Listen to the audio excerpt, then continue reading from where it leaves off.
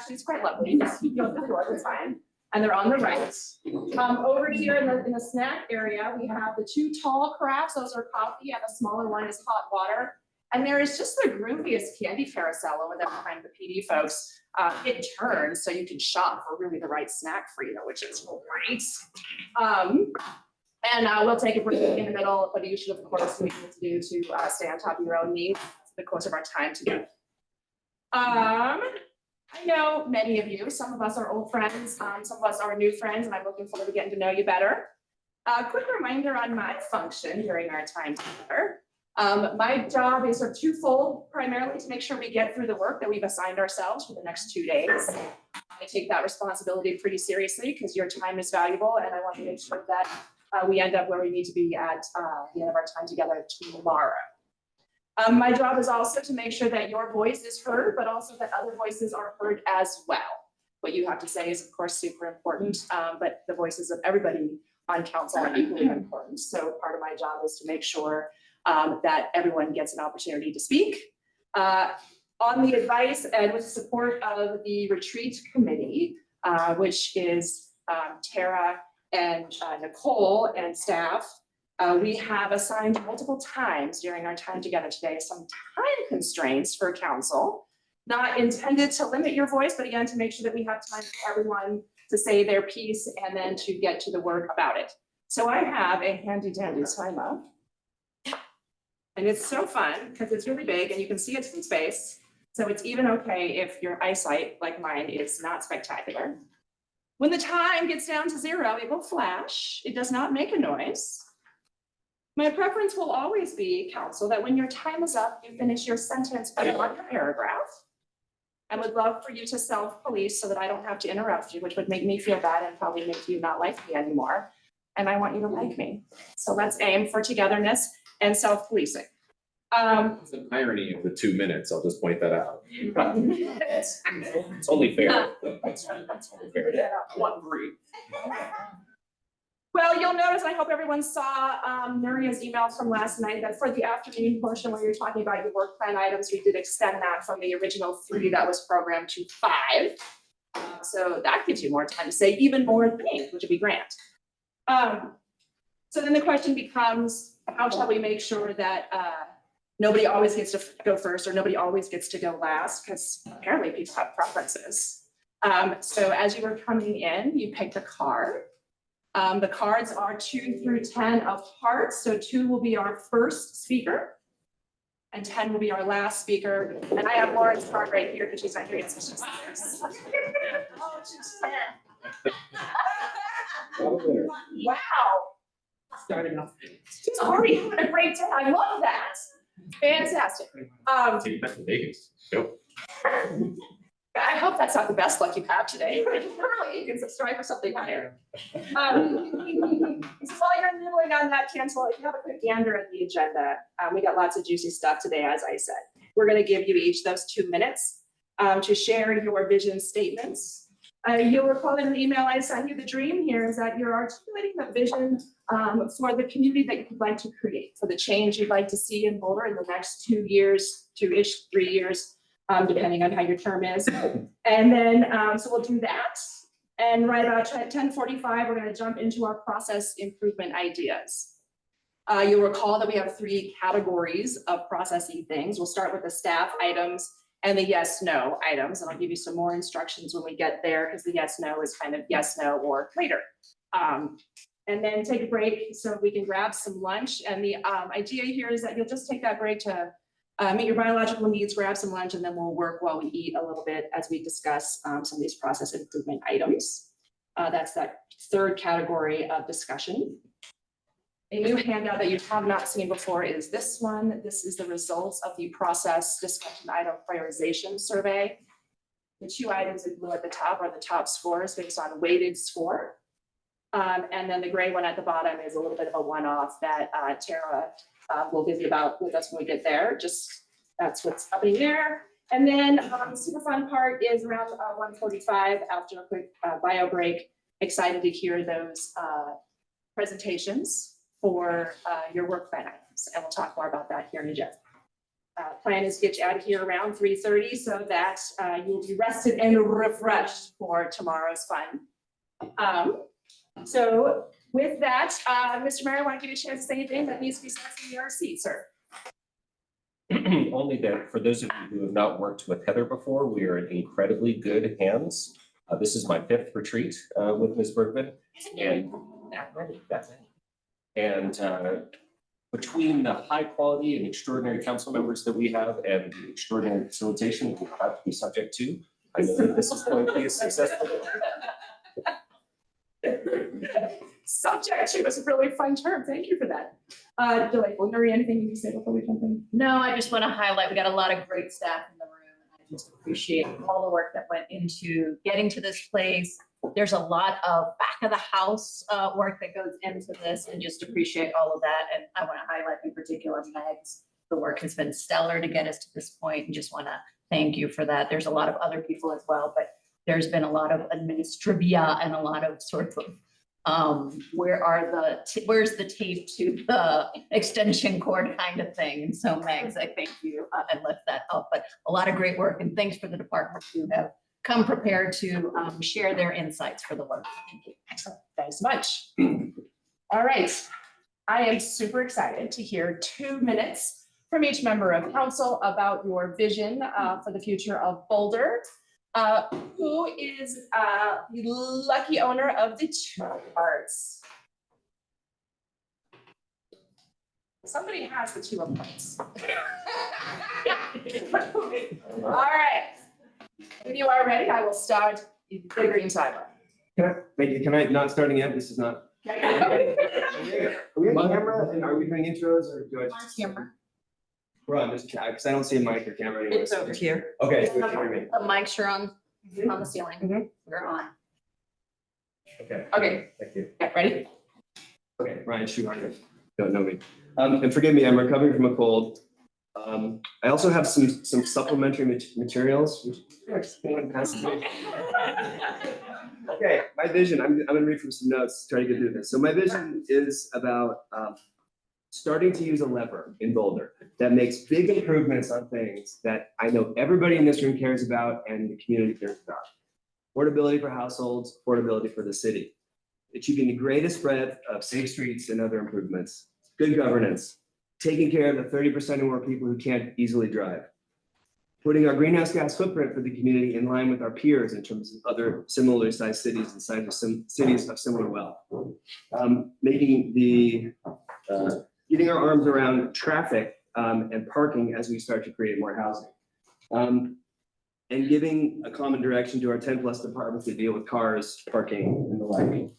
And giving us a reason to think that that EMT, vehicle miles traveled, and mode share will change in the next 15 years in much more significant ways than we've seen it change in the last. This is a long list, I can keep adding to it, but my big idea is we should create a lever to deliberately start creating policies that integrate our siloed transportation and land use activities using the tools that only city council has. I started talking with Nuri about this when I first met with her 3 years ago as a TAB member, and we've had some interaction on it that this is going since then. And I was delighted to see in the new strategic plan reference to 15-minute cities and work around that. Nuria and her team have taken the first step to give this to us. It is on us now to ask, how can we integrate this into changes? We are in the process of making additive changes that are very exciting. Heard some of this from Natalie in the hotline last week. It is on us to consider if we can make multiplicative changes. We have the power to do so, and I look forward to talking about it. Thanks, Ryan. All right, lucky number 3, 3 of hearts. Hi, Mark. Tend to be a bit suspicious of visions. I believe it is our simple mission to better the lives of as many members of this community as possible. Therefore, my vision is to have us successfully carry out our responsibilities to do the following.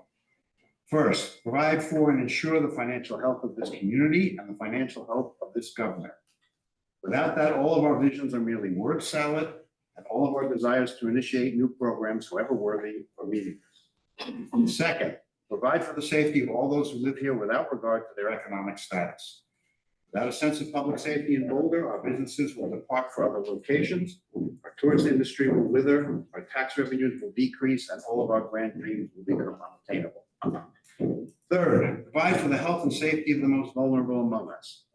Every individual who is turned away from a food service provider for lack of resources, and every mother who is sleeping in a car with her children should be an affront to our conscience. I do not care if we have to search the couch cushions for quarters. We need to provide the appropriate resources for groups like EPA and Bridge House. 4, we need to demonstrate to this community that we can do the basics. Snow removal and pothole repair are symbols of whether our government is both efficient and effective. We need to show the community that we deserve the raises we intend to ask. Last, we need to begin a serious, non-ideological conversation about our housing crisis and addressing affordability. Yesterday's multiple listing service showed 3 homes on the market for $750,000 or less. Showed 31 listings for $5 million or more. This is obscene. We need to understand that the private sector will never fulfill our affordability needs and begin to focus on our ability to create what is generally called social housing. We'll discuss this more later. Thanks, Mark. All right. Okay, lucky number 4. All right, Nicole. Can everybody hear me back there if I can sit down? Okay, cool. I'm gonna start with the story. When the 2013 flood hit, our home fared a lot better than others in town. At first, I attributed our good fortune to Jeremy's ditch digging abilities and his understanding that gravity applies to water as well as apples.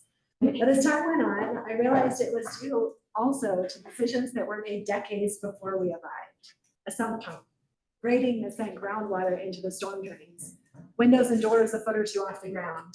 It wasn't just physics and shovel skills that helped us navigate the flood. It was also the thoughtfulness and intention of the people who came before us. In a few decades, we will be the people who came before. The people who came before 1.5 degrees of global warming. The people who came before safety net programs like Social Security started cutting back on benefits. The people who came before economic inequality collided with mass migrations and left even more people in our city without homes, jobs, and healthcare. We can't prevent a future disaster, but our choices in the next 2 years can give future councils a leg up in responding to them. Everyone's priorities reflect the type of forward thinking and transformative policy changes that will help future councils thank us rather than curse us. It's exactly what I'd expect from this group. I'll be satisfied with whatever we choose to prioritize as long as we are doing our work in a way that helps us and future councils become even more adept at working together with each other, with our world-class staff, and with our passionate community in challenging times. This means making a habit of basing council decisions on our sustainability, equity, and resilience framework and partnering with staff. It means changing outdated processes that are getting in the way of efficiency, transparency, and predictability. And it means modeling for the community and future councils how we disagree and have big feelings and frustrate the hell out of each other while staying committed to our shared humanity and to the interpersonal relationships that enable our transformative work. I hope that future councils will see signs of our thoughtfulness and intention as they navigate future challenges in what we choose to work on in the next 2 days, and also in how we choose to work together over the next 2 years. Thanks. Cool. All right. Next, all right, Mr. Mayor. Ready? I'm ready. All right. All right, good morning, everyone. So I've been at this long enough to know that 2 years is a short amount of time to transform a city. So what I'm hopeful for is that we do make real concrete changes in the way that the city runs and the lives of our residents, but also that we lay a pathway for the future to make much greater changes for the people down the road, for the next 10 years, the next generation, and so forth. And just a few areas of those that I'd like to highlight is that hopefully we'll see the creation of hundreds of additional affordable housing units, but lay the groundwork for thousands more. And hopefully we can make a huge difference in the enormous problem of homelessness in the next 2 years, get lots of people off the streets and into housing, and see many fewer encampments around town for a better lives for those suffering out on the streets and for our residents as a whole. And hopefully we can see a real difference in our transportation network, a safer way to travel for our cyclists and our pedestrians and other folks with real differences out on our streets, but with the intention to make many more in years to come. And also maybe filling a whole bunch of potholes while we're at it. And there's so many other areas that we need to work on, but what I want us to see us do is weave the concept of equity and the concept of climate action underneath every decision that we make. And I think this group of council members, I think, has those intentions, and I look forward to everybody, working with everybody over the next 2 years. Pero también que tengamos un lugar más vivible, asequible y amistoso para nuestra comunidad latina. And so I look forward to doing this work today, tomorrow, and with all of you for the next 2 years. Thanks. All right. Who's got lucky number 6? Woo! Also, I thought was time, so I've been quickly editing down. I'm trying to read directions.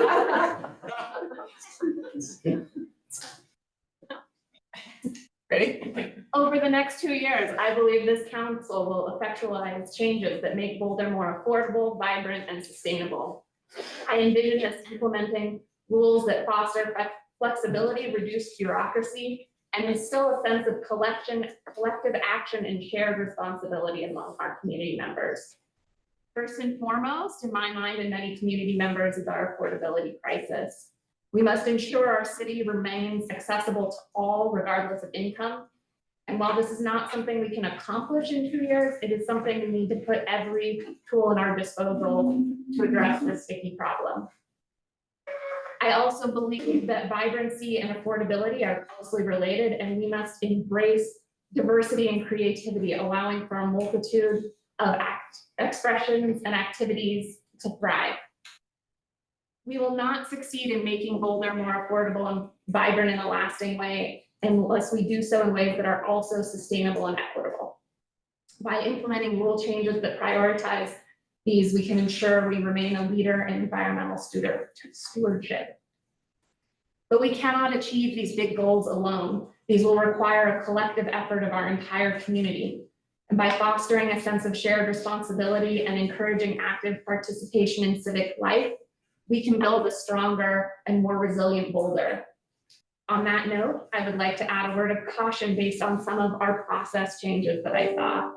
Removing community members' abilities to show slides, limiting signs, reducing opportunities to speak at public comment, emphasis on decorum, and giving priority to community members who feel comfortable proving their residency are actions that collectively read as a council that is interested in maximizing the distance between it and the public we serve. I would strongly encourage my colleagues to consider the potential detrimental impacts and how it might affect the larger work that we want to do together. Thank you. That was impressive editing on the fly. All right. Is that it? Me. Tara. Ready? Can you see this okay? Yeah. Okay. What drives me to do this job is a desire to help make this city a better place to live for everyone. Of course, that's subjective, but even so, that is my overarching goal and the lens through which I see things and often vote. If you know me, and most of you do, you know some of my themes: safety for all people, economic vitality, vibrant downtown, safer streets, well-lit underpasses and multi-use paths, well-maintained parks and rec centers, innovative bike security locking options, and by the way, I added that onto my priority list. Affordable and attainable housing, because we are a better community with housing diversity, but also because people do better in their lives when they have a safe and secure place to live. And more permanently, of supportive housing with wraparound services, so people in our community that are suffering from addiction and or behavioral health challenges get the help they need, and you will see one my priority added onto my list of that. My personal passion is having a vibrant, artsy, fun city that is welcoming to all. The after effects of COVID-19 still haunt many cities, including ours. So what I want is a happening downtown, a University Hill commercial district that students, parents, visitors, and locals want to visit. I want Boulder to be a place where people want to start a new business. So that is why you see me get aggravated about theft, shoplifting, and cumbersome rules, which greatly affect the success of our small businesses. I want people to want to open up a new restaurant or an art studio here. I want Boulder to be a place where people love riding their bikes, love hiking, love eating out, love visiting, and love living here. And by the way, speaking of visitors, sales tax revenue is one of the ways we fund the things we want and need to help improve people's lives. So being a viable, vibrant city where people want to work, live, and visit is in all of our interests. Fellow city council members, I love this year's priority submissions. I saw everyone's unique personalities come out in all of them. What passion and what a great and comprehensive list of priorities. It will be hard to narrow them down. I look forward to spending time with you all in the next few days and working together to produce a final list of priorities we're all happy with and proud of. Nice. That was perfect. She timed it. I did time it. It's like I timed it on practice. I'm proud of it. All right, who be my 8? I'm lucky 8. All right, 8 it up. 8 could be great. So again, my name is Matt Benjamin. Pleasure to see all of you here. The previous council's retreat was themed as recovery as we came out of the fog and the lows of COVID. I see this year's council theme being that of opportunity and optimization. Simply put, are we optimized to be a place where a broad cross-section of people can thrive? Be it in housing, climate, transportation, homelessness, economic vitality, etc. I really believe that we have the opportunity to optimize the things we do and see the opportunity that our community has in front of it. I believe we value housing diversity of different types, and not only that maintains but grows our population of working families, that we value housing ecosystem where people can move up the scaffolding of housing types without having to leave our community. I believe we value multimodal transportation system, that we place the safety of people over the movement of vehicles. We strive to reprogram people's dependency on cars. I believe we value a strong local economy where businesses large and small can thrive and grow. A business environment where tourists and locals alike feed our local economy so that we can reinvest back into our community. I believe we value climate action that is just and focused on pragmatic solutions to limit our impacts locally. I believe we value community where our unhoused can get the services and support they need to get back on their feet and thrive once again.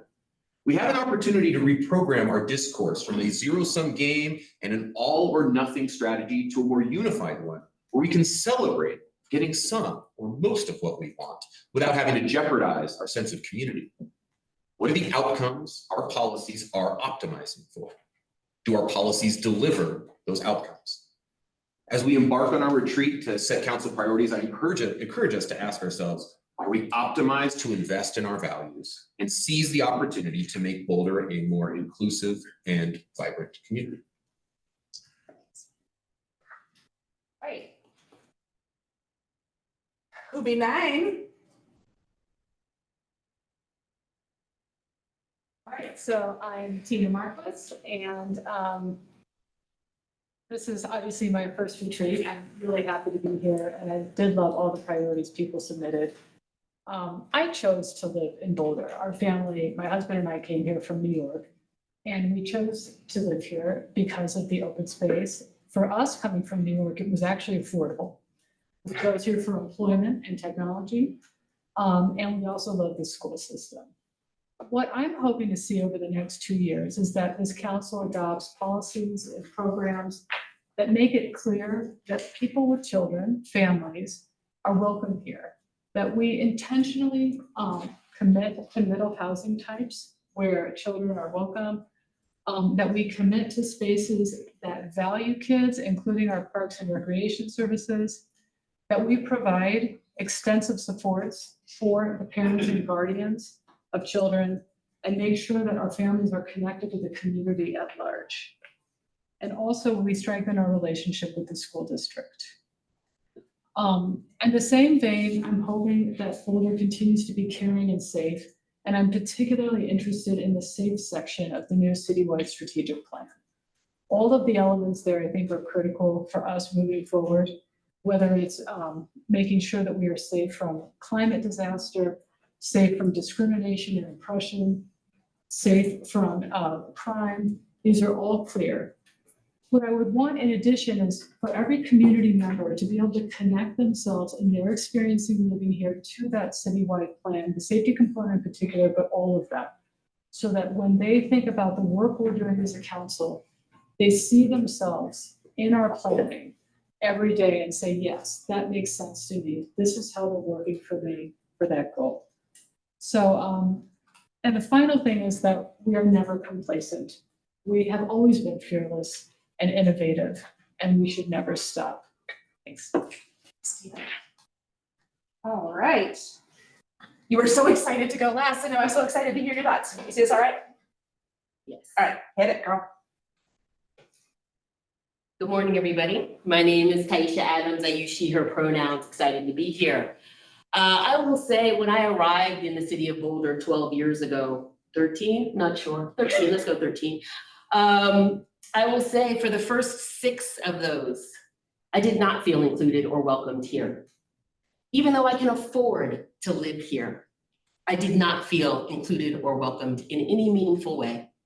So much so that it wasn't until I joined the Commission for Colorado Parks and Wildlife and started to be able to explore our incredible state and start to be a part of the change of inclusion and belonging at the Colorado Parks and Wildlife Commission as the first African-American to serve. It drew me back to Boulder. It got me curious about what's happening in my own backyard. My whole life has been dedicated to social justice and change, to ensuring that everybody is seen, valued, and heard. And yet I didn't know what was happening in my own backyard. I worked primarily at the federal level and in other states because I thought, oh, we're good here. And then, of course, I saw the atrocities of the young Zaid Atkins. That was really the one of the lightning bolts for me about what was happening locally. And it reminded me that it's not enough to just be looking internationally and nationally, that we also need to connect to our local and county. And so today I am here where I didn't envision that I would even be in a place where I could get elected to serve this incredible city that I get to call home. And in the 6 years that I've started to dedicate to service in our own community and serve on the commission, the panel for Boulder Police Oversight. At the end of the day, my vision is, in my last 10 seconds, is who has the power to make decisions? When, where, how, whom? I also challenge us to think about how do we know what we know? How do we know what we know? Those are the 2 things, visions that I have, is that we can answer those questions definitively. Who gets to make decisions in our community? And how do we know what we know as we confront the climate crisis and cultural chaos? Thank you. So, thanks, Tony. That was a fantastic start. I knew you all would crush that, but that was exceeded my expectations. It was wonderful. All right, part of why we started with this is tomorrow, we're gonna talk a little bit about your work plan ideas, and by a little bit, I obviously mean a lot. But one of the questions that we'll be asking for each of the work plan ideas is, what is the impact, the degree of impact that this item might have? And then the question is, have on what? And it's a subjective measure. We can't just say we'll have 6 impacts versus 9 impacts. But I would hope that you will carry forward what you said and what you heard from your colleagues as the future we're trying to create in Boulder. What will this work plan item have? What impact will it have on that future? Does it get us closer, faster, or not? So there was intent around the question that you were asked and how we framed it. So I hope that you were taking notes and really listening to one another, because we'll lean on that a fair amount tomorrow. All right, with that though, we got process stuff, sir. Is anyone else cold? Yes.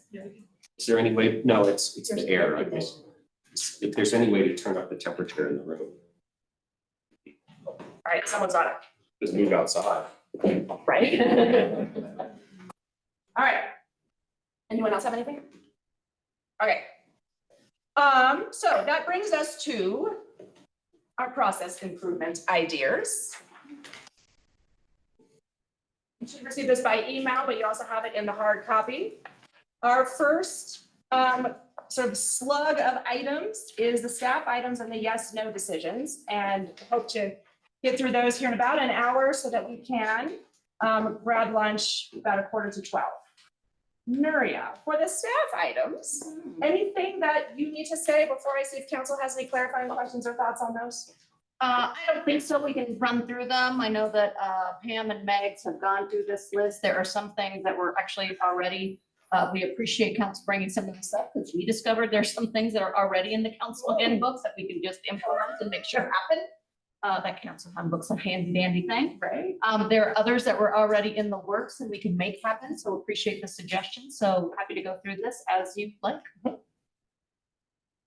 Council, do you want to have staff just run through these one by one? There are 11. Yep, just take a minute to do that. Great, great.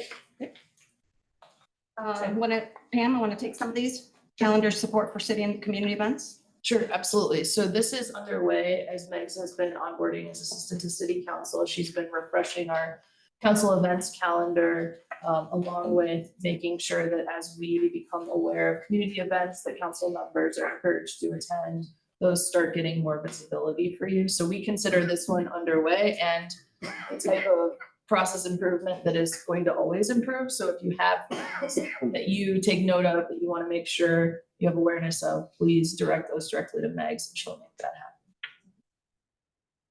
Council question or comment? Where is is there a place where the council events calendar is located? Yeah, so that's in Outlook and I can show folks how to overlay that with their personal Outlook calendars. So kind of the goal and the vision is to make sure that all of those things are listed there and then folks can choose which items that they want to copy over to their own calendars and that kind of thing. So as that's underway, I think we probably put together some kind of SOP. This is here's how to add it, here's how to overlay it. And of course, if you have events that you want to share with the rest of council, large community events and city sponsored events, those will end up there. Right. Anyone else? Just a clarifying question, so it sounds like we will have the ability to add events to that calendar, or everything would just go through you? I would love to see the permissions on that. The idea is for everything to go through me, just so that we have one kind of point of contact in that space, but can look into the permissions as well. Okay. Yeah, and that's fine, however you want to do it. Just wanna make sure. Taisha, do you have a question? Okay. All right. Anyone else? Questions or comments on that item? Fantastic. Pam? Sure, okay. Happy to keep rolling. And I did not introduce myself properly. So Pam Davis, use she, her pronouns, and I'm assistant city manager. So our second item has to do with a running list of items that staff is working on. We traditionally have tracked council requests that are requests by the whole body by virtue of a not of 5 or a not of 3. And those departments track those and generally bring back what is applicable work for them to do through the CAC process to ensure that those things come back in front of you. Connected then to item number 6 that we'll get to, we also hear that there are often smaller requests that come through council meetings. You know, hey, can you get back to me with this piece of information? And so one thing that we can look at is, as Megs is working on completion of sort of a central council document library database, that within that we could include some of those responses to requests for information so that it's just placed in that library for all to see at the same time. Council question or comments? Yep, Aaron. And would you also have a document somewhere that has a list of all the requests that are out there? Because I think sometimes those can disappear from our minds or our collective consciousness. I think we can look at the tools available to us. It's a SharePoint-based council library, so we can look at some of those tools. There's task list tools and things like that in there. We can look at having some kind of tracker there. That'd be helpful. Okay. Me too. Anyone else? Questions or comments? All right. Yeah, mind if I take the next? I was hoping you would. So the next item is a review of the council handbook. As you will recall, everything in the council handbook is actually codified in our city code, and the handbook is a handy dandy place for you to see the relevant portions. So I would be looking for a nod of 5 if people want this training. And if 5 people nod, then I would expect that at least 5 people will come. Want that now? Yes, ma'am. Looking for that. Right. Terrific. Yep. Excellent. Then we will get that scheduled. I'll work with Megs, and we'll find a time where we can get, hopefully all of council there and go through, and I'll reach out to you so that if you have particular questions, I can be sure to address those. Because, otherwise we could spend a whole day on that handbook.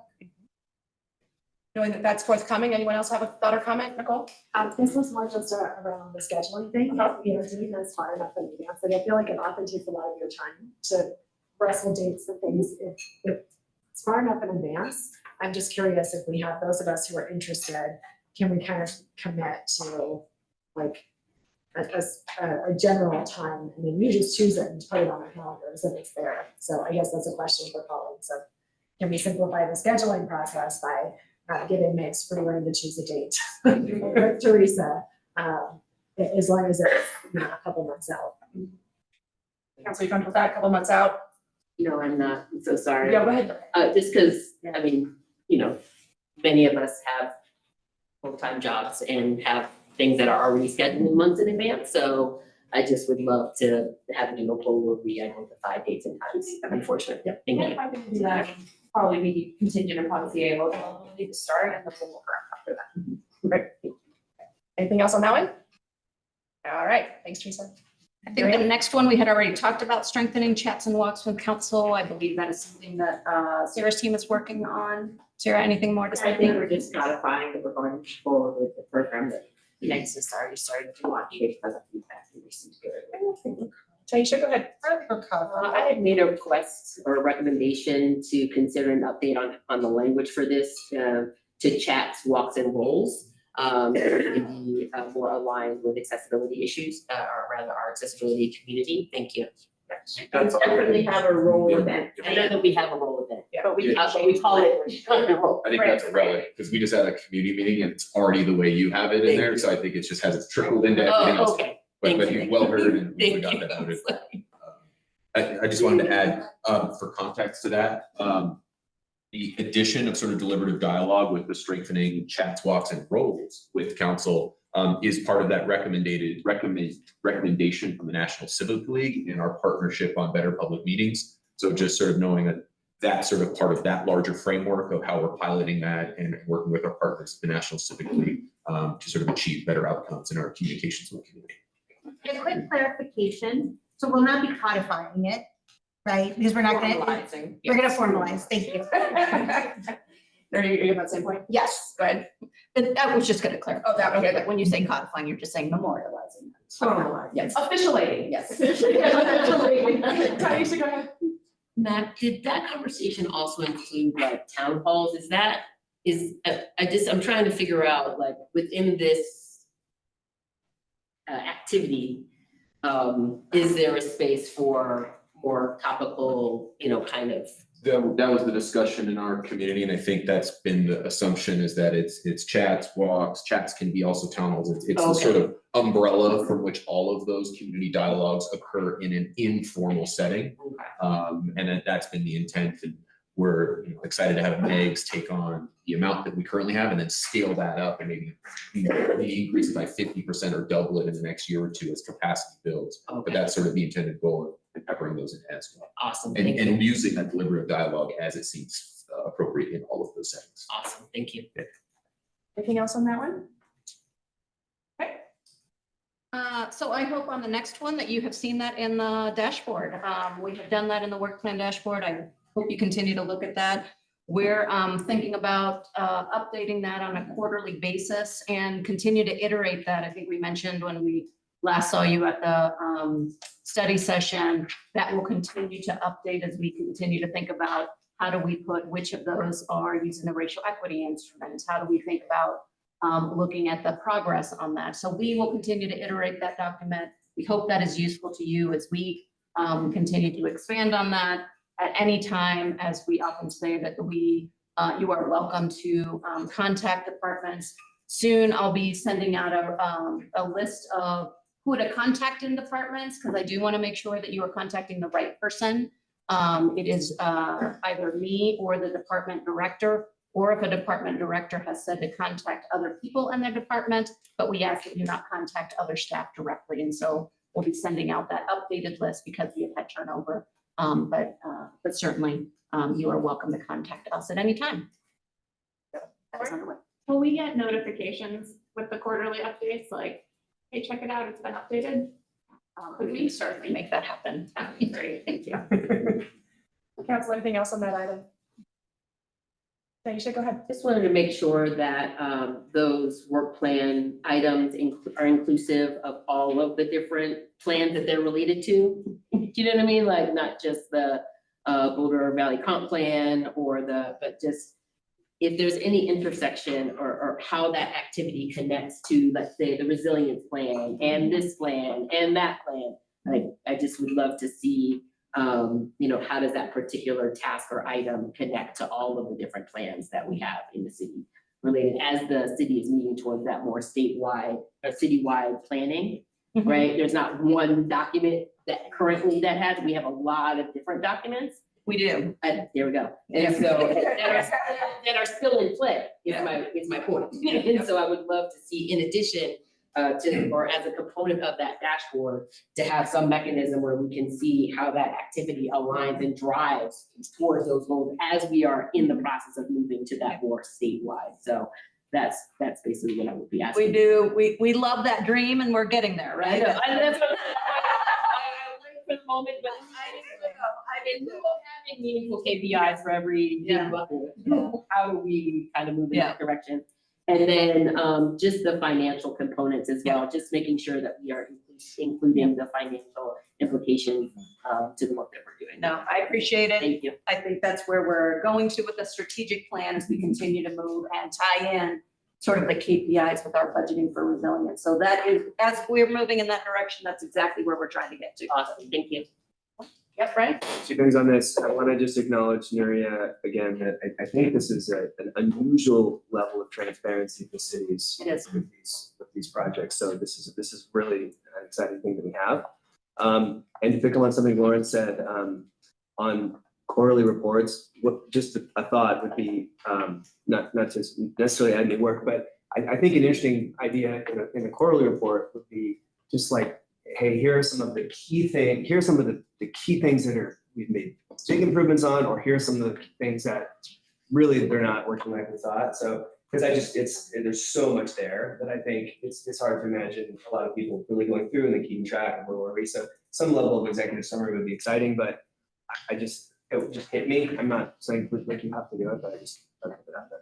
Thank you. No, and I appreciate it. And what I really appreciate, and I know we said it at that March retreat, is your grace as we're working through this, right? It is a lot that we put out there. It is a lot that we're putting on departments to work through. And so I appreciate departments bearing with us as we're moving in an area that is a lot of reporting for them in a state where we did not have a lot of reports in general. So we are moving in a direction that is unusual, that is a lot of extra work on departments, but we think it's really important to be able to report out to our community, to you, as we are trying to be as transparent as possible about the excellent work that we're doing. And so bear with us as we are moving in a state of really reporting out in ways that are measurable, that are demonstrable, that are meaningful to both you and our community. So appreciate it. All right, next. Council Library. Yep. Item number 6 is about the creation of council library. We mentioned it a couple items ago in conjunction with the calendar. This is already underway. Megs has been doing great work alongside our IT department to design a SharePoint site that will be accessible for council members. This is one where the nuances are just a little bit trickier than you would think, in the sense that we need to work with our city attorney's office and our records department just to ensure that we have regular maintenance of that site, that for you all to have the ability to share documents with each other, we need some standard procedures to prevent any intersection with open meeting laws and creating serial meetings through document sharing. So we're kind of getting that whole groundwork laid, and goal is go live before the end of Q2. Questions? Yeah, Nicole? Question, can we include in this, or what would we be able to include, council committee documents like standard operating procedures, operational calendars, instructions on how to do things, that kind of thing too? I think that's very spiritual. Thank you. Eric? I'll just mention that the prototype that we got of all the letters collated ahead of the retreat was incredibly helpful. So Megs, thanks for that, because I was trying to find them on my email and then I'm like, oh wait, they're all right here. So it's going to be really useful. Looking forward to it. We should be working there. Love it. Council, anything else? Let's move on. In addition to that, it would be helpful to have some of the historical information around previous councils. So having access to the previous council retreat priorities was really, really helpful. And just some of that knowledge management would be really helpful as well. But just in general, thank you so much. I know this is something that I rose pretty early on coming on, like, wait, we don't have this? And so thank you so much for pulling this together. And I also want to lift up, several of us go to different conferences and things. This is also a place where we can upload and gather and share information as well. So thank you. Thank you, Max. Okay, seeing nothing else, next. The next one is one of those that I say, it's that rule book. It's a handy dandy thing. So prohibiting open comment, speakers from speaking at 2 consecutive meetings in a row. The reality is there's an existing rule in the council procedure about that. My understanding is that during the pandemic, that rule was suspended. And I think it was because there were so limited opportunities for community to speak. But there is a rule, and it's in the appendix. A person is prohibited from speaking during open comments 2 meetings in a row. I believe the intent of that, again, this is before my time, but the intent is likely to allow more speakers to speak in open comment.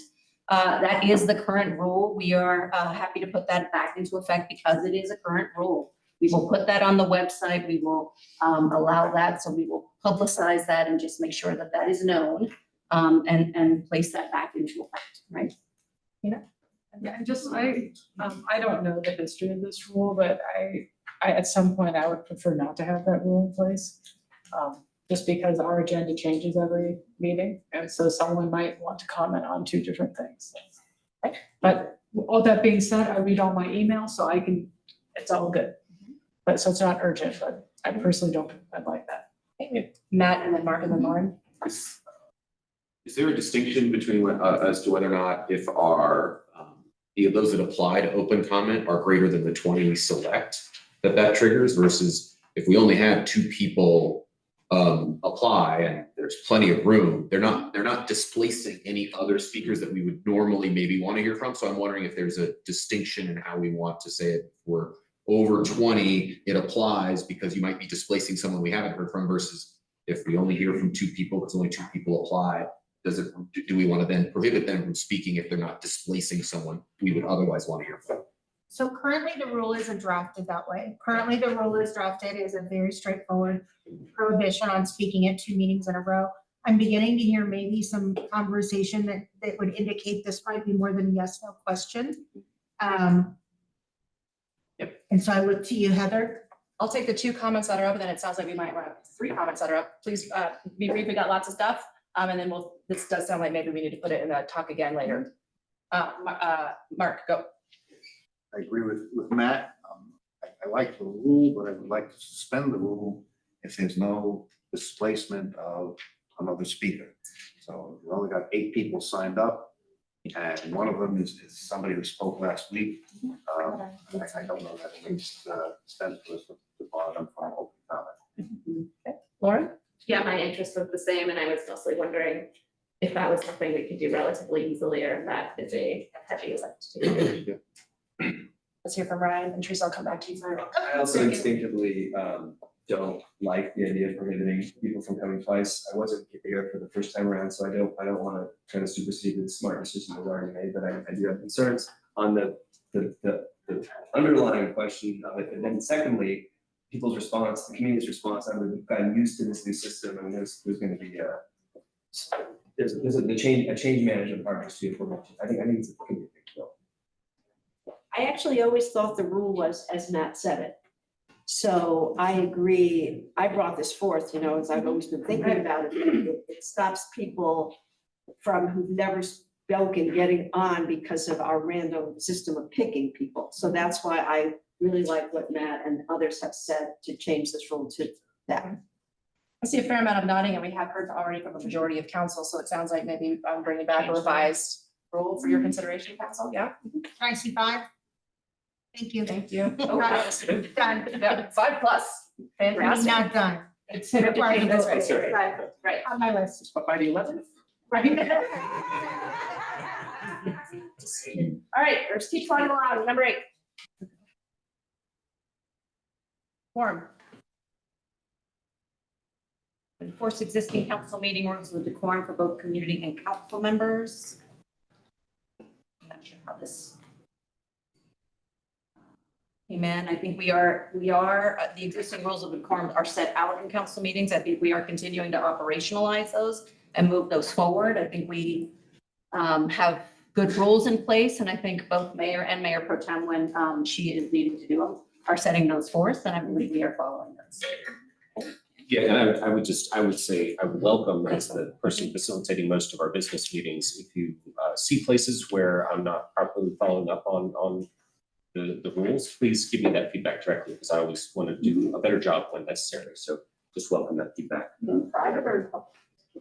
I mean, if it's urgent, it could be at the meeting, but afterwards might be preferable. Lauren? Maybe this is better for an offline conversation, but I was just wondering what rules of decorum council members aren't following that we're looking to enforce more. Because I wasn't sure off the top of my head from reading this.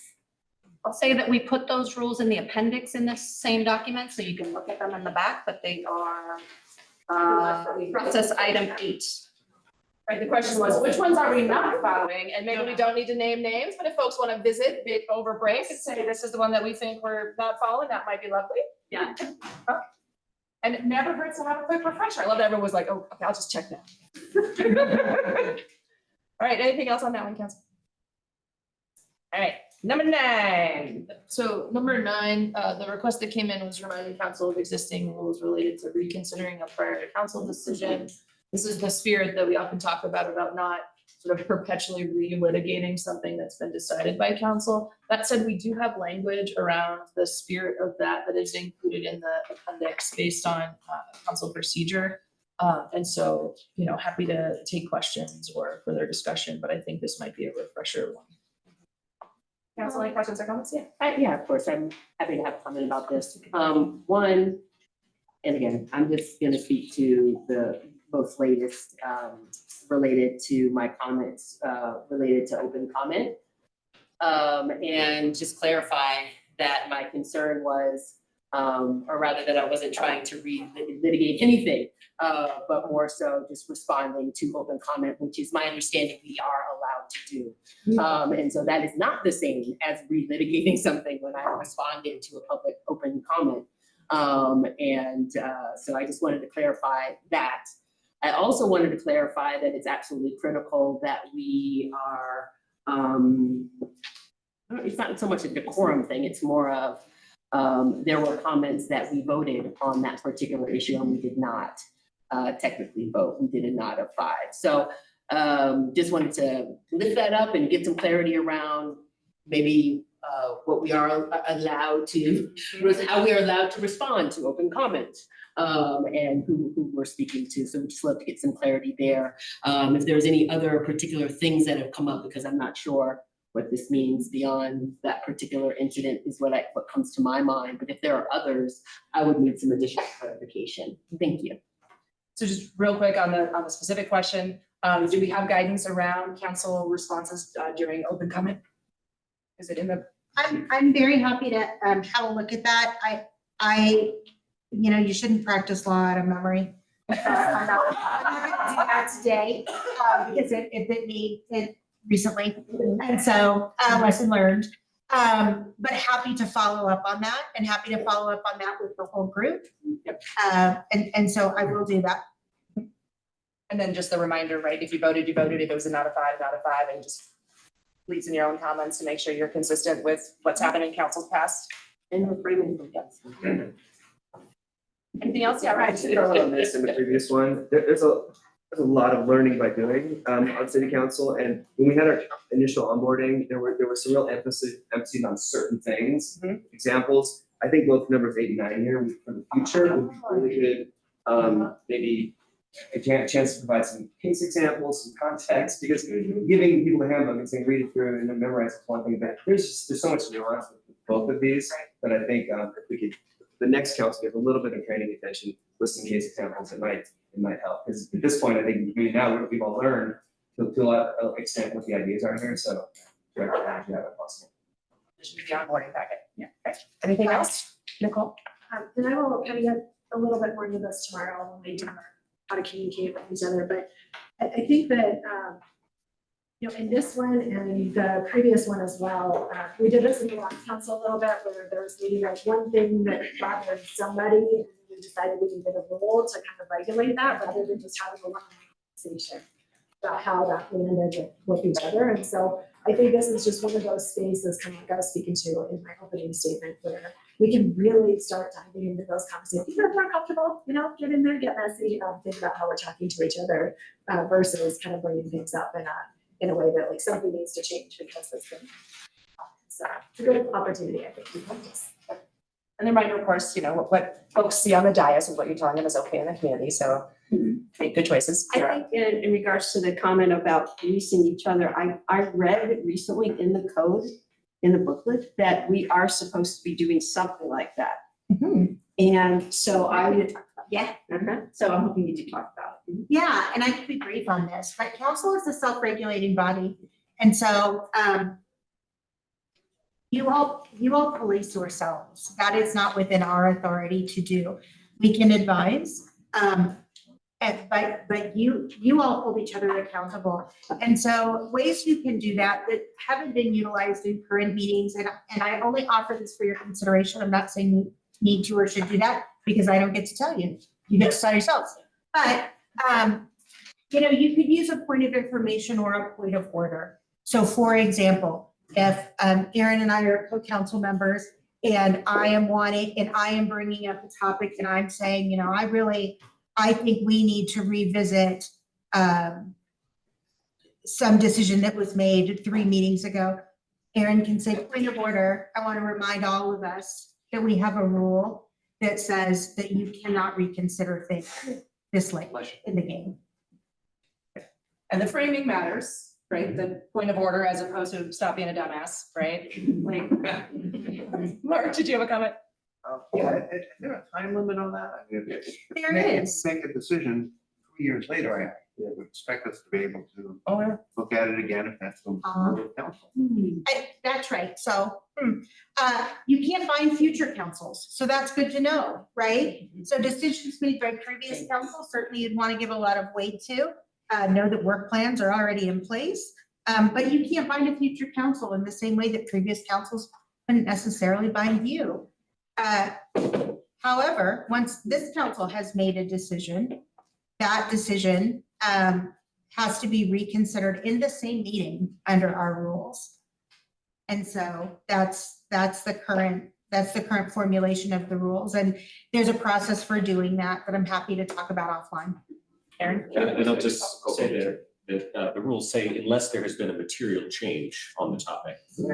And so that's when you could reconsider something. And most people would consider an election, for example, a potential material change. So sometimes things have been revisited after an election. But generally, we would not reconsider in the same council unless there had been some major change on the topic. As a self-regulating body, what if somebody spoke to their colleagues and there seemed to be a non-five for that reconsideration? Technically, you can overrule the rules with a 2/3 majority. That would be the official process. Okay. Overrule the rules, that sounds fun. Lauren? What would be other material changes that might affect that? Other than an election. Other than an election? Law will affect how it's stated. Latina just mentioned like state legislation. I mean, it's a subjective. How implementation is going, would that be a material change?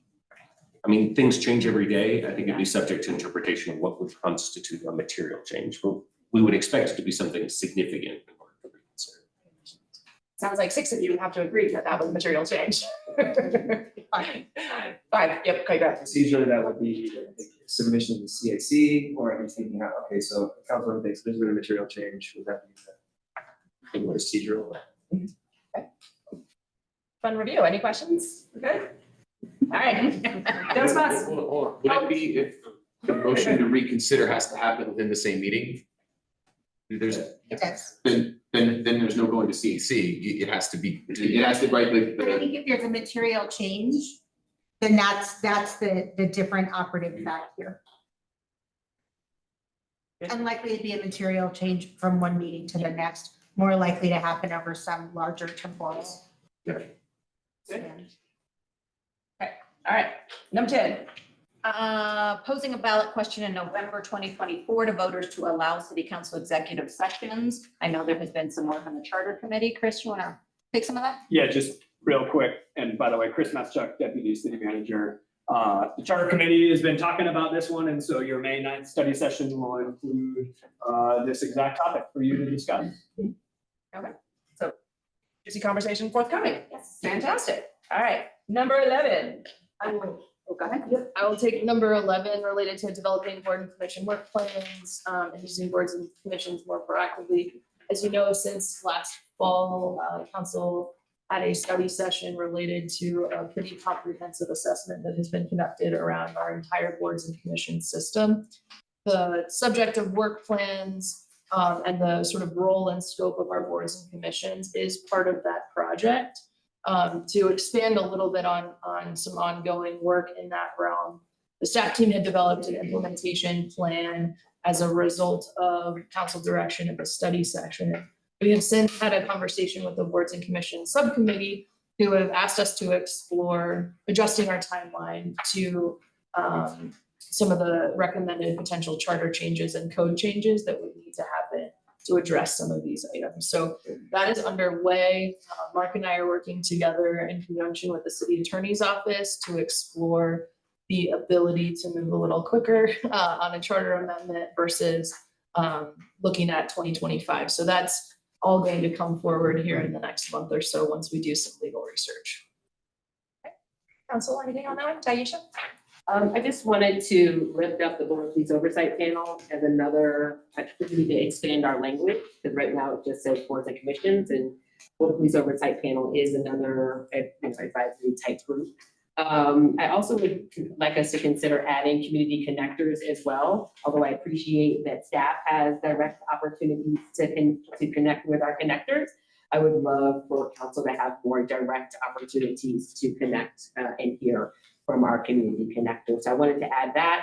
And then recruitment. So it was wonderful to see how many incredible people applied for our boards and commissions.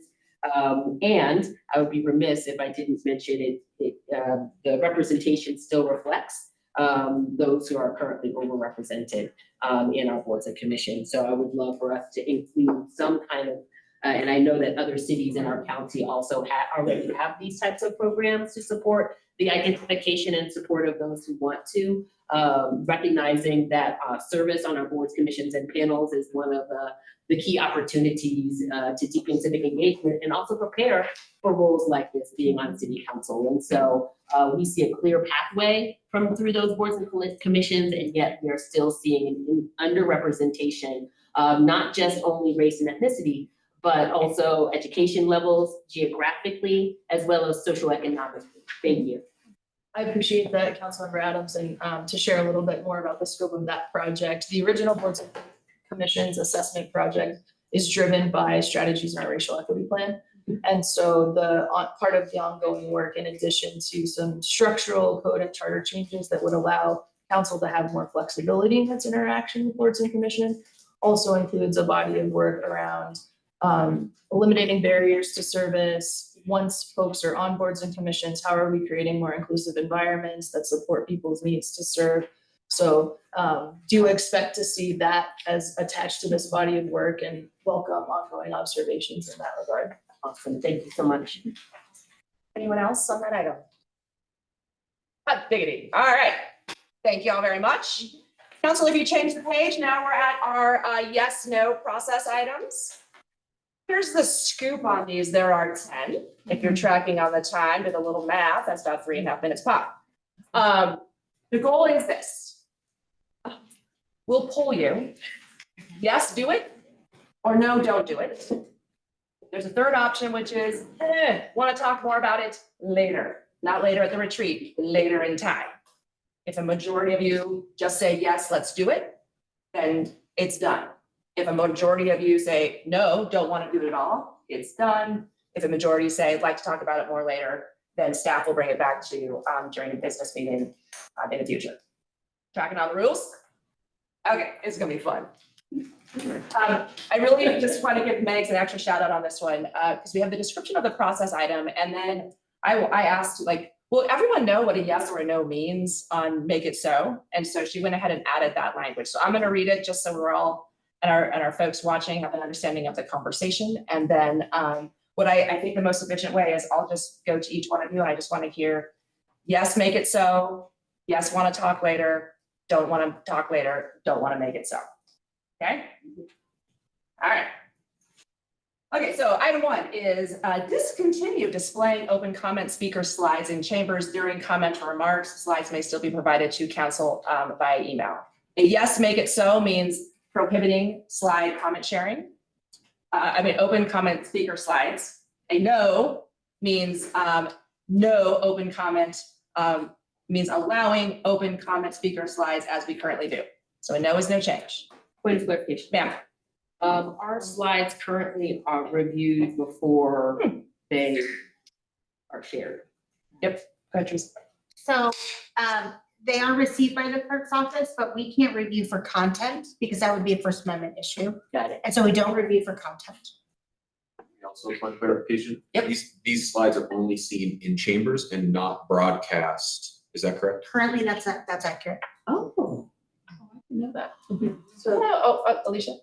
I just wanted to say, because of certain instances, we do just review them to make council aware if there might be something that might be shocking on the slides, but we don't review them to say yes or no, to show them. But we do want to make sure if there's anything controversial in the slides, that we do notify council ahead of time.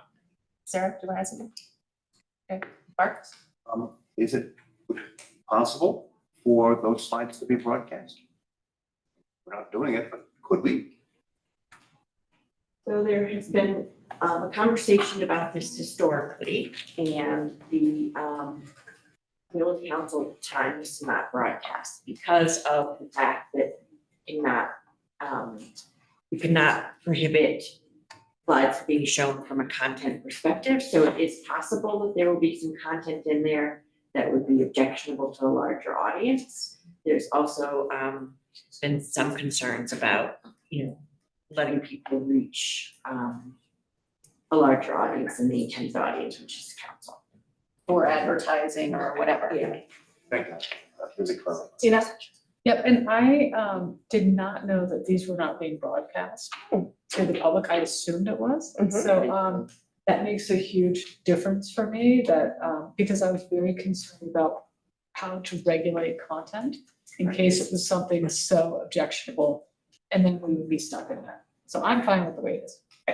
Well, slow down just a minute. All right. All right. One point of clarification that I asked my friends in the clerk's office, there's been some inconsistency about whether Zoom audience is seeing.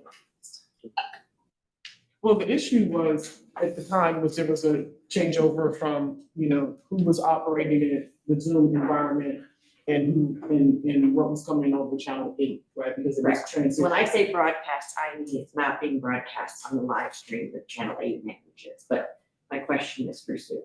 It's, at one point, they were being broadcast over Zoom when we were all virtual. And I'll have to just double check, because I'm not sure if they're being broadcasted over Zoom now, because that has to come through the control panel. I can add a little bit more to that. So if you're having a regular meeting in the city council chambers and someone from the community is watching on Zoom, they will not see the slides that are presented in the council chambers. If you are holding a special meeting online where the entire meeting is virtual and there is somebody who presents slides, everybody in the Zoom meeting will see them. Because there's no other way to show you other than to show everybody. So it's when you are in the council chambers, slides that are shown in the council chambers that are not from staff are not broadcast. So in that area where it's all remote, the slides that the community member presents are captured on the recording as well. Yes, we're recording. So I have 2 more comments, then we just need to pull you, and if you can talk about this more later, you certainly can. Lauren and then Taisha. Okay, Taisha. Just want to clarify, this is only for open comment and not public comment. And I'm asking because I'm. Yes, correct. So currently, I can't think of a time where someone for public hearing That's okay. has had slides. I believe it is limited to open comment. Okay, thank you. And I meant public hearings. I know what you meant. I got you. But we do get slides in for public hearing as well. Do we? Yes. And are those broadcast? They are handled the same way as they would be with open comment. And that's what I'm asking about the point of clarification, because to me, slides are different if there's an open comment versus if it's specific to what we're voting on, and having those slides may be more, they could be asked, adding more substantive data versus if it's open comment around a particular issue, then I'm less concerned about slides. So if this is only affecting open comment, then I'm ready to vote on this, but I would like us to revisit the public hearing rules. Thank you. So the item that we're discussing right now is only related to open comment. But when I come around, if you want to say, I want to talk more because of this confusion or for whatever reason, that is a choice that you just need 5 of you to say. So your options are yes, make this change, no, keep it as is, or we want to talk more. Ready? All right, I'll start over here this time. No. No, make the change, okay? No, don't make the change, right? I want to talk more. Talk more. Talk more. Talk more. Talk more. No. Okay. No. No. No. Nope. Okay, you got a no on that one? All right, thank you. Okay, next item. Running list of all votes council has taken. Sorry, Clarify, please. seeing, this was the next two of my suggestions. Seeing the comments about staff resources. Oh, yeah. I would only want to bring this forward if the management system can do this on an automated basis. It's worthy of a lot of staff time. And 3, as that would require a change to Charter Section 15. Okay, so 3 you're withdrawing. And 2 is conditional. I'll just look to staff. Can you do it? Yes. Automatically? We will be kicking off our, We still don't know yet. the answer, sorry. Yes, we will look at it in conjunction with the scope of the agenda management software system. So are you withdrawing it at this time, or you want to go ahead and see what folks think about it? No, I'll take a look on 2. Okay, great, on 2. Great. Subject to automated. Pending. Okay, fantastic. All right. Council, any other questions or comments before we pull you? All right, Ryan, I'm going to start with you this time. Number 2. Yes? Yes. Okay, Lauren? Want the information about the new software? Maybe yes. More info. More info? Yep, that sounds like talk more. Okay, Nicole? I know just because this information is out there. Okay, Matt? I'm yes, but conditional on the automation. Okay, Yes, conditional on automation. okay, Yes, either way, I think there needs to be a comprehensive list. I don't want to have to go through 8 million agendas to find out what people voted, especially when we have elections coming up. So I'm a strong yes. Thank you. sure. Need more info. Need more info? Yes, if automated. Yes, if automated? Yes. Yes. So we got 6 of you with yes, conditionals if automated, so staff, you'll follow up with council, let them know when that's ready. Yeah, absolutely. And for context, this agenda management transition is going to have a lot of change management that will include all of you for a number of process items. So you'll see this. This is the evolution away from Nova's agenda. It's a long disclaimer that has plagued our website. All right. Long. Okay. As a reminder, item 3 has been withdrawn, so now I'm on number 4. Longer council meeting recess during the summer months to create a 4 to 5 week summer break for council and staff. Anyone have clarifying questions before I pull you? Tara? Is it possible to just say another week in July instead of 4 to 5 weeks? You know what I mean? Just a longer break? Yeah, just longer break. And Not TBD. Not quite, because of the current configuration of our code. And so our code requires a regular business meeting in each month. And so that's why it's framed the way it is.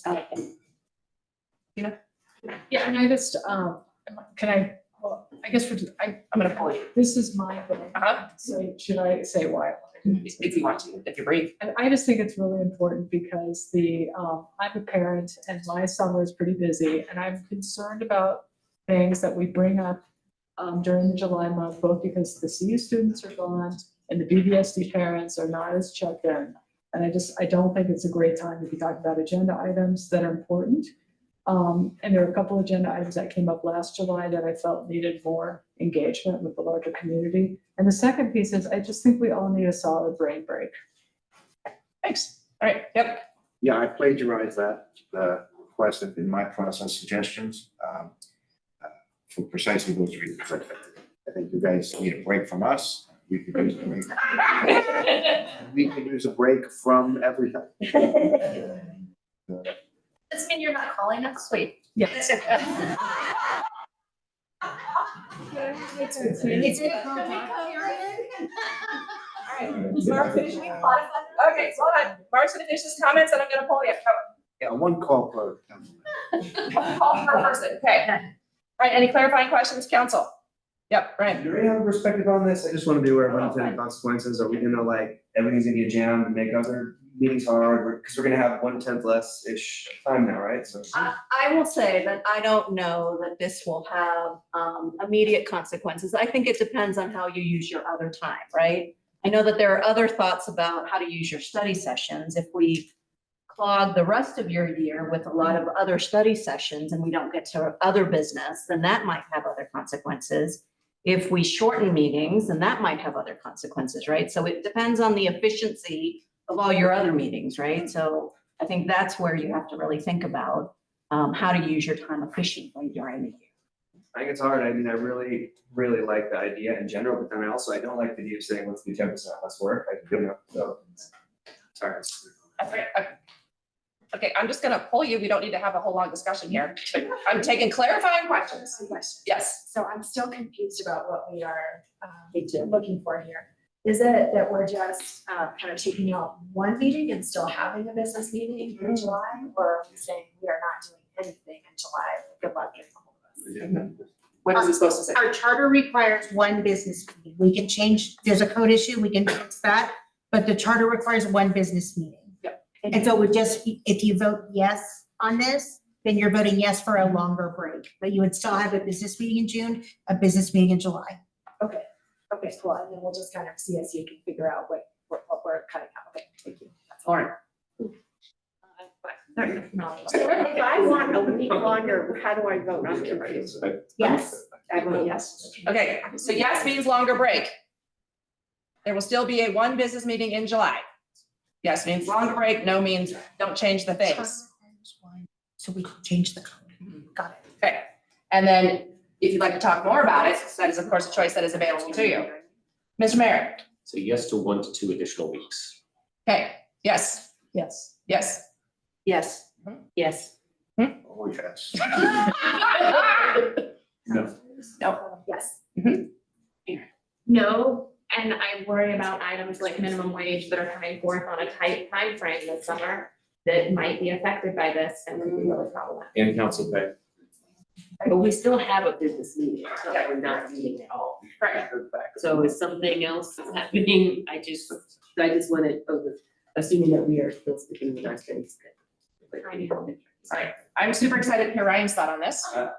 You know or yes? I could come to a yes, but I think I'm not there because this could have a big impact on our entire work plan here. So I know that it's not we're not gonna suffer. I mean, I think. Right. All All right, just, Let's take that vote again. Can I just add that you can also call an extra meeting during the year? You also have that option. And I would just like to add, I mean, in CAC, we are always talking about when things are needing to happen. And staff is always informing CAC about, if we skip this, if we move this, that's gonna have these consequences.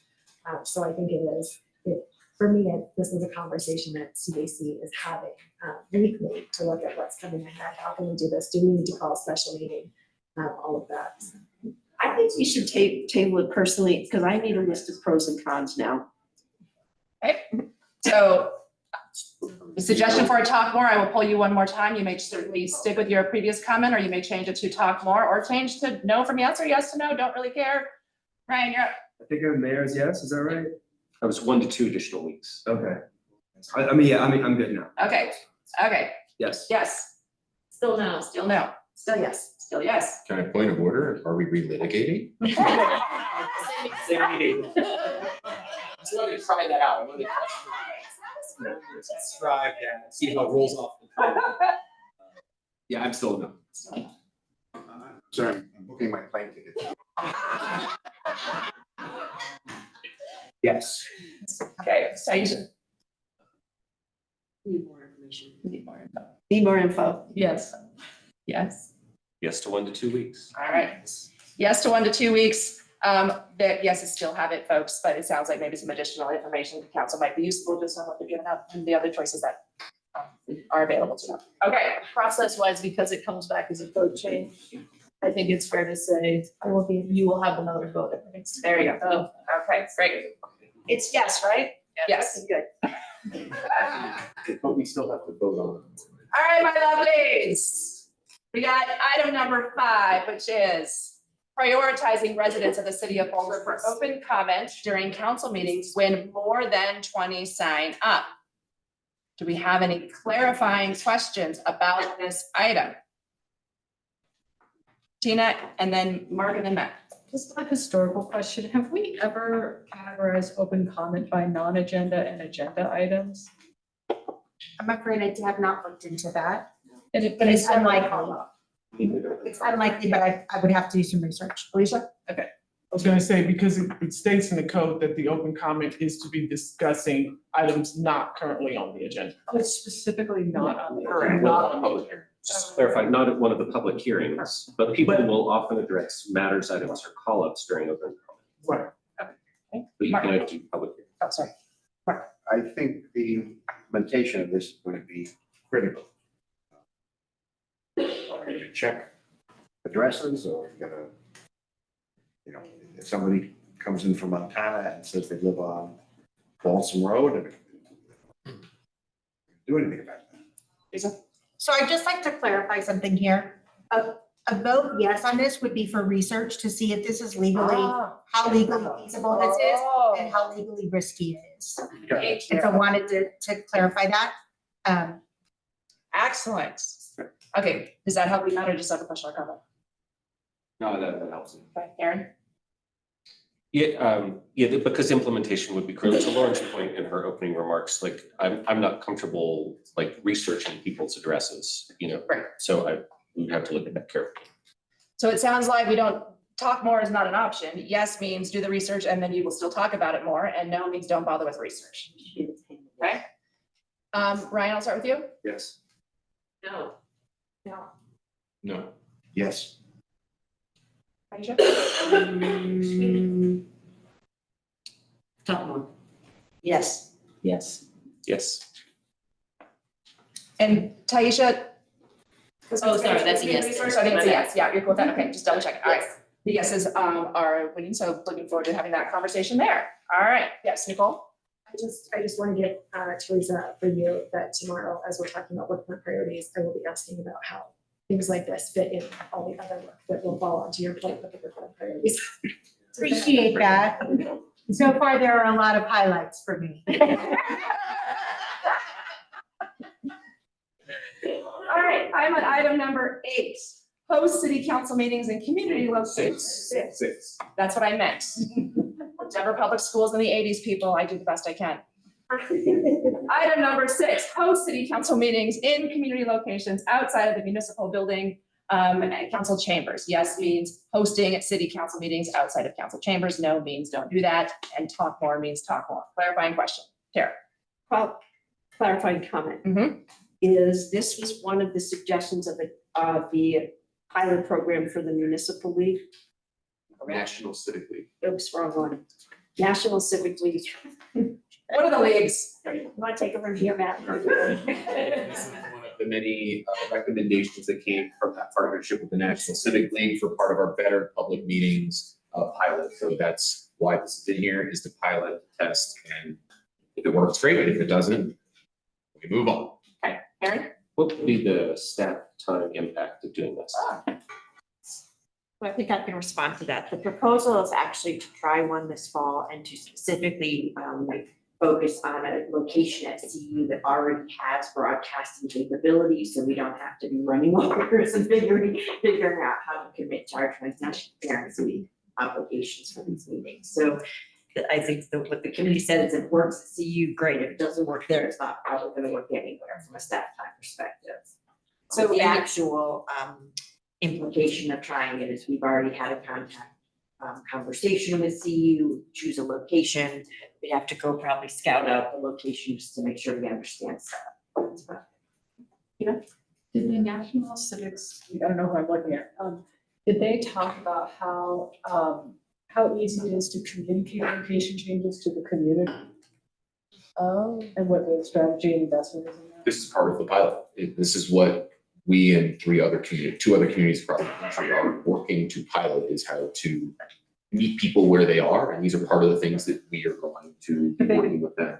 They haven't done this anywhere else. And so this is why we're going through this effort, is to help them and maybe help other communities learn how to do this. So that's the beauty of being at the cutting edge. So that's a great question to ask, and we will fold that into our process, certainly for our committee to review as we embark And forward. with that question, I would amend, there would also be staff time to put together a mini communications plan, all right? So, and the school board talked about this, and some schools have done it, but part of it is that our community has a cadence to it. And so a lot of people aren't regularly looking at communication, so I asked specifically about a communication strategy so that people don't show up and get deeply disappointed by the fact that we're starting to move around the location. So I actually have a lot of concerns about this. Nicole? And I just want to clarify that yes is not like we may do this in perpetuity. Yes is just for at one time at CU in a location that's broadcasting equipped this fall.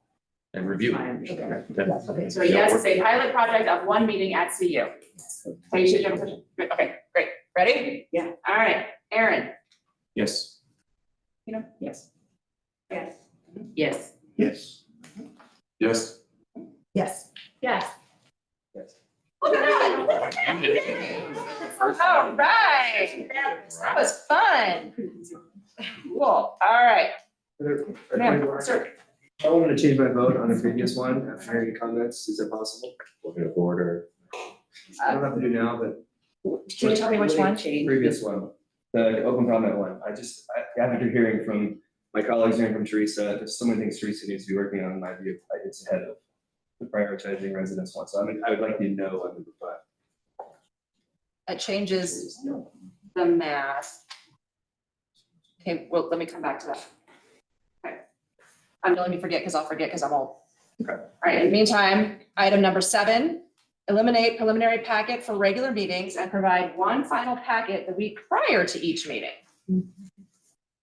Clarifying questions? Yep. Well, actually, I'm just gonna make a pitch on this one, like, because as for Nicole and I, who were at CAC every week, the preliminary packets are actually really helpful when trying to look at the long arc of like the whole year's agenda to get that information a week ahead of time. I find it actually really helpful. So I'd love if we could keep doing preliminary packets personally. All clarifying comments. Sometimes it enables you to get a head start. Other than, if you don't do that, your weekend before the meeting is doomed. Sometimes you can get a lot of work done Friday, Thursday, Wednesday.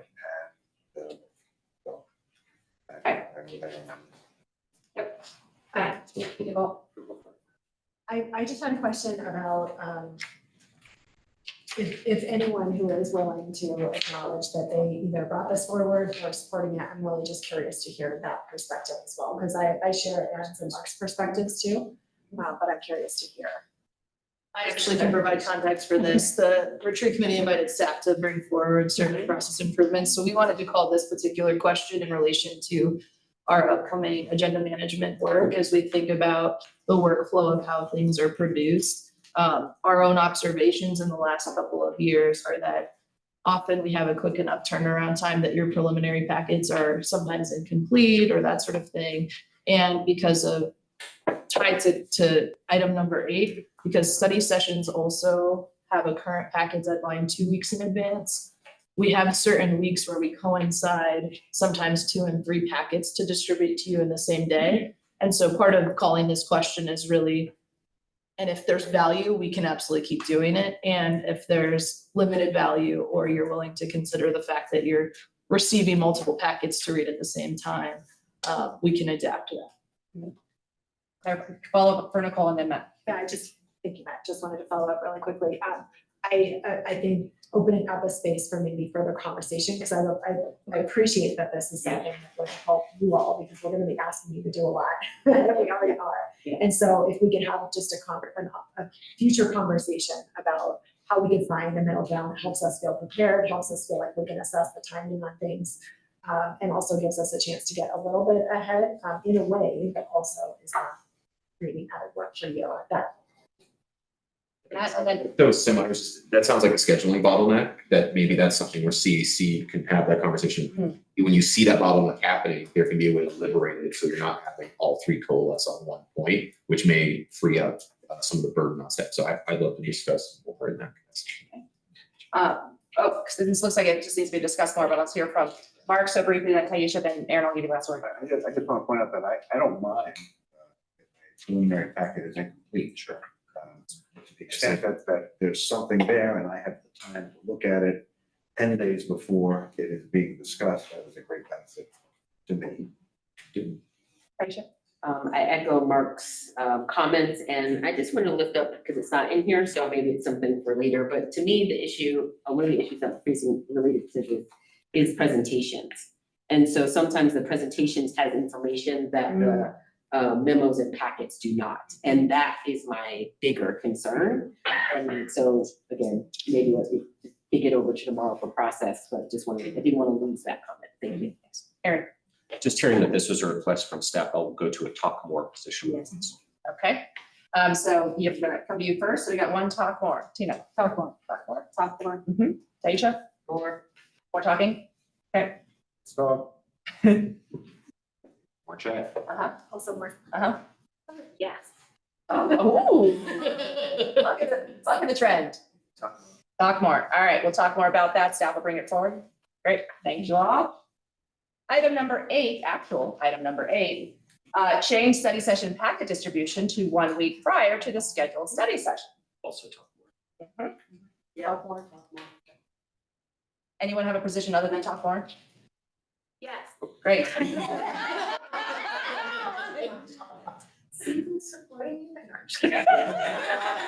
right, so we're gonna call that one a talk more. Item number 9 is institute a more restrictive sign displays and other obstructions policy in chambers during council meetings and open comment. Any clarifying questions on this one? Oh, is this a request for more legal analysis type one? This legal analysis I had the opportunity to do beforehand. And so what we would be talking about here is limiting not content at all, right? And so the sizes of signs, the placement of signs, those kinds of things. But I want to be clear that there would be no content regulation because that would violate the First Amendment. Well, I recommend to you, we do not regulate content. Any other clarifying questions, council? I'll just say my one concern in this area is people not being able to see. That's all. Have a tiny little sign. Not see the signs, see through the. Right. All right, I'm gonna start over here this time. Ryan? Yes. Lauren? No, because people already are limited in how they can speak with us. Nicole? Yes. Yes. Lori? yes. Taisha? So the issue I have is I can't be a full yes, so I'm a yes to the size of a sign. I'm not a yes to any of these other things. Oh. So Like if you're blocking an aisle or blocking. nothing against, I'm not against fire code. Okay, so yeah. Just, I'm sorry. Thanks for the wave back. Yes. Yes. Yes. So that sounds like a yes. Great, thank you. All right. Changes for. All right. Last one before one go back. Item number 10 is remove ability for council to discuss foreign policy. Yes means remove that ability, no means no change. Council clarifying questions. It was my understanding that this was already the rule and there was an accepting that it had to be, so is the question whether we would eliminate the current thing that says we do not weigh in. Are we eliminating that? Right, Teresa, can you clarify? Can I get a point of clarification Yeah, I here? mean, I brought this up, so I can clarify what my intent was. Yes. Currently, the way it's written is, council shall not act on a foreign policy or national policy issue on which no prior official city policy has been established by council. I would just end it there, not the the people, unless sufficient time and resources can be allocated to assure a full presentation of the issue. So I'm just more wanting to get rid of the side of how we would go about this. So if we've touched something that has touched foreign policy, yep, we can have that debate. But if it's a subject we haven't broached or haven't had any policy that touches it, we just don't have the avenue from which to open that dialogue up and stay sort of focused on our local stuff. Thank you. Point of clarification.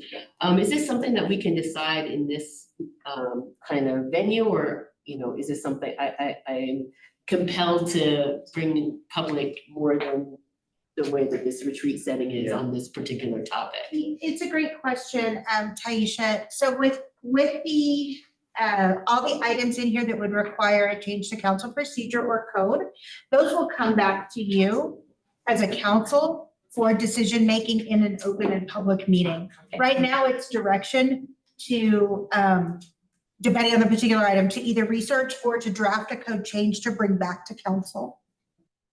Okay. I saw Nicole and then Tara and then Aaron. I was stretching. Oh, great. I saw Nicole and then Aaron. It's not stretching. My question is just around, is there a space for the Intergovernmental Affairs Committee to talk through foreign policy types of things on the idea that things could be part of our federal policy statement? So I think a question for Teresa as well as just for colleagues, and I'm just curious about that. I would need to look at the scope of the Intergovernmental Affairs Committee, which I had not previously done. And so I would say requires more research and possibly. So that would be a talk more choice when we come to it. Okay, Aaron?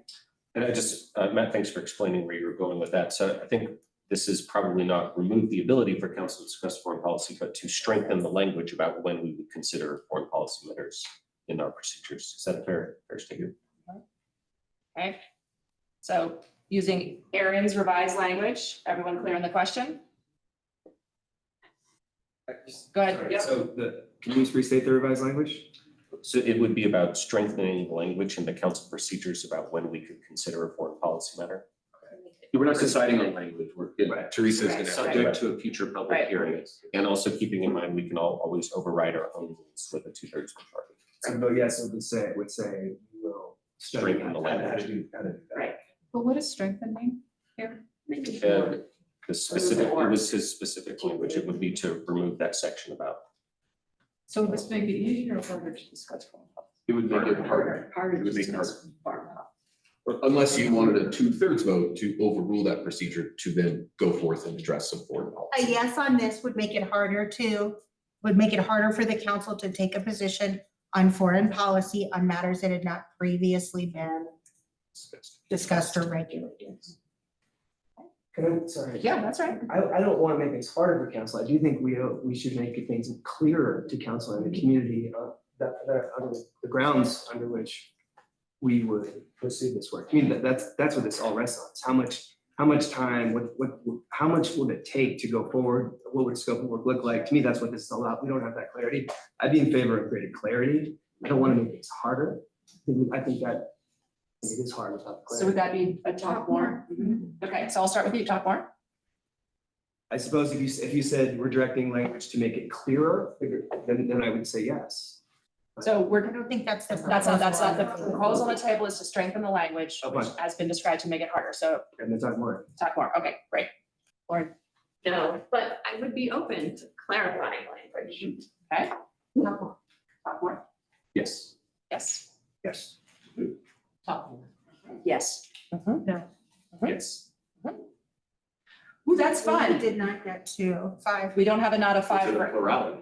No, No. will be changed to no help, Sorry? be changing to no help. No, ma'am. I guess no one asked me, but my suggestion we got might mean you should talk more. All right. All right, let's do a quick go back. And your go back was on item number 5, is that right? Oh, So this is on prioritizing residents of the city of Boulder for open comment during council meetings when more than 20 sign up. We had previously come to a majority at yes. And then there was a sort of a reference that seemed to resonate with you about the impact on staff of that choice, and you wanted to just do a quick recount, yeah? Yeah, I just wanted to vote no, yeah, because I had to go first, I didn't hear from anybody, really on this topic, I was compelled by yes. Okay. Okay, yeah. So no. let's just do it again and see if anyone else, sorry. Number 5. Number 5, we're gonna do a quick do over on number 5. Prioritizing residents of the city for open comment when there's more than 20 signed up. And yes means Teresa goes in March. Right, yes means Teresa figure out if that's all the things, yeah. All right, so you or no? Oh. No. No. No. Yes. No. Yes. Yes. Yes. Okay, the noes have it. All right, so that's one last thing, you can highlight, Teresa. Look at that. Anybody have the white teeth?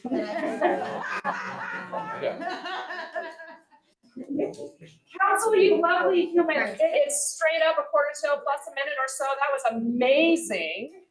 But don't get overconfident. Right, so you have 15 minutes to grab lunch, meet your biological needs other than lunch, and then be back in the seats, and we're gonna eat and talk. Starting at noon, we're gonna start with our discussion items, you dig?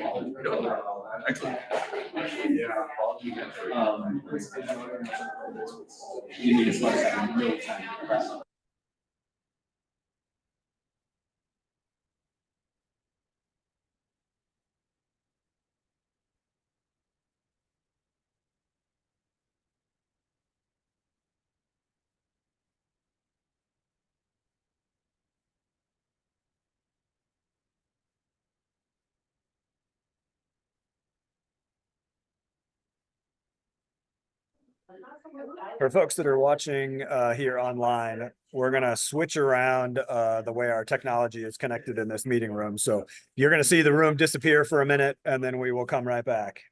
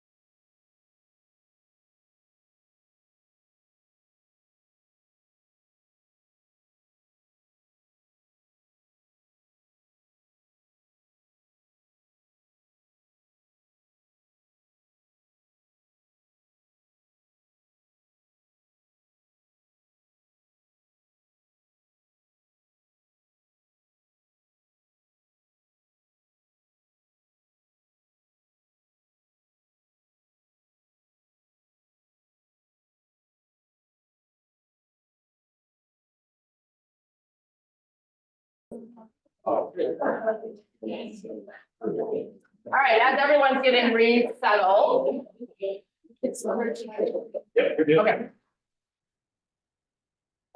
So you will recall that the third category of process items were sort of identified as, these are items that we know we're gonna need discussion on.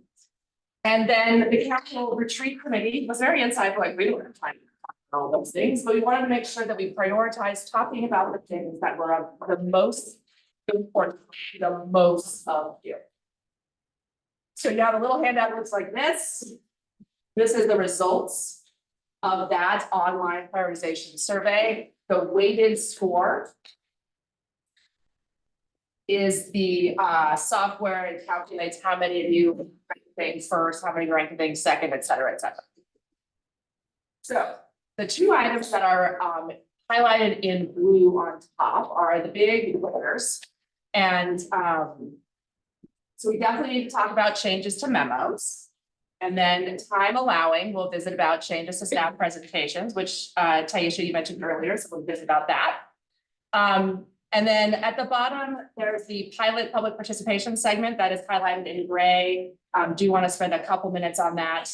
Because that's part of that National Civics League thing, and you should just visit about it and see if you want to proceed. So here's how this goes. We can talk about as many of these things as we have time for. But we've got a hard stop at 1:30 to make sure that we reserve time for the juicy part of the afternoon, which is your 5-minute presentations on work items to plant the seeds for tomorrow's discussion. So with that, starting with the item at the top, changes to memos. E.g., adding a summary of each item's relevance and impact on city business to the beginning of memos, including a list of acronyms at the beginning of each memo for reference, requiring any memo with fiscal impacts to propose how funds will be identified, changes to how staff describe and internally review alignment with the sustainability, environmental, equity and resilience framework, see how I remember, and the comp plan, etc. So before we discuss yes or no on this, first, whoever's idea was this, you want to ever so briefly summarize if there's anything to add other than the language that's here that we need to understand it? Actually, a compilation of. Oh, it's a compilation. Why are you so awesome, Megs? Never mind. Questions, comments, reflections on this discussion item?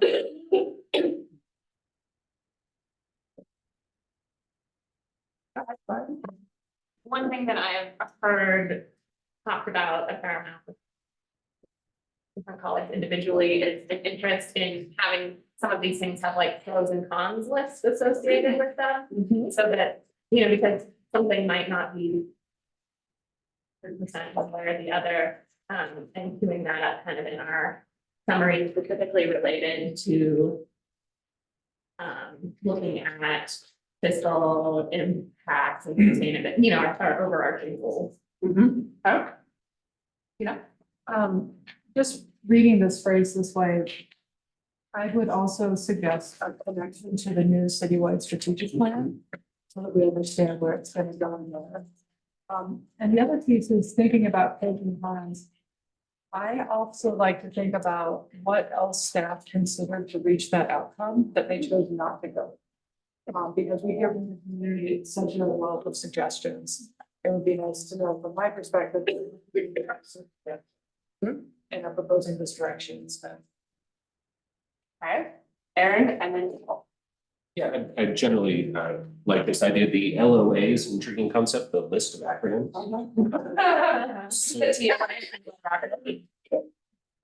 But just one thing I wanted to caution here is I do feel like sometimes the memos can get a bit repetitive, like that there's the initial presentation and then there's an executive summary and then there's how it relates to the framework. And then there's the body of it. Sometimes the same information is in all 4 places.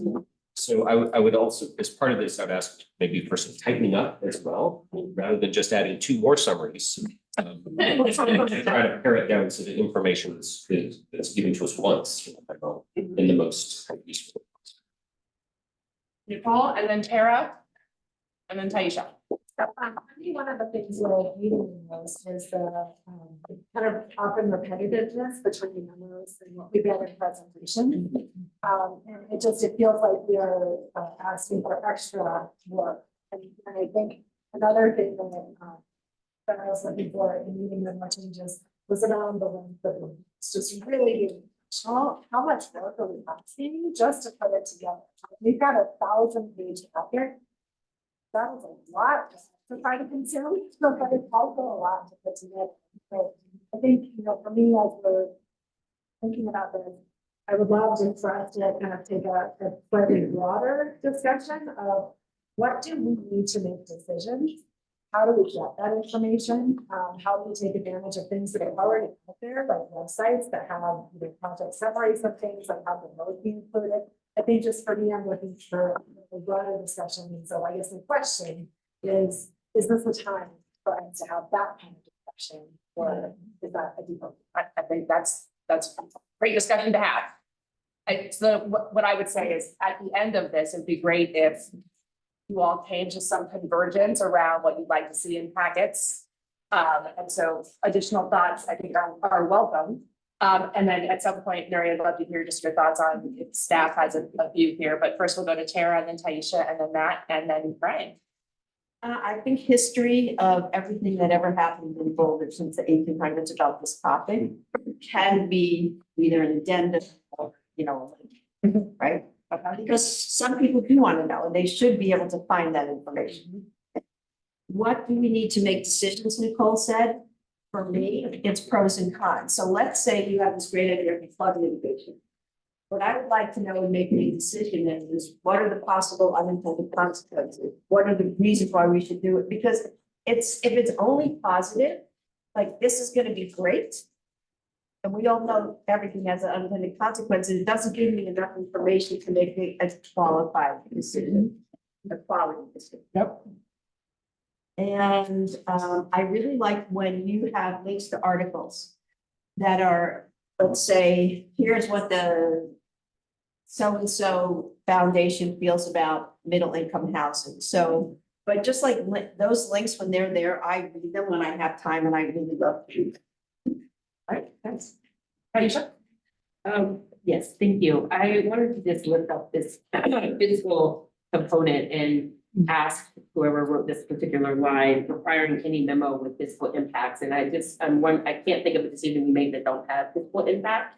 And so if anything, I would just love to standardize what is or rather clarify the level of expectations related to fiscal information. And specifically, although it's great to have things in narrative, some things it's actually nice to have in spreadsheet format, so particularly finance information. So would just love to not only know the financial implications, but in addition, is this federal money or the type of money it is? Is this coming out of our general fund? And again, I know these are things that we're transitioning forward as we move to outcomes-based or priority-based budgeting. But in the interim, right, in between times, what information, fiscal information, would we like? And then the other thing I'd love to have more conversation and alignment around is how the ESG or environment, social, and governance sections of that memo. There's a lot of variety around how that section is used. And so the question is, do we want to keep with that section? If so, what are the expectations for the type of information and frame size of information for those sections? And then lastly, in the move to make our memos less or not as big, and I will actually say the amount of reading I have to do here is actually equivalent to the amount of reading that I had to do in Colorado Parks and Wildlife, and we only met monthly. So I just want to honor that, and I also want to caution us because what I see happening is I was like, oh, there's smaller memos, that's amazing. But there's a ton of hyperlinks that then link me to things that have significantly more pages. And so what seems like it's only going to be 5 pages actually turns out into a significant list. And so finding that balance between giving addendums and additional information and putting a hyperlink. The other thing is going back to the feedback that the National Civic League started to gather on the community and public engagement, public meetings. I would also love to hear more about how the public is receiving those memos because those memos are not just for us. They're a major way of sharing with our community what is happening. And so I would love to get a mechanism for additional feedback, not only from those who already are actively participating in our meetings and we want to do it better, but also those who are currently disengaged, and how do we re-engage with them and what is the grain size and infographics? Because what I'm seeing unfortunately is we put all of our data on the website. That is not accessibility. Putting something on a website is not community engagement. Putting all of our financial data on a website, though important and critical, is actually not user-friendly if you don't know how to navigate those systems to get the information that you need. And so that's where I would love to get some more clarity. Thank you so much for this opportunity. So I have Matt and then Ryan next, and then other council members, you have similar reflections on other people's comments, and then again, Miriam, you at the end there. Matt, what do you got? What was this for? I think that's probably what I'm most concerned about is who are these memos for? Because a lot of the times when I'm reading them, it seems like they're for every council and community. And that is, I think, maybe where we get into a bit of a tough spot because we're providing so much info for all consumers when maybe we need to make a decision who the memo is really for. And if it's not for a particular group, how do we provide them the information they need? Because I think our memos should be for us, be making the decisions on policy, and we get to spend so much time on the review, what we've already discussed, and then that, I don't think we need the review of what we've already discussed, let's just get into the nitty-gritty, we can discuss whether we need it, but I think there's a lot of trimming that can happen, and we're not trying to serve multiple audiences, we serve maybe the audience that it's primarily intended to, and focus on what information needs to be different and presented differently to different audiences. So I would start with the who, and when we settle on that, I think we'll better understand what information needs to be provided to whom. Brian and then Mark. I am very appreciative of all of what goes into our memos. I know it's an incredible amount of, excuse me, effort. I submitted the process, I think part of the compilation led to this. And to me, there's two things I would like us to have to help us start to make decisions. One is when there's a recommendation that we have at least a competing alternative, so that towards the matter of making a decision that we might have that be framed up as here's what we're proposing, but here's a different alternative, a different way of thinking about it. I think that would, given that us as experts have framed up for you, I think that would help us a lot. Often the questions are like, should we do this or not? And not, should we do this, or here's at the opportunity cost of this, or other alternatives. So ideally, that would be part of this. The other thing I think might be resolved with the SCR framework edition is I just think about the challenge of that we have some of these big strategic issues. For example, in 2021, Climate Action Plan came to City Council, said we're gonna have to do a lot of big things in the future. I don't know that they've come back yet. Nevertheless, almost every meeting we've had an item that has impacted climate one way or another, but we don't have a way to say, these are the ways in which we're moving towards these big strategic changes, or actually the accumulation of our decisions are creating more carbon lock in future decades. We just don't have a way to do that, and when we currently look at the memos, that's a big thing to ask for.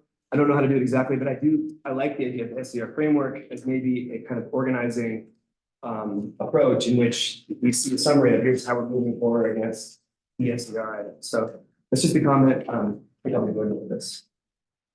That's it. Mark. I agree with most of what's contained in this suggestion. My primary concern is with focus. In the private sector, if you hand decision makers an 80-page memo, you may well be laughed out of a room. There's so much in our memos that seems to be rote recitations of compliance with SCR, I like to assume that staff is focusing on those things at all times. I don't necessarily need a full recitation of exactly how they got there. And I just have that confidence and faith that is ever present in the minds of staff. I'm looking for a decision now. I'm looking for something that accurately focuses in on the issues, on the costs, the consequences of going in one direction or another direction. And many of the memos that we get, I find to be, please forgive the language, almost offensive in nature. You got to tick the boxes. And I don't really need that from staff, but I know they're ticking the boxes. I don't have any question that they're doing that. I need a more focused decision-making memo that highlights the issues for me, good, bad, and indifferent. And so what do you want to do? And I'm not sure there's an issue up to and including CU South that requires an 80-page memo in order for decision makers to make decisions. I think I'm less concerned about the overall length of the memo because a lot of the attachments that are included, I find very helpful. I think my concern is more around like the portion of it that's novel to council. So many times the items that we see have already been presented very thoroughly to other parts of the city or groups of people before they come to us.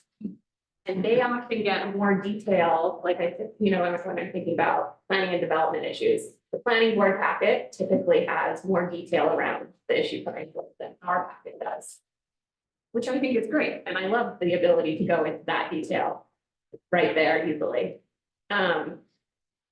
But I think that the sort of summary that's specifically directed towards council hits kind of a middle realm of not having this super high level of detail that you can go and search for and find later in the packet. But sometimes not fleshing out or, yeah, kind of being more of a sales pitch, glossing over kind of things that we might need in terms of decision making points.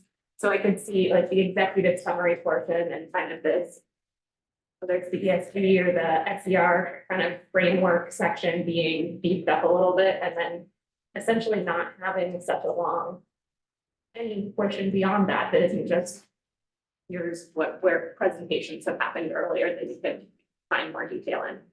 Thanks. Yeah, I just wanted to reflect on a couple of things I heard and then just add another observation. I love where Taisha and Matt were getting to around who is this for? Really thinking about that conversation. To me, that was a good question. And I think Mark, to one of what you were getting to is kind of a similar thing for me. What is the purpose? Do we all have a shared understanding? That's something documents because I like you want to see it as a decision making guide, right? And I think that's a point worth clarifying too. So who do we see this as being for? What's the purpose? And I think there's another aspect to it that, and this is just me kind of diving into maybe a more further observations, and I apologize in advance if I offend anybody current or past councils. But what I've noticed in working in our city for a couple of years is that there almost seems to be this trauma among staff. But there's been just an intense micromanaging at times, and I cannot say this for sure. This is my observation of having worked with many different people. And so I just want to acknowledge, where I think this is coming from. It feels like it's coming from a place where councils have not trusted staff to be the experts in their fields.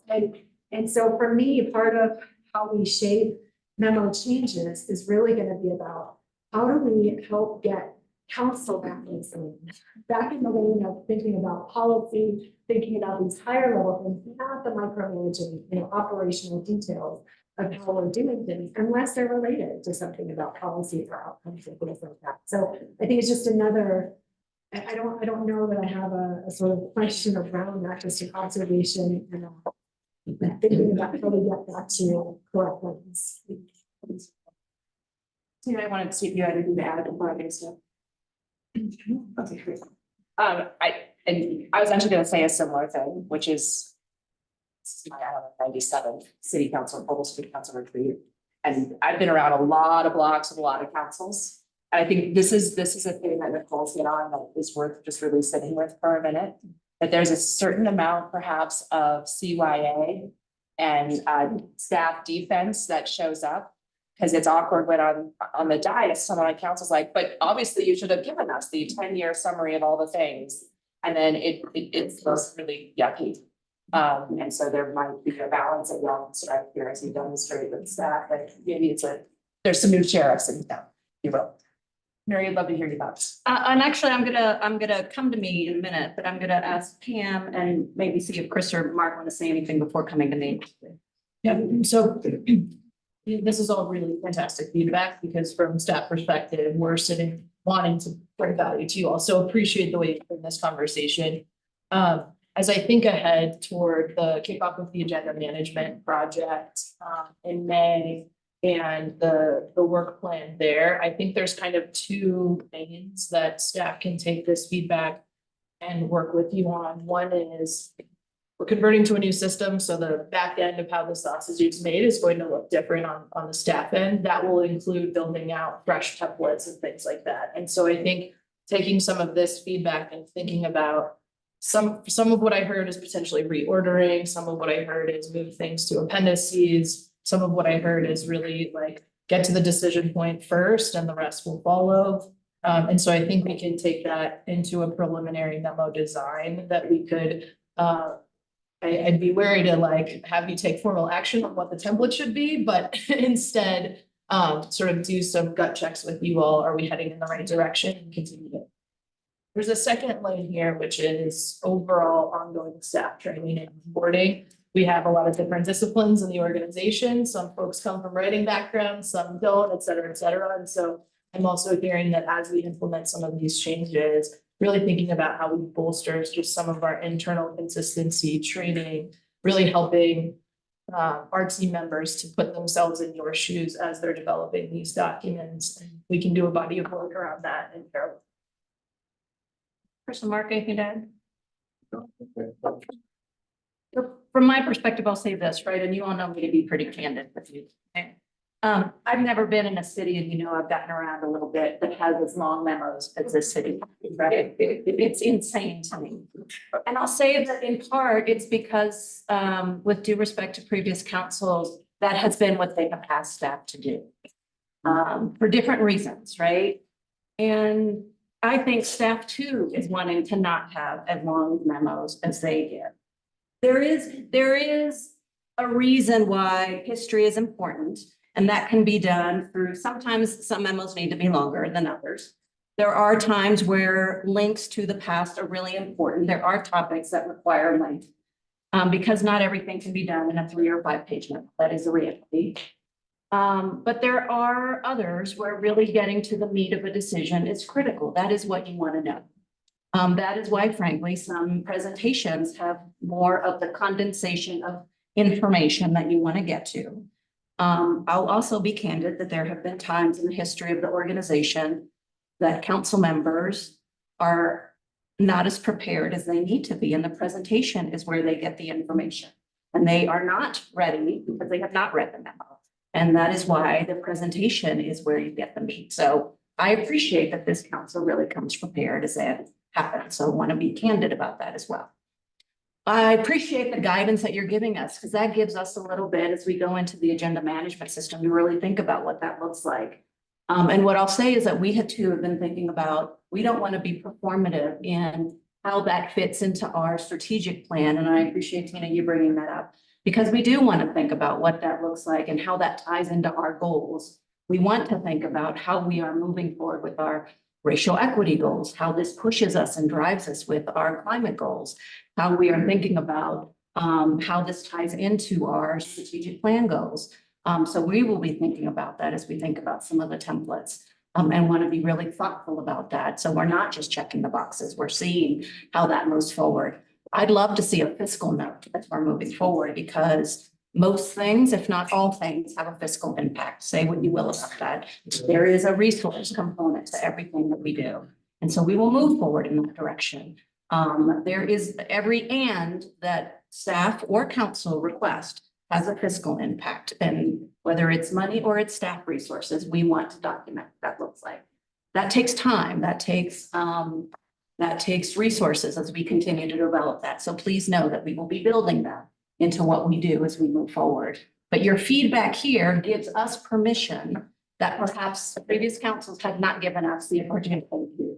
So we will take this. This is really good feedback for us to know as we go back and look into what that looks like. So it is really appreciative. We hear it, and we will take that guidance and that liberty to really think about what is the key information that you need, because that's what we're hearing. You want us to get to the point and that decision-making ability so that you can make informed decisions as you move forward. And so we take that to heart, and we just really appreciate the candid feedback you're giving us today. So a couple hands pop up, Taisha. I just want to say thank you for this opportunity. This is an opportunity that we never had in Colorado Parks and Wildlife to actually speak about what our memo size is and all these things in this type of way. And so just knowing that this process work is there is really helpful. And I just wanted to clarify on the fiscal note, big fan, obviously. But if we could just move away from only giving 1 year of fiscal data in general, that's not helpful. And so my preference is at least 3. Obviously, there are times when then you might need a rigor net depending on what the topic is, but just more rigor around the financials to make those projections would be really, really helpful. So again, I know that that's already on your mind, but really grateful for that particular grade size. Thank you. Nicole? Yep, I have one thing that I forgot to mention earlier, so I'm just gonna go back. It was around the, just the history, Tara, you were mentioning the history of things, right? We don't need to go back. Well, I said, and we might know it, so it could be an agenda. Yeah, well, no, and in general, I agree, right? I think there's value in history, but I think where I really appreciated seeing some of the history lately is when we're focused in our racial equity work and we're talking through, here's the history of how we got to this place where things are pretty inequitable. So I really appreciate that aspect of history because I think it furthers our equity goals. So I wouldn't want to get rid of that, right? And I think it's important that we're creating a record about as we go and as times change and conversations change. The thing that is around how memos are kind of formatted and things, I would just ask that we're also thinking about accessibility, because in trying to do the read aloud function of our current memos, it catches page numbers. It catches like all this weird stuff as it's going through, and it's really challenging to do that. And so if there's, and I'm sure somebody in the city deals with accessibility issues, but just thinking about how can we design these things so that people can get the information in different ways. And I would also love just to, if majority of my colleagues agree, let you think beyond this traditional typed out kind of, are there videos, are there, little sound recordings, things like that. Like how can we evolve with the technology and recognize that we don't have to keep going with this way that we've always done things, and that there can actually be value in meeting the needs of a lot of different people if we're thinking a little bit differently about how we do the memos, not just one thing, how we present them. Paige, you had a clarifying point on that, and then Mark. I just wanted to lift on this one. When we do get the policy section, which I do think is critical, because many of us, came in different times and have different grade sizes of information, so just clarifying and getting on the same page.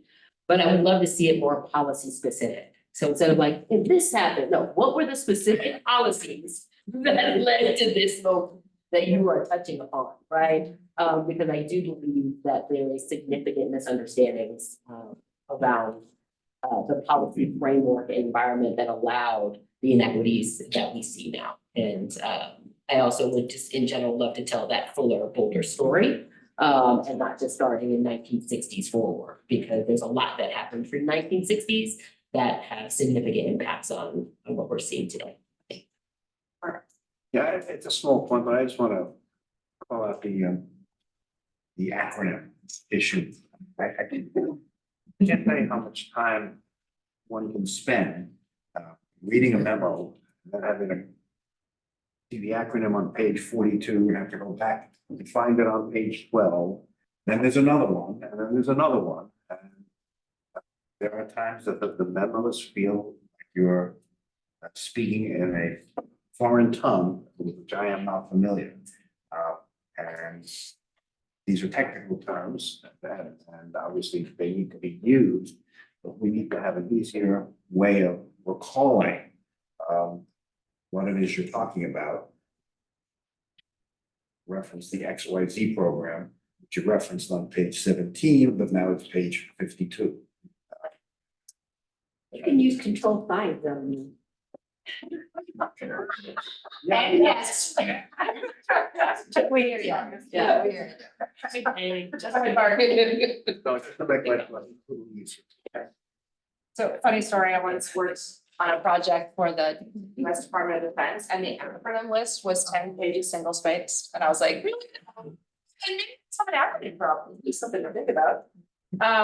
Any other thoughts, suggestions? On the side? So Nuria, based on what you've heard, you'll sort of council start to see some changes that reflect these specific suggestions over time, and then maybe you'll do a frequent check-in to like, how about this week's packet? And see if they're lighting things as they go along. Is that sort of your vision? Yeah, I think we're gonna have to go back and take a look at it, but I think if perchance you start to see some changes, if there's a smaller memo at some point in your future, don't be surprised, right? We may pilot something. But I think some of the bigger changes you'll start to see as we get it into the agenda management system. I think that's where we're really gonna do it, but to those that are listening, to our department heads that are listening, it might be a great way to start piloting some of those things as we move forward. But we do take it, we want to make those changes as well as we're moving forward. So we'll be working with our departments as we think about it. So some of the deeper, more substance changes, I think you're going to start to see as we learn a little bit more about the capabilities of our new system. Frankly, our new system is going to do that anyway, because it's going to constrain us in the template that it uses, I understand. And so we're going to do that by physical constraint, no matter what. So.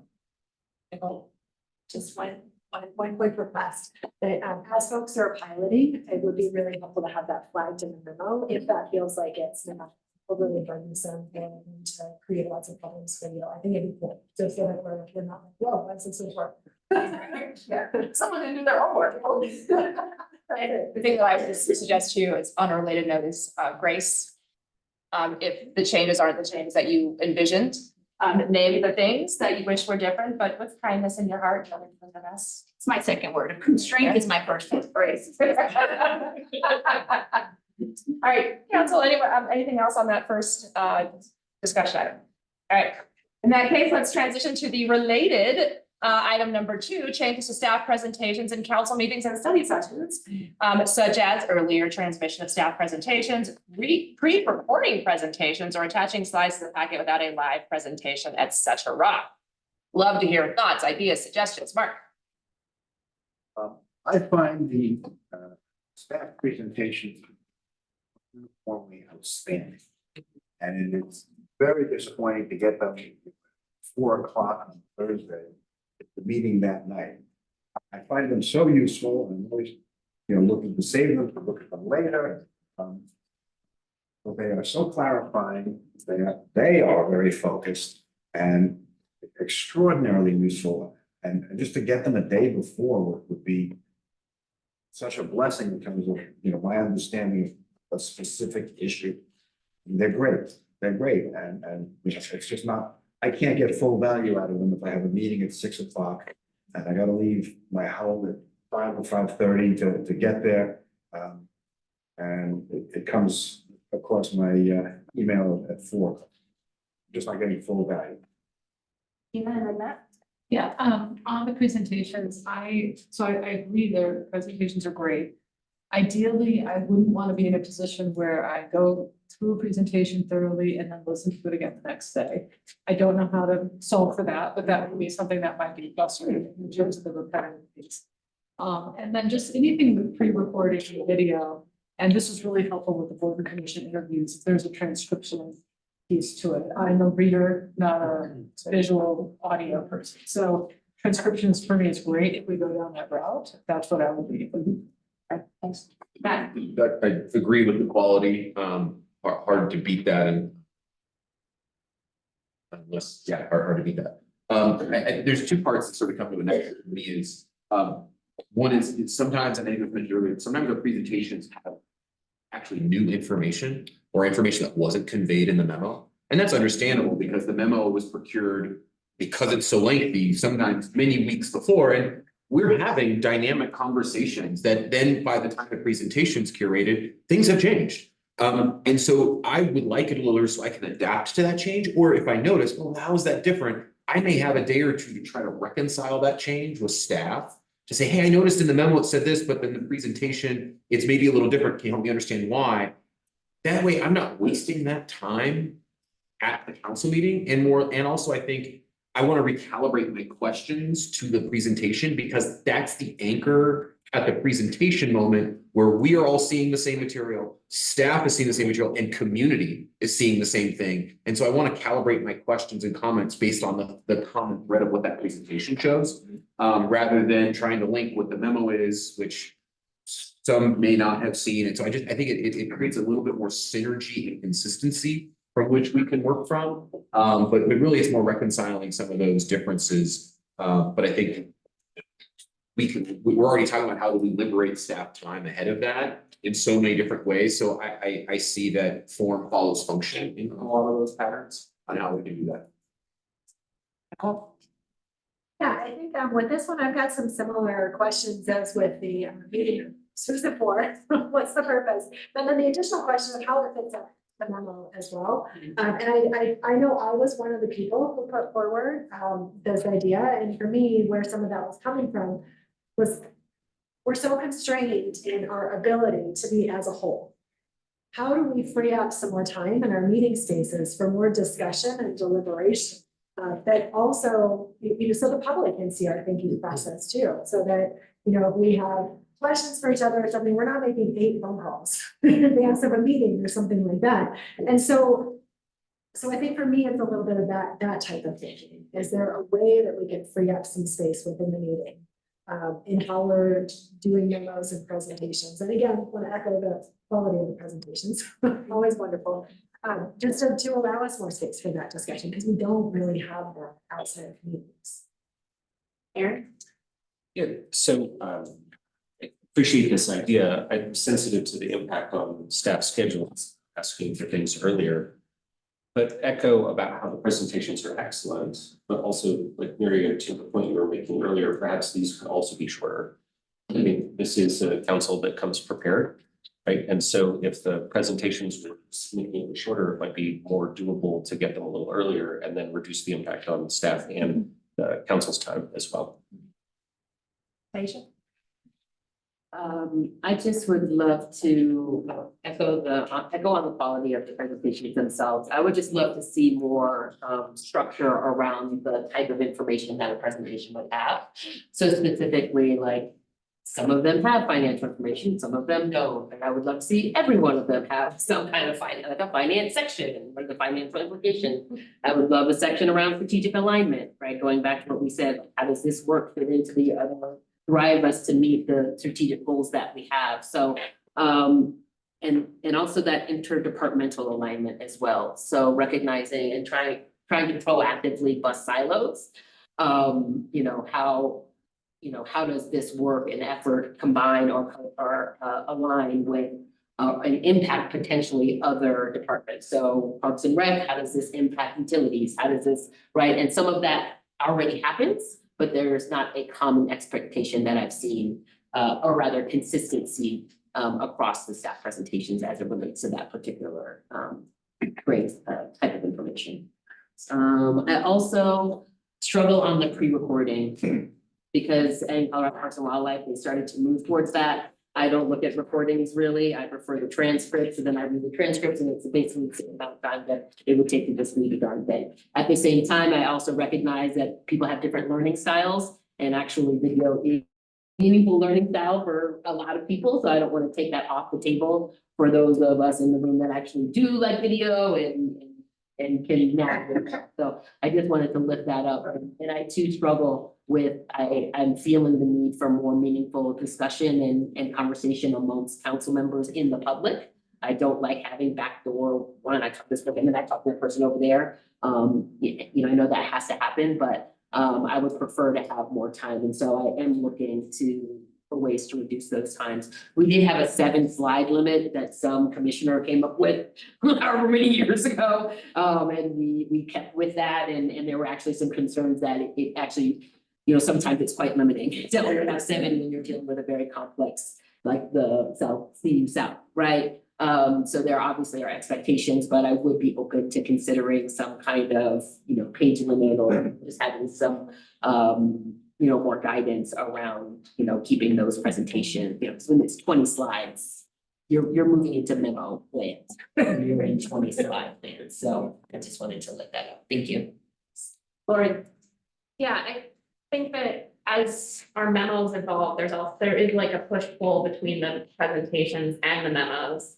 And I think that who the targeted audience is a crucial question. I see the presentations as having a much more if they have to bring the community in to some extent, because I think, when I used to watch a lot of council meetings, I never read the packet. I only read the packets as a council member. And so for the most part, my understanding of what council was doing was based off of staff presentations. And so I think it's important to keep that in mind. I think the discussion amongst us, I hear that and I would like to see that evolve and take up a higher percentage of our meeting, but I also need a bathroom break in the middle of the meeting, and it is great to have a staff presentation.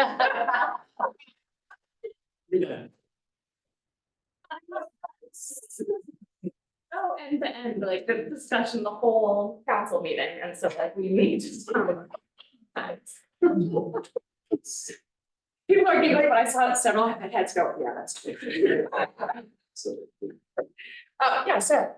So I'm Sarah Hunt, the Director of Council Engagement, and I just want to underscore what Lauren said, because the question of who are the memos for and who are the presentations for is a part of our communication strategy about how to present information that council is wrestling with.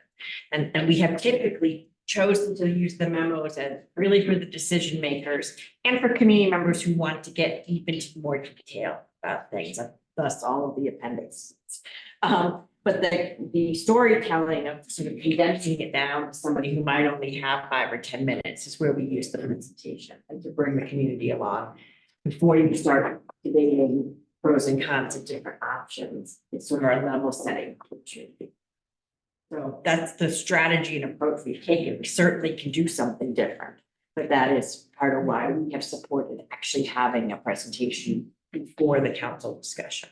I also wanted to say that there are some other communities that have done recording of presentations. There are resource implications, so that that's more work, both more work, and some of them have then purchased software to load those presentations in such a way that our community can ask questions, and they more complex programs require technologies. Maria, any thoughts from you?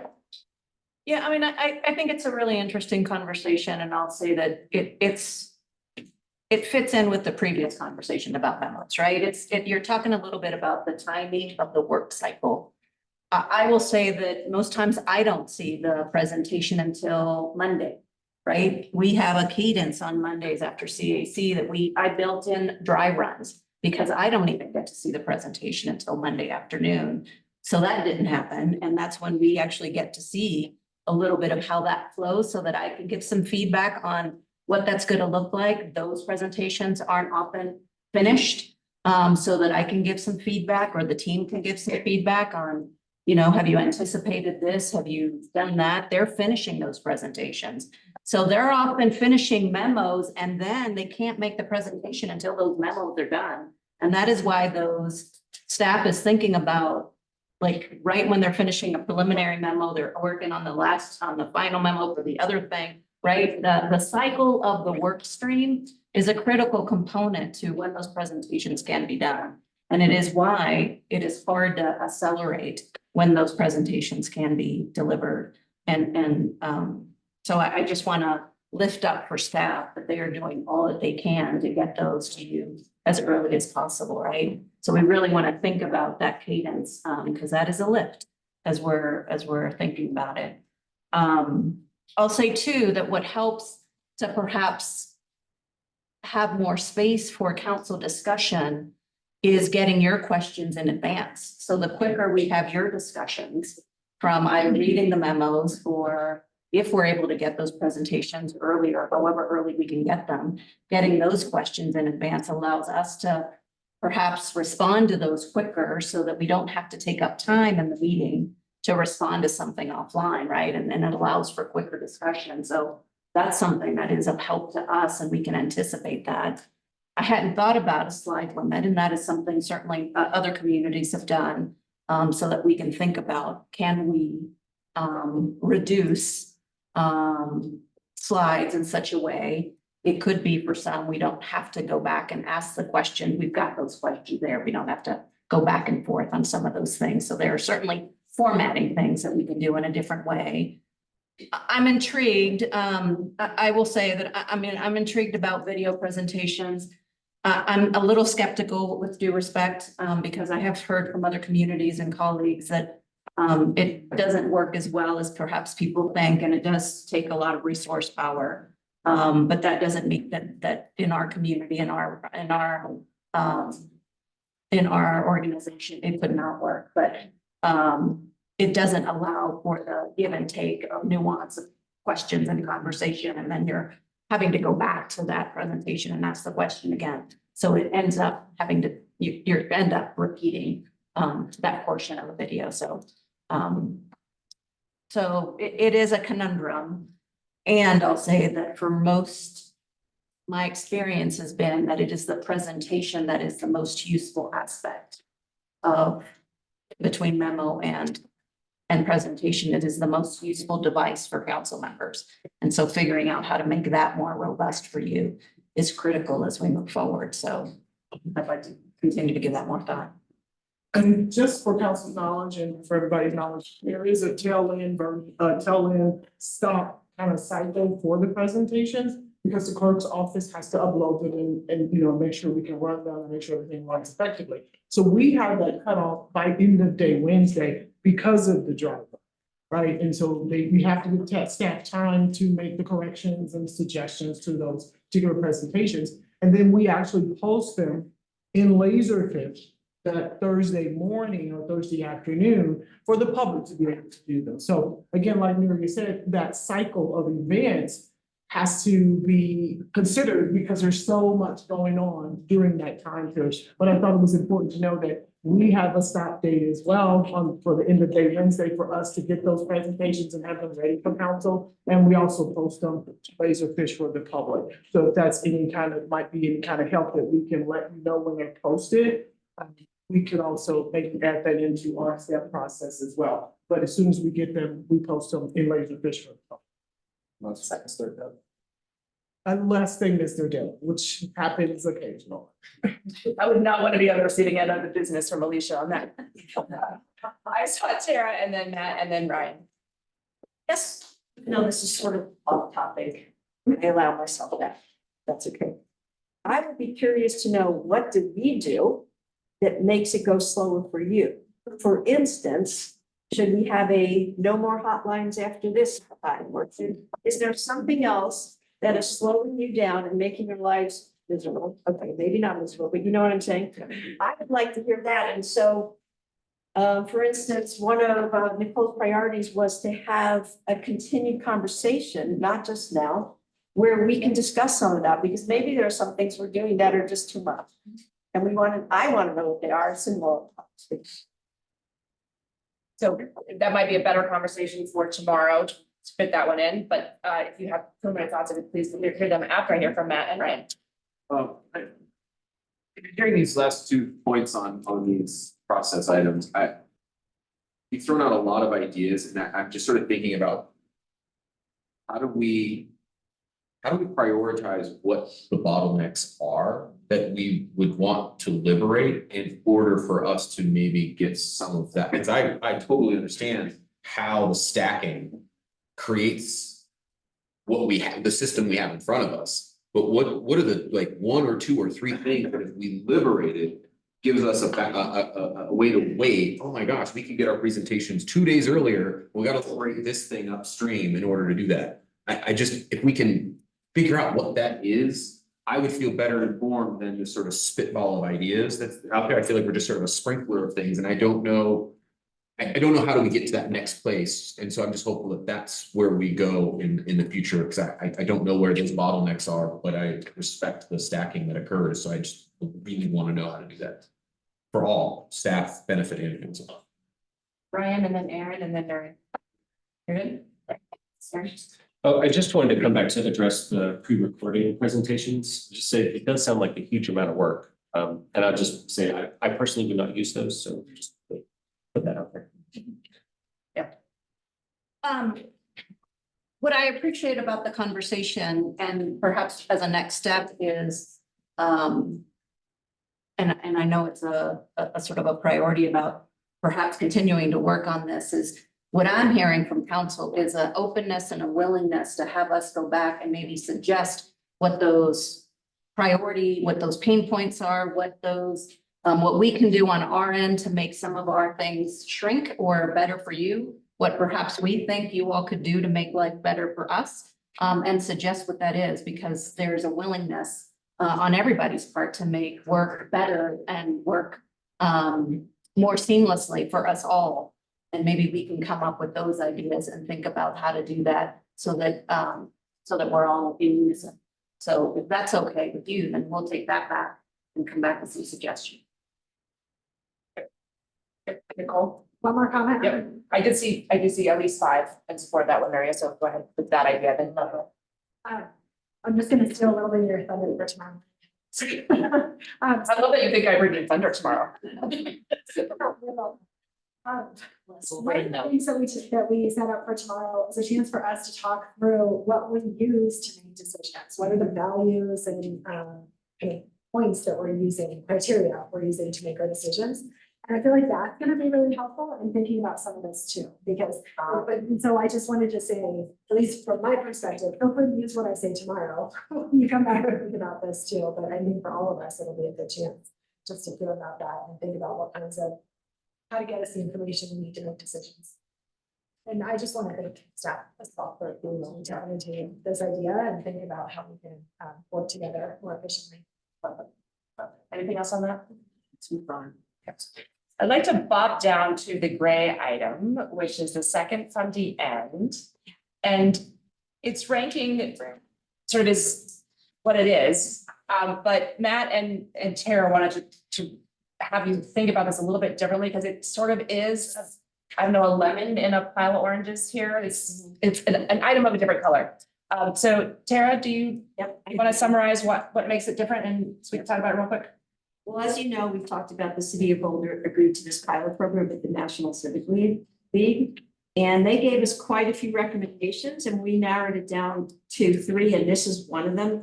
The reason why I won't speak for Matt because he'll add something to that.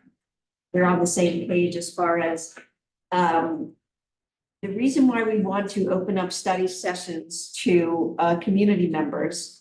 Because there's a few different reasons. First of all, you've heard that when people speak at open comment, they feel like they're talking to a wall, right?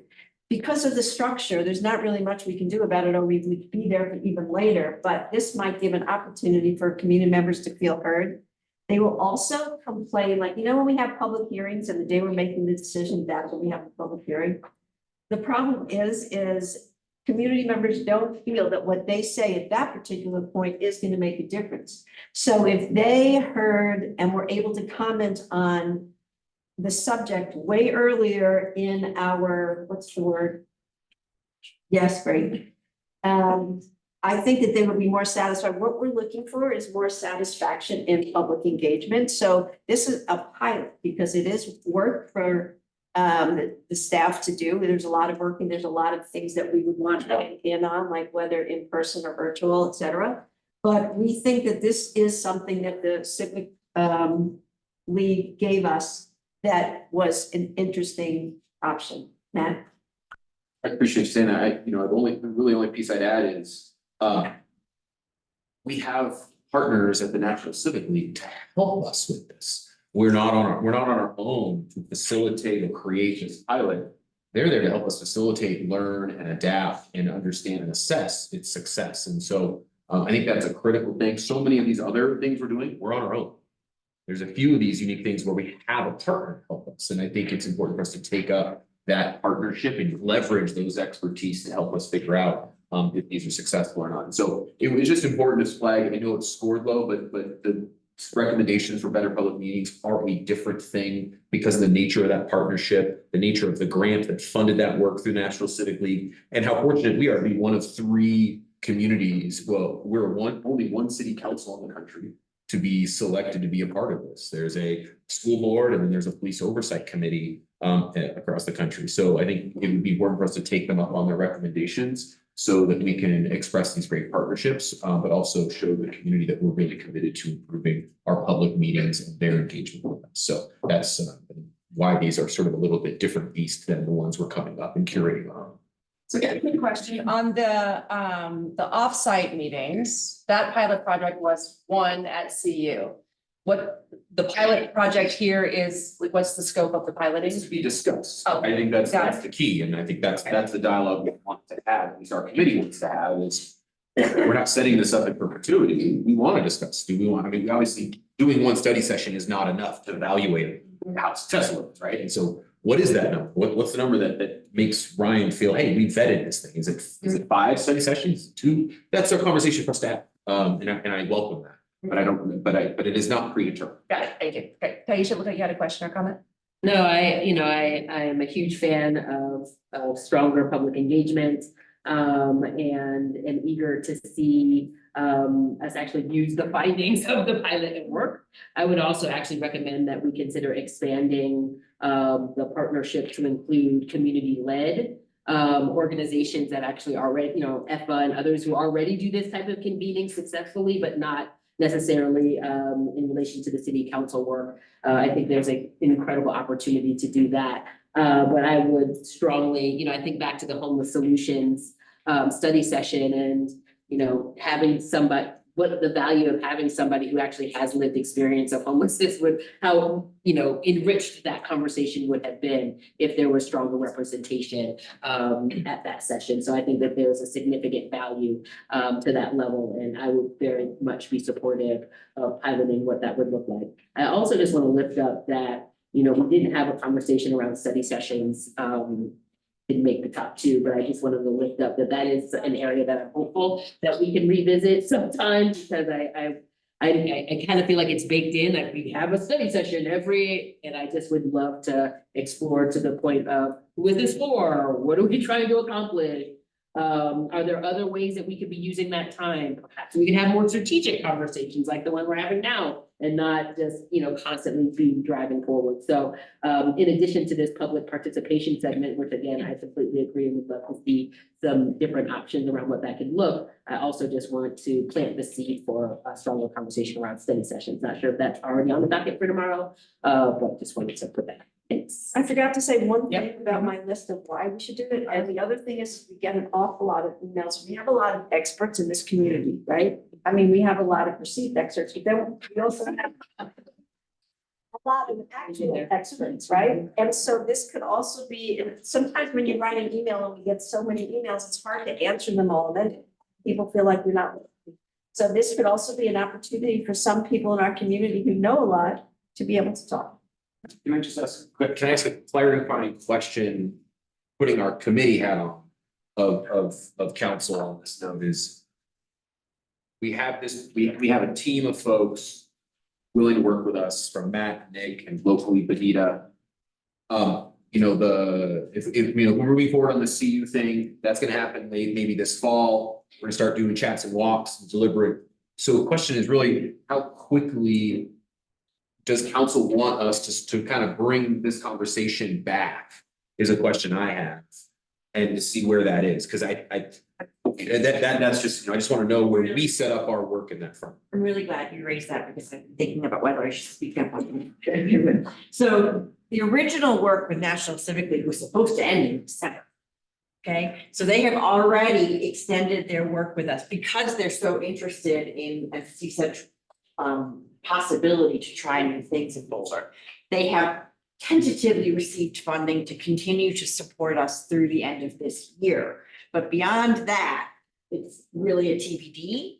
And so if there are things we want to get started to be try out in enough formats and times and frequency to really be able to draw conclusions, this is one that I would say we would probably want to move on very quickly.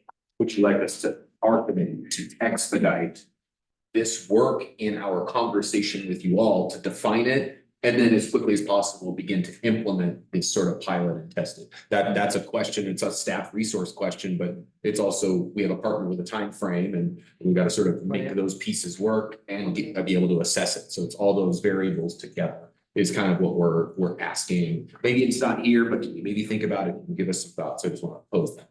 I got a queue of humans, starting with Aaron. Yeah, so I appreciate you both bringing this forward. It's an intriguing possibility. I'm not sure. I can't quite visualize how it would work or how it would be productive, but I'm interested in the concept. I guess, so because of the partnership with the National Civic League, I'd like to see us give this a try, but maybe it's 2 to 3 times. And then rather than saying we're going to do 12 of them and then see how those work. And I feel like that's enough to get a sense of, hey, is this really adding value, or gosh, it's really not working out. And sooner rather than later for the scheduled ceremony.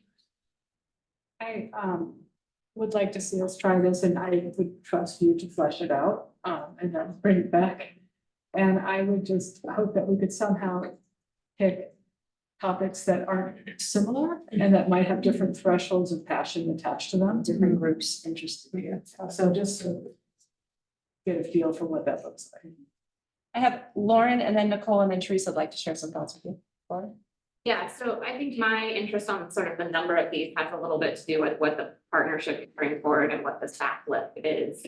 Like, I want to be sensitive to how much we're also going to ask the staff tomorrow, probably. And, this would not rank up as high on my priority list as some other things might, but if our partnership is bringing forward 90% of the resources we need to do this, then that's one thing. If they're bringing forward 10% of the resources to do this, that's something different. And so to me, it really is balancing the capacity that we have as an organization with what they're interested in getting out of it. I'm interested to hear more. Yeah, I think I'm also interested to hear a little bit more. I mean, just thinking about what this might be, it sounds a little bit like a work plan priority kind of territory. And so I guess before I were to say, I would love to know a little bit more about what the scope is. And after tomorrow, what do we have staff time available to do this without putting some of the other priorities at risk that we might do? And the other thing that I'm really curious about knowing that I think the engagement committee would think about and maybe report back on is how this fits into other engagement efforts. I mean, especially with the adoption of our racial equity plan, staff has been doing so much work to change the way that we do it. And it's nothing we do is ever arrived at its final destination. But I see all the work that's been happening. I see the ways that we are starting to get more engagement over time from groups that haven't traditionally done that. And what's the connection to this? Is this going to kind of bump that other work out of orbit kind of and lead it to a different place? And I don't want an answer right now. I'm just saying this is the information that I would need. The other thing that I really want to be cautious of as we're thinking about this is when we talk about having experts in the community, for example, we have experts, there are staff, right? And how are we avoiding setting up this sort of friction between people who are living within the city that have all this expertise, that also within that expertise have the knowledge of how the city functions and how other departments are operating, with people who absolutely have content expertise, but they aren't our employees. And so I'm really curious just about that as well as something else to flesh out a little bit and understand that a little bit more. See yourself comes to mind on this, and because even our staff are often even bringing in regional experts to add to projects, and so how does that fit? So it just questions in this. So a couple of hands go up, but I wanted to let Teresa jump in here for, I assume, lawyer things. Or a soft shoe. I just want to bring up some resources issues.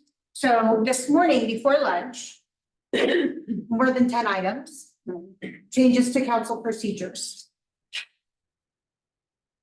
Underlined here where you can't see, requires significant changes, legal changes, right? So we have a lot of other resources, but they aren't the city attorney's office.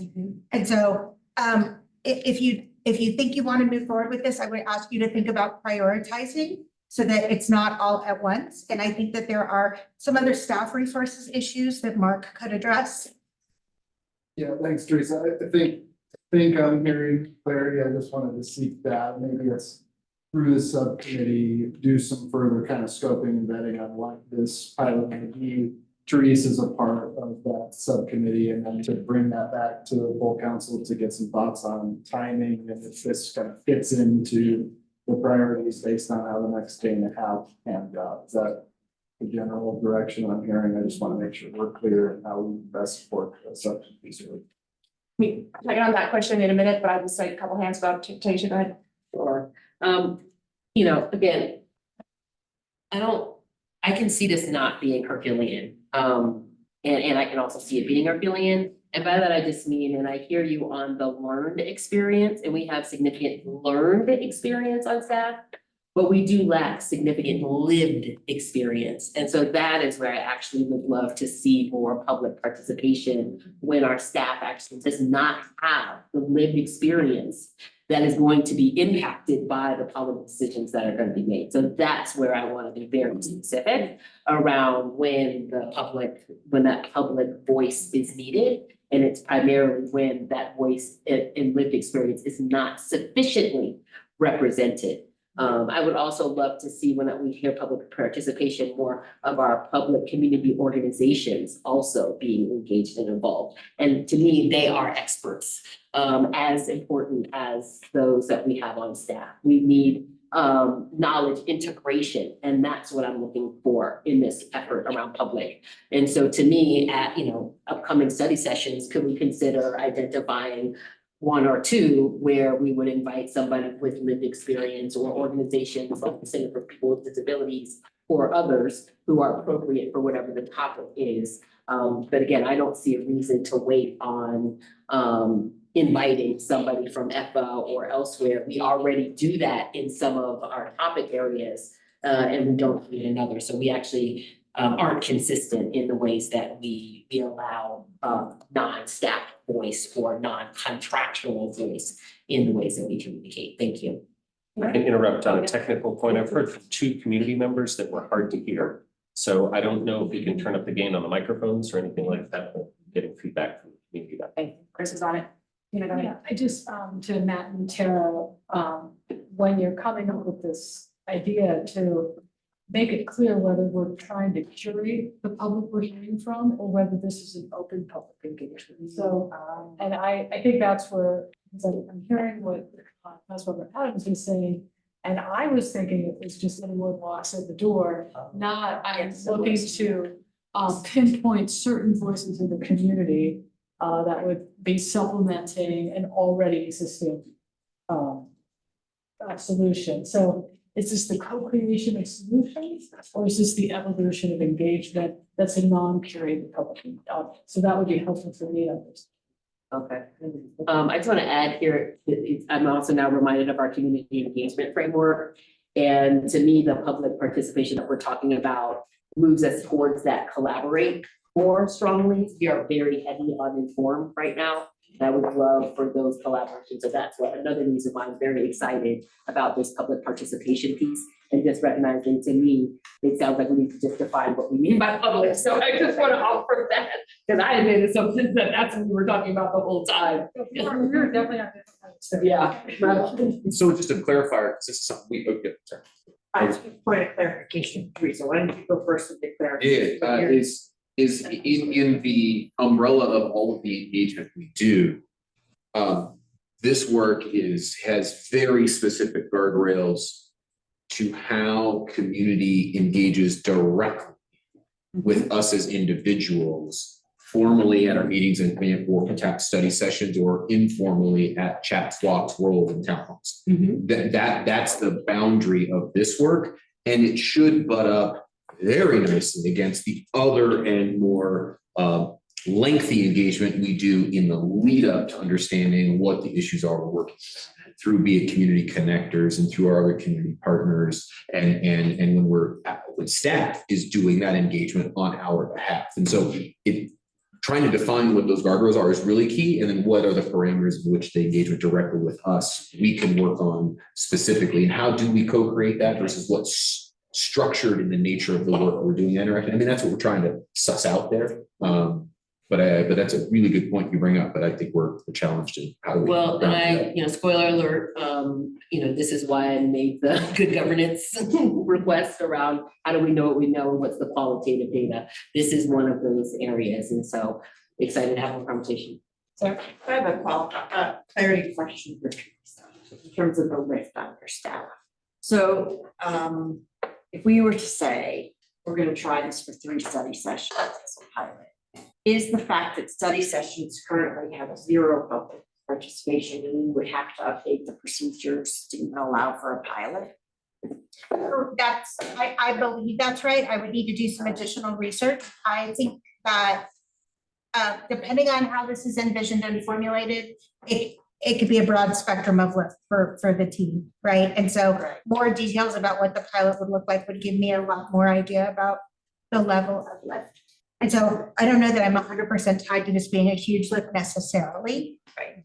We specifically made a decision to put it in the funding set, put it in the study session. I think if there's shorter meetings, it might be less impactful. But if the public participation piece that's involved in regular meetings is already existing for us to pilot, that would be some helpful context to have about what the lift is. Either would require a change. Okay. But Teresa, could we not just suspend the rules for those 3 study sessions? You know, I think that is entirely possible. That's what Erin and I were just whispering over here about, but again, don't like to shoot from the hip on legal advice. So I'm happy to look at that. And then I just wanna say that this question of clarifying, are we talking about open, anybody can come, or curated is a really interesting one. It is. We do have one time in our recent history where we actually curated public comment to really bring in lived experiences.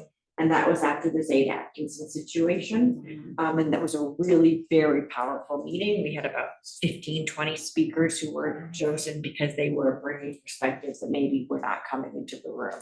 So there is a history there. I'm not sure that's what we envisioned in this conversation, but it could be. And there is an opportunity to think about that. We have done it. Cool. Yeah, and I just, Tanisha, just wanted to thank you for making that distinction between learned and lived experience. So when I'm thinking about, I'm often thinking about learned experience versus lived experience, and those are 2 very different things. So I'm just wondering, you know, even in our conversations moving forward, we can just make sure to be specific about what it is we're talking about. I think that'll help with clarity. And, you know, I think for me as well, when I'm thinking about this, just our engagement committee, I really like the idea of thinking about lived experience that's not present, right, or other experience that's not present in that conversation versus just sort of having an open comment or, you know, some sort of public engagement study sessions. Because one of the things that I still am not sure how, a problem that I'm not sure this solves is how are we getting different people to be there, other than the people who generally have had time to follow the meetings, read our packets, engage in open comment and things like that. How are we reaching the people that aren't easily finding us? And so for me, as we're thinking about, if we were to be thinking about expanding engagement in some way, that is a critical piece for me, is how are we reaching the people who are not already getting to us? If they can add value in that way, then I'd be more interested in having that conversation. If it's really just for providing different venues or different opportunities for many of the same crowds that are always engaging us to continue, then that's a different thing. Yeah, I agree. I just want to say that I am agnostic about this. It's not that I don't want to do it, but I see everybody brought so many good points here.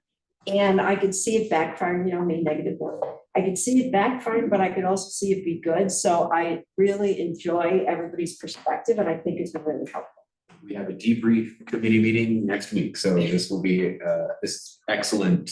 I will speak now for staff, but this is exactly kind of the conversation and dialogue that is a good primer for exactly how we can take our next conversation forward. So I really appreciate that. Sarah, did you feel like you got what you wanted out of this as well? I think so, and I think the direction I'm hearing is that the committee can scope this a little bit further, bring back some more information. I did observe that we didn't hear from every member of council. I just wanted to have a last call to see if those of you who were quiet, everything that needed to be said has been said. But if you wanted to jump in and provide additional thoughts or direction to something, that'd be time to do that. You good? Awesome. Thank you all. Appreciate it. Thanks. So we have 14 minutes until our scheduled break. You have the option of 14 minutes of conversation on council committees, charters, and work plans, or a break, an early break, and I could add 1 minute per human, not to your presentations, you still get 5 minutes, but to the Q&A time for each of your time allocations. Preference? We could also be early. We could also be Sorry. early. Yep, yep. What? Just saying. What? Sorry. Wondering if we can use this time, I would like to propose to use this time to try and talk about some of the, you know, we'd like to actually talk, you know, use this time we have set aside to talk with each other. And so, you know, I I would like to have a conversation around council committees and how those go. There's particular issues that I would like to discuss in that area. I just. You're saying you want to use the 15 minutes for this? I mean, there's more things that we have on here. The idea that we're just gonna walk away because we got the debris done that were highlighted. This seems a little, I mean, I blocked this time out. That's my job to be here. So I don't need a 15 more minute break. I need Show of hands for a conversation on council committee charters and work plans. Sure. Okay, excellent, thanks. All right, what's the issue? Yeah, I don't even know who put this one in here. I just wanted to lift this up because I saw it and I was like, yes, this is. This is the next one. Yeah. So I'm on the Rocky Mountain Stewardship Council. I've had one challenge I have is that our meeting is at 8:30 in the morning on a Monday. I just do not understand. I feel like this would be against any kind of community engagement framework policy that we have. It's one thing to have our CAC, our agenda setting meetings at 9 o'clock on a Monday morning, and I'll get into that later. But because we are part-time, I mean, we are actually, it is an expectation that you are going to be here available during the workday. However, if we are hosting meetings that we expect public engagement, and we allow us to approve an engagement opportunity that we know goes directly against best practice. For 8 years, this group has had it. There have been numerous letters from community asking like, why is this, I'm getting limited. And, I tried to raise it at the meeting, I tried to raise it again, but I just feel like if we are having meetings where we are supposed to be representing our community is telling us that these times are not working for them. I'm on the struggle bus with how to proceed. I don't think that as a council, we should allow any public meeting to happen, at some time we don't know when it's gonna come. I mean, it's as if we would allow our council meetings to start at 10 PM and just be like, well, that's the time everybody's available, so that's where we're gonna meet. So my issue is that. Also just how we know about what's going on in our respective committees. So that committee right now is in a 2.0 phase. We're trying to figure out, should it dissolve? Should it continue? If so, in what way? And so we're supposed to have public engagement at 9. We only meet quarterly at 8:30 and a Monday. So I just want to lift that up. Is that council committee? I actually know the answer. I was on the Rocky Flats subcommittee before you and happy to leave it. FYI, I can't do 8:30 on a Monday morning. No can do. Okay, this sounds like a council committee assignment conversation. Oh, sorry, what was Also, that? yeah, it's. I thought this was council committee assignments. Yeah, That's not what it the was? wording is vague, so Committee. that's all right. So council committee assignment, that sounds like a different conversation. Taking Okay, up the can time I- of that meeting with those people also support you because early mornings are terrible. But what is this item that? Oh, yeah, sorry. You brought this up. Yeah, I don't actually know. I don't know what this one is. I think it was trying to put a charter to each council subcommittee because they're vacant. For the ones that are actually. The ones that actually exist, because there's some overlap. I can't remember who brought it forward, but there were some overlap between, do you recall? Yeah, so there was some overlap between the council committee on council engagement, the boards and commissions, so the charter committee. What's the workflow, when committees overlap, who owns what is the obligation of committee work to come back to the whole of council? What can committees do to represent the voice of the council? Oh. We don't have a framework about That any of those in any consistency. So this is one, I mean, I think it came about through some, as we were onboarding councilors to subcommittees, it came through various channels. And so we identified it as an opportunity with staff support to start to work through those scoping challenges. So that was the original intent. And Thank you for that reminder, Pam. Got a couple hands up. I saw Nicole first and then Tara. Yes, I think now that you remind me of that, yes, this was one of the things that I think I actually brought.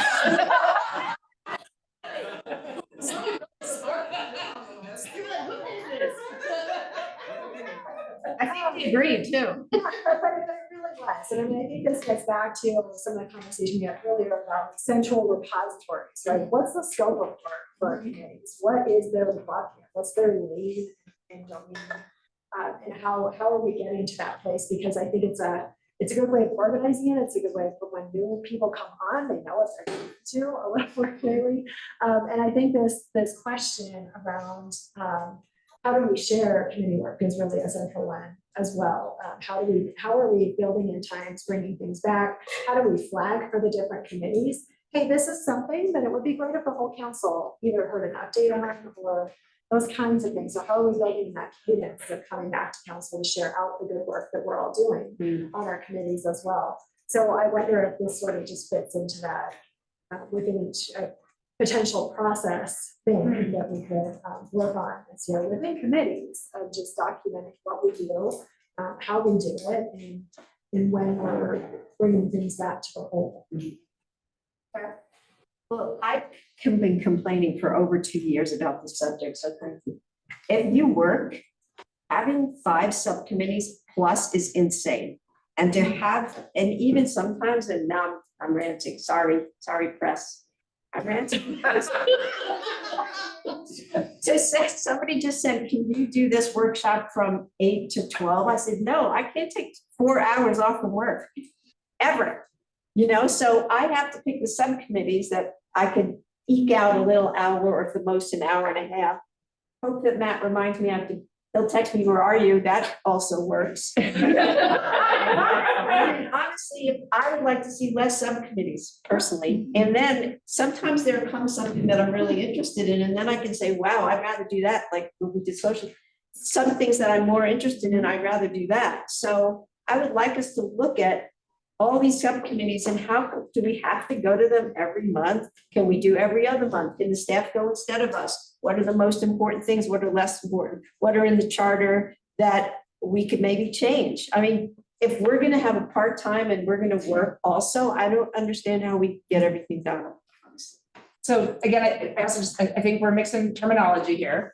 So council committees are committees of council members. So those are the things that we would charter and have work plans around. There are also external committees that members of council sit on when you do assignments, and you all sit on those. I remember we used to do those at retreats. That was always a fun time.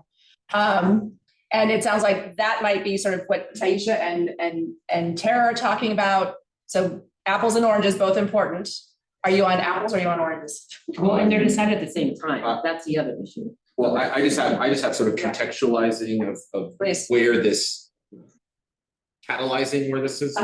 So I don't know where, I can't speak for where Nicole came from this, but where I vision this. No, and I think we're probably on the same page, was specifically like we had a retreat committee, we had the council engagement, and there was a question about who is responsible for engaging with community about the priorities that we want to set here.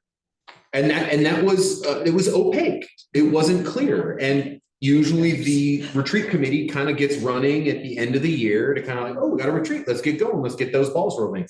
And so it's a committee that kind of runs it does its thing, it runs a course, then it kind of takes a pause and hiatus for a bit and then reconstitutes itself at the, before the retreat. The council engagement committee is in perpetuity, always looking at how to better engage with community. And so there was a timing and temporal issue of who should be the ones to lead and organize the engagement with community with council in setting up our priorities. And then who is that? And then who does the informing of that, either with the retreat committee or with council? That unknown is, I think, kind of what spurred, oh, hey, we got some jurisdictional lanes to sort of suss out here so that we don't run into the retreat and keep asking the same questions of who's responsible for what. So I don't know if that was the catalyst, but I think that's one of the areas of clarity that I think this work could provide all of us. So given the time, and I am committed to the hard stop to protect your time for work plan items, two things. One is on the chartering of council committees, which is clarifying what their purpose is, what their lane is, et cetera.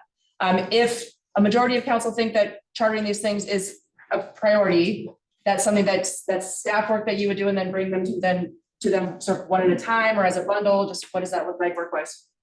CAO. Mm-hmm. Or CAO was.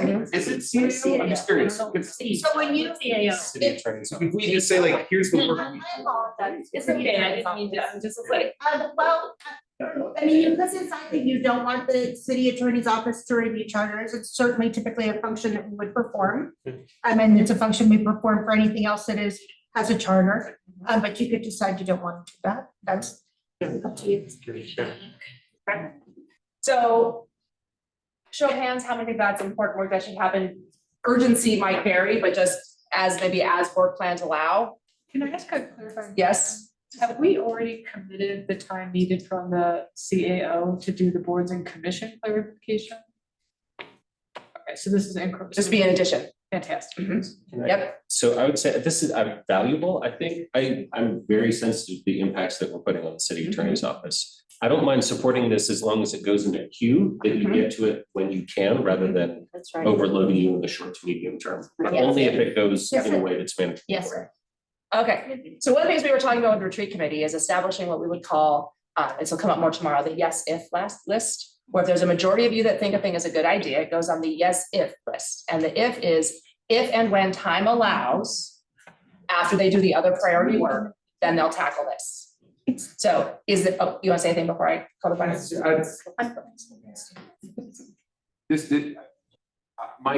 My concern is one is we end this retreat, that tension of overlap that our two committees Sure, had. yeah. Kind of just sits on the back burner for about 18 months. And then it's gonna rear its head again. Right. So it's not something we have to deal with now, but something we will have to deal with. Otherwise, we're gonna have to run right into the same thing. So I'm wondering, this could be simple council committee charters for all, or is there an opportunity for council, it's just for these two committees to reconcile that difference?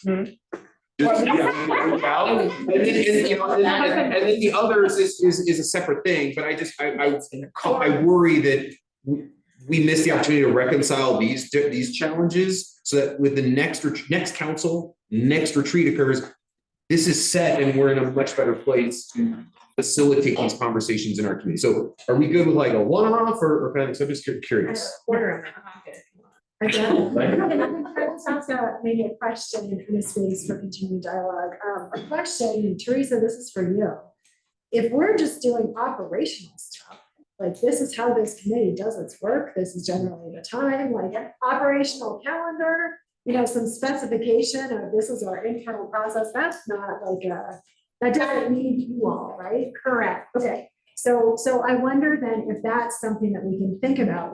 It's not an official charter, it's really just internal committee operating documents that we're creating within our committees to help get some of the process, the timing, all of that.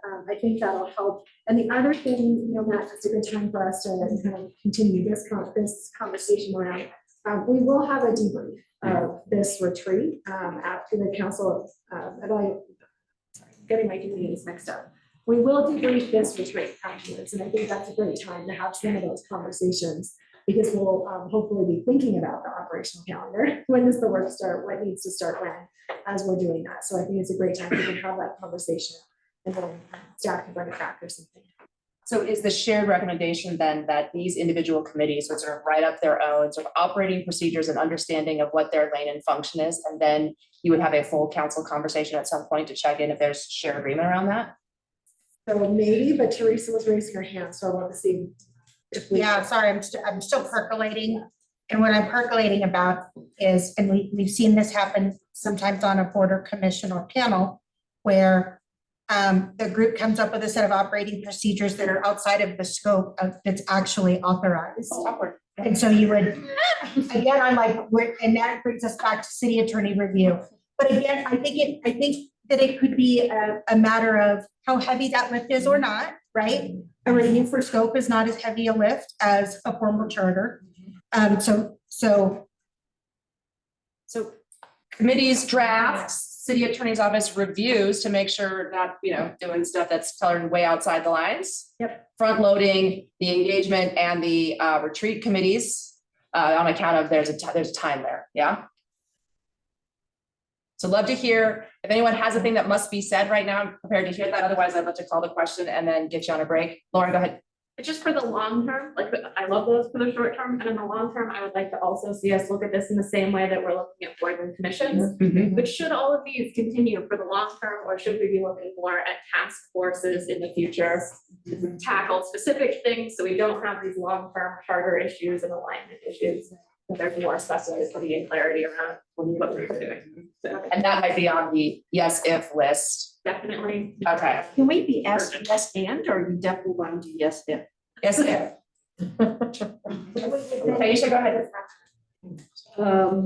I also just wanted to revisit, because there might be fewer opportunities for us to be appointed to other councils. I'm thinking of the Colorado Office of Tourism's Destination Stewardship Council. They're coming up with a statewide plan. And so, again, I just am very mindful that there's opportunity, you know, and kind of move away from what we've always done. So That was my second quick item. So let me come back to that one. Yep. So just show of hands, multiple components here. Thing one, these two committees, council engagement and council retreat committee, draft their own sense of that, what their scope is, what their operating procedures are. Front load review of that by city attorney's office on the yes if list, which I'm going to write over there, will be a longer burn, but comprehensive look at council committees and charters to long purpose, function, do we still need them, et cetera.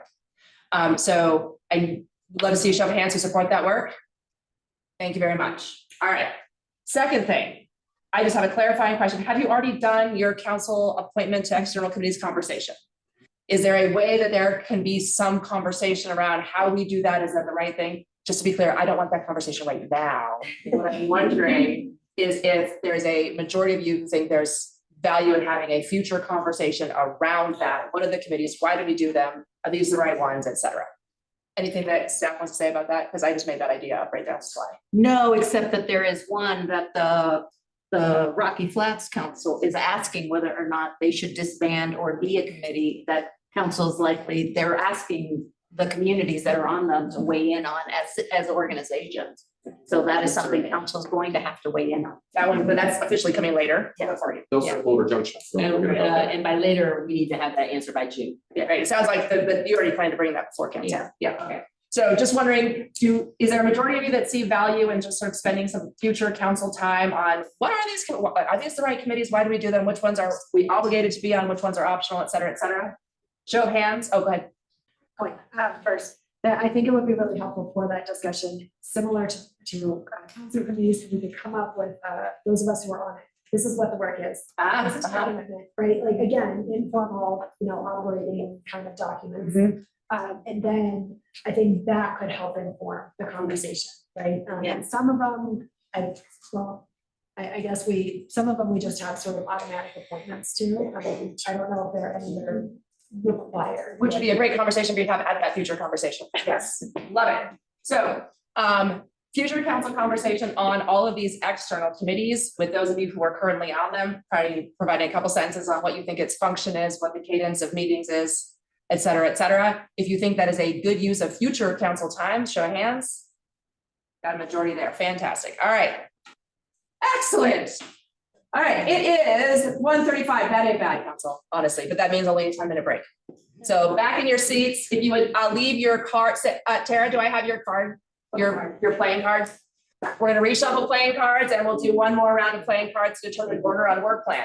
Go, go, go, this is so fun, yay. These are us. It's fun. It's all that we create. This time, it's your family. Don't get confident. Yes.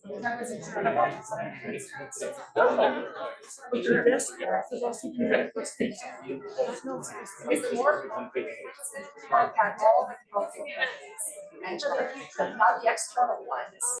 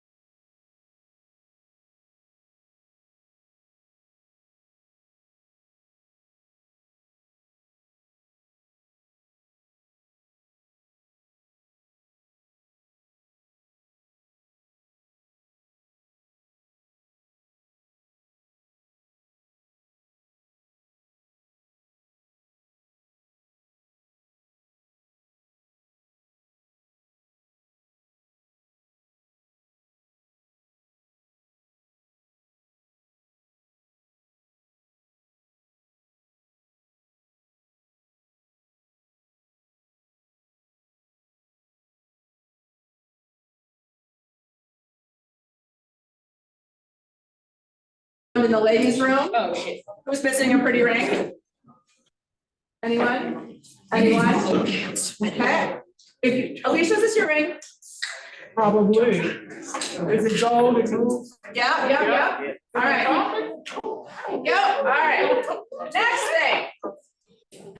Well, you were just. Is it gold? Well, it must be. That's what I thought. I was like, nice. Well played. Like, she didn't miss a beat, but that's what- Someone brought it to me at the break and I thought we were getting married, but that's fine. I think I was. Yes, and we were looking at it.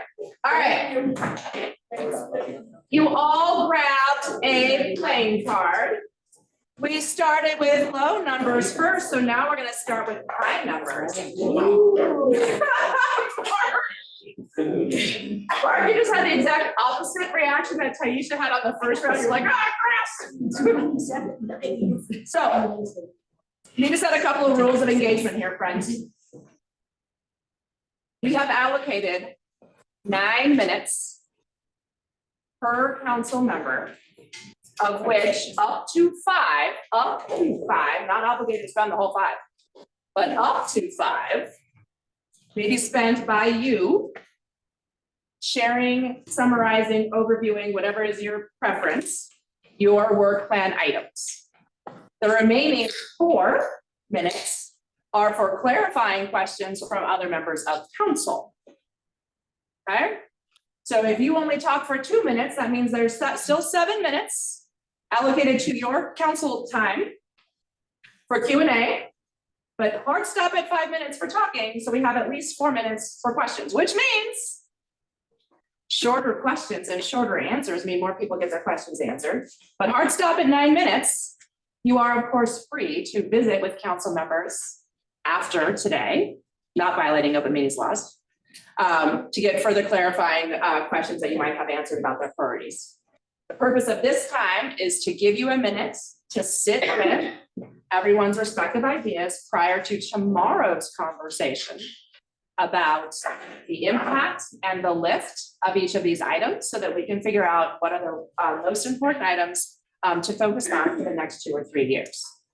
Does everyone understand the overall plan? Clarifying question, please. Yes, ma'am. So you're saying we should just talk for 5 minutes straight and do all of ours at once? Yeah. And then 4 or more minutes, depending on how long you talk. Feel available, okay? All right, who? You doing your timer? Oh yeah, I'm getting ready. Who is the lucky owner of number 10 of hearts?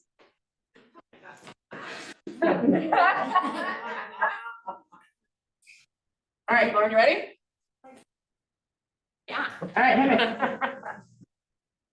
I focused on crafting primarily cost-neutral, legislatively focused work plan items that address the pressing need for our community to lay a foundation of for a vibrant, sustainable, and inclusive future.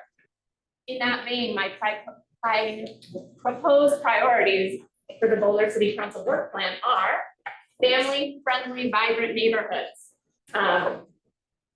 Our neighborhoods are the heart and soul of our community. But we recognize that there are challenges to ensuring our neighborhoods remain accessible to all. One key priority for me is updating zoning regulations in single-family zones to accommodate multifamily, duplex, triplex development. By embracing this change, we can create more housing units within existing urban areas, reduce sprawl, expand transportation options. I propose piloting this increase in strategic locations such as corners and along transit corridors, and allow for small neighborhood serving retail and cafe spaces. Zoning for sustainability. As a steward of our environment, it is our responsibility to ensure that the city is built and developed in a way that minimizes our ecological footprint. I propose creating incentives to promote higher levels of sustainability beyond code requirements. That would include offering density bonuses or expedited permitting for developments that achieve extremely high levels of sustainability, and exempting insulation and finished materials from FAR and setback requirements, encouraging on-site stormwater management. And by incentivizing these practices, I believe we can do a lot to help make buildings more sustainable in our community. I'd also like to see us review our historic preservation code.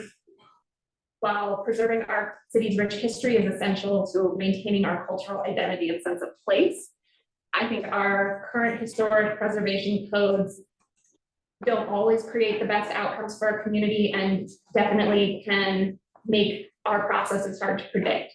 So faster processing times and also making sure that we allow for energy upgrades and fire proofing of our historic structures, where those make sense.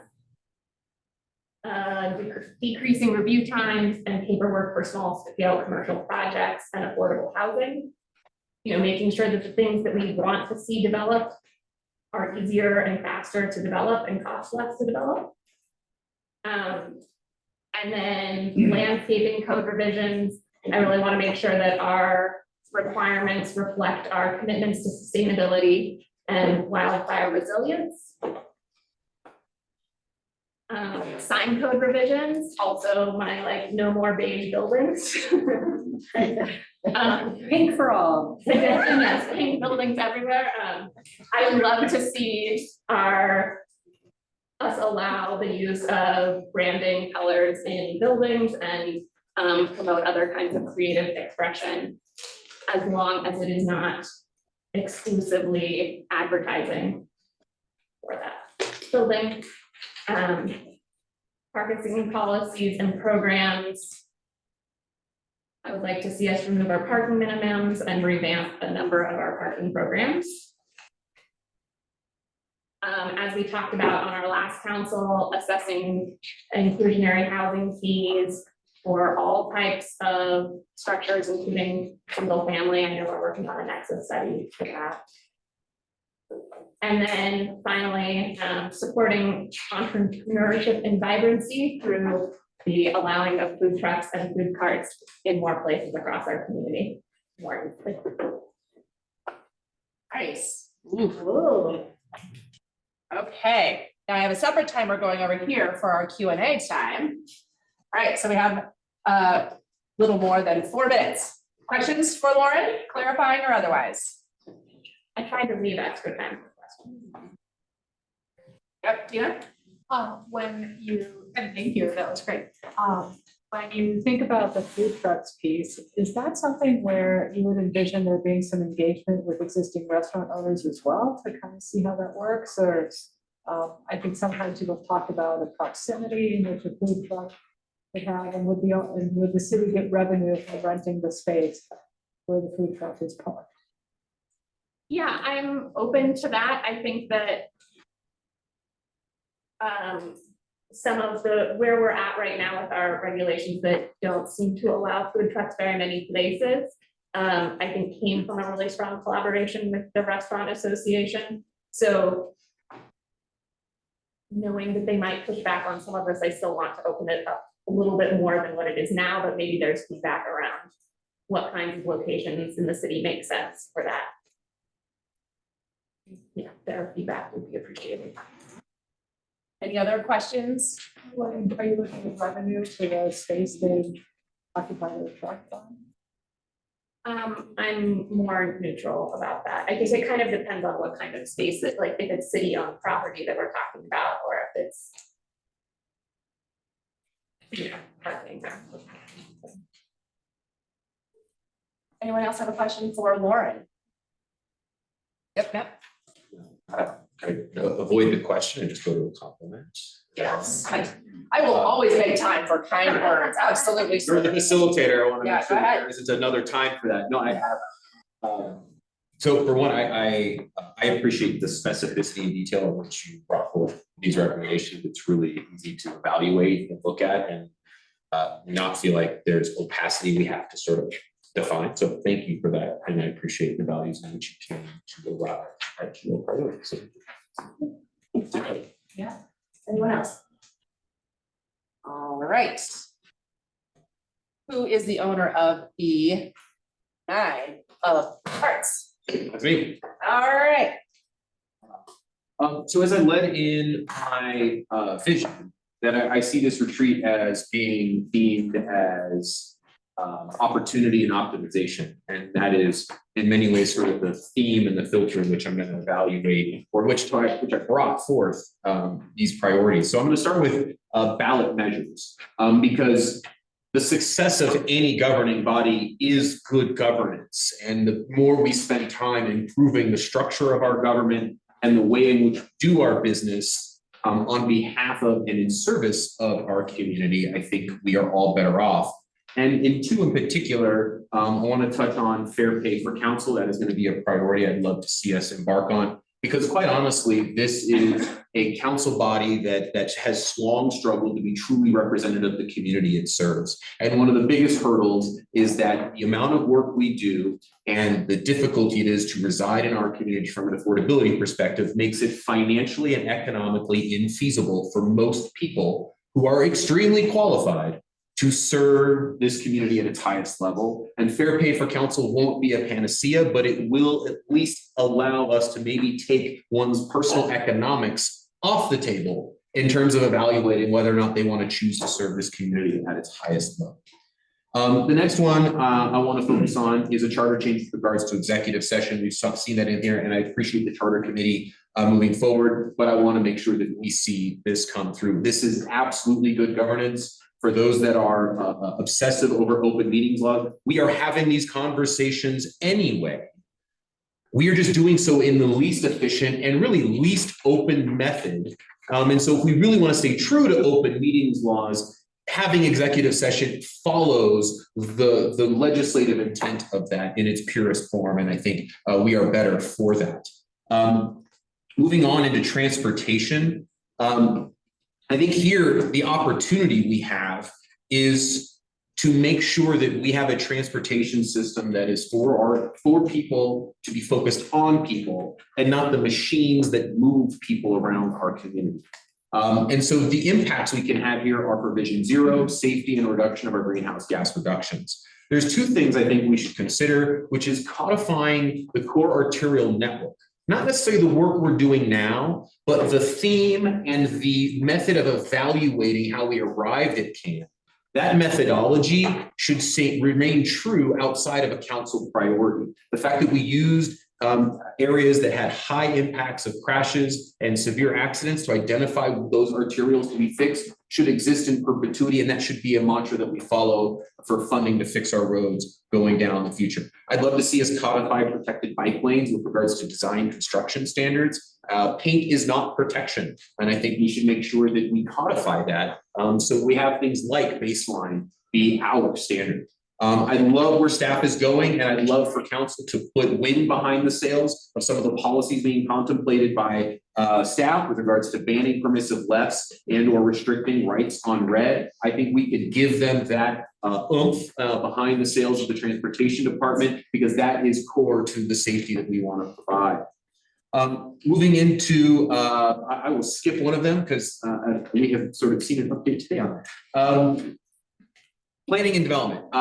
This is economic vitality and housing and stabilizing our school enrollment at its purest form. I think one of the things I really want to do is see us expedite our Boulder Valley comp plan. I know I have in here 2025, Brad, that hopefully doesn't make you sweat. And I know that 2026 is another number in there.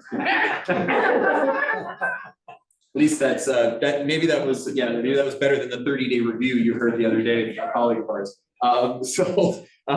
What I really wanted there is we want to make sure that doesn't span multiple councils. It is such a big thing that spanning multiple councils actually does delay the process as a whole. One of the biggest ones that I really want to touch on is allowing duplexes in single family zoning.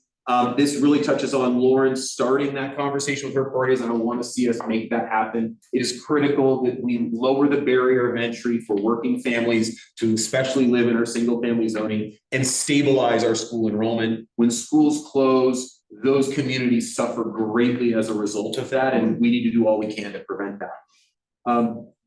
Wildfire hardening is key. I'm going to push a little past the minute mark, but that's okay. Wildfires are not waiting for us to get our policies in order. We know that. We saw that just a few years ago when 1,000 homes east of us burned out. So we need to work expeditiously. We've got a wildfire protection plan, but there are ordinances we can pass right now that get us on the way to protecting the homes and making sure other homes don't burn as a result of this. This is wildfire hardening for vegetation and removing the fuels and changing some of our landscaping policies, because this is health and safety that is core to the mission of this council. I'd like to see us think about how we proactively manage some of the impacts from some of these state bills. And some of them may put pressure on our housing market, that we could see a runaway rental market and a speculative environment here in Boulder. And I think we want to find some guardrails in that, whether it be a rental licensing cap or rental ownership ratio. There are a lot of great ideas that other communities have explored, and I'd like to see us explore that as well, maybe a vacant home tax. Last but not least, the thing that drives our whole community is our economic engine. And so I really want to compliment staff, Mark Wolf and Nuria, in starting to really build capacity around economic development. And I'd like this council to really put wind behind their sails and say, our main mission this year is to decrease or eliminate the headwinds that are really, really harming our local businesses. Because without that revenue, all these great ideas we have are faced with a fiscal red line of not being viable. So things like office vacancy, business recruitment, related code changes, incentives,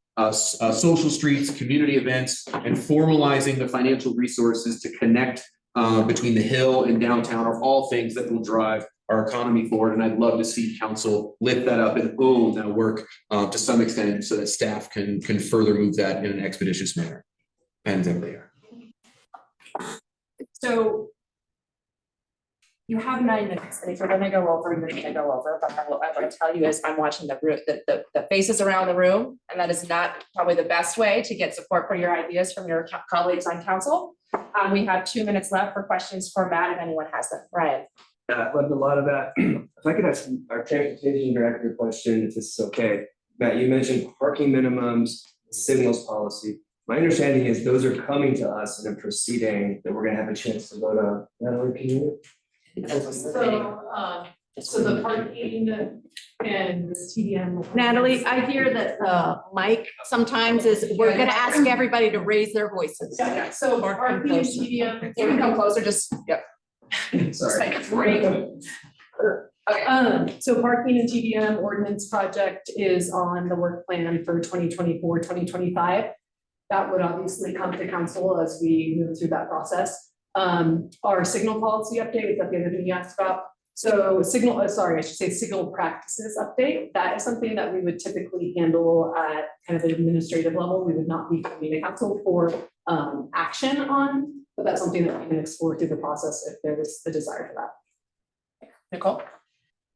Yeah, I had a question. I think this may be more related to the city attorney than Matt. I know it's tomorrow too. Is codifying the work plan priority something that our charter allows? Is that, because I've heard, I saw a couple of things around codifying in here, right, that seem to be related to work plan priority, either current or past. And I'm just wondering if we can do that, because it feels like there's a resource allocation that goes with it. Yeah, thanks for the question. There is a resource allocation. I'll try to be quick. I know we're short on time. But I'll remind you all of my favorite provision of the charter, section 13. And section 13 counsels us that in a section that's outlining all the many powers the council has, it says these are expressly reserved and are not council's powers. And that's for dealing with administrative services, right? And what that means is that it would not typically be our practice to codify something that is a department work plan, right? We codify schemes and regulations. I'd be really happy to get back to you a little bit more about this tomorrow when I formulated this thought better. Okay, great. All right, we're out of time. We have more questions for Matt or about Matt's stuff. We need to follow with folks after the meeting. All right, where am I? I am at lucky number 6. All right. So you say 8. Oh, I'm lucky number 6. Oh, okay. I thought we were. You can gather your thoughts for a minute. I know I'm full of surprises. I'm excited. All right, but who is the lucky number 8 then? All right, Tina. Okay, great.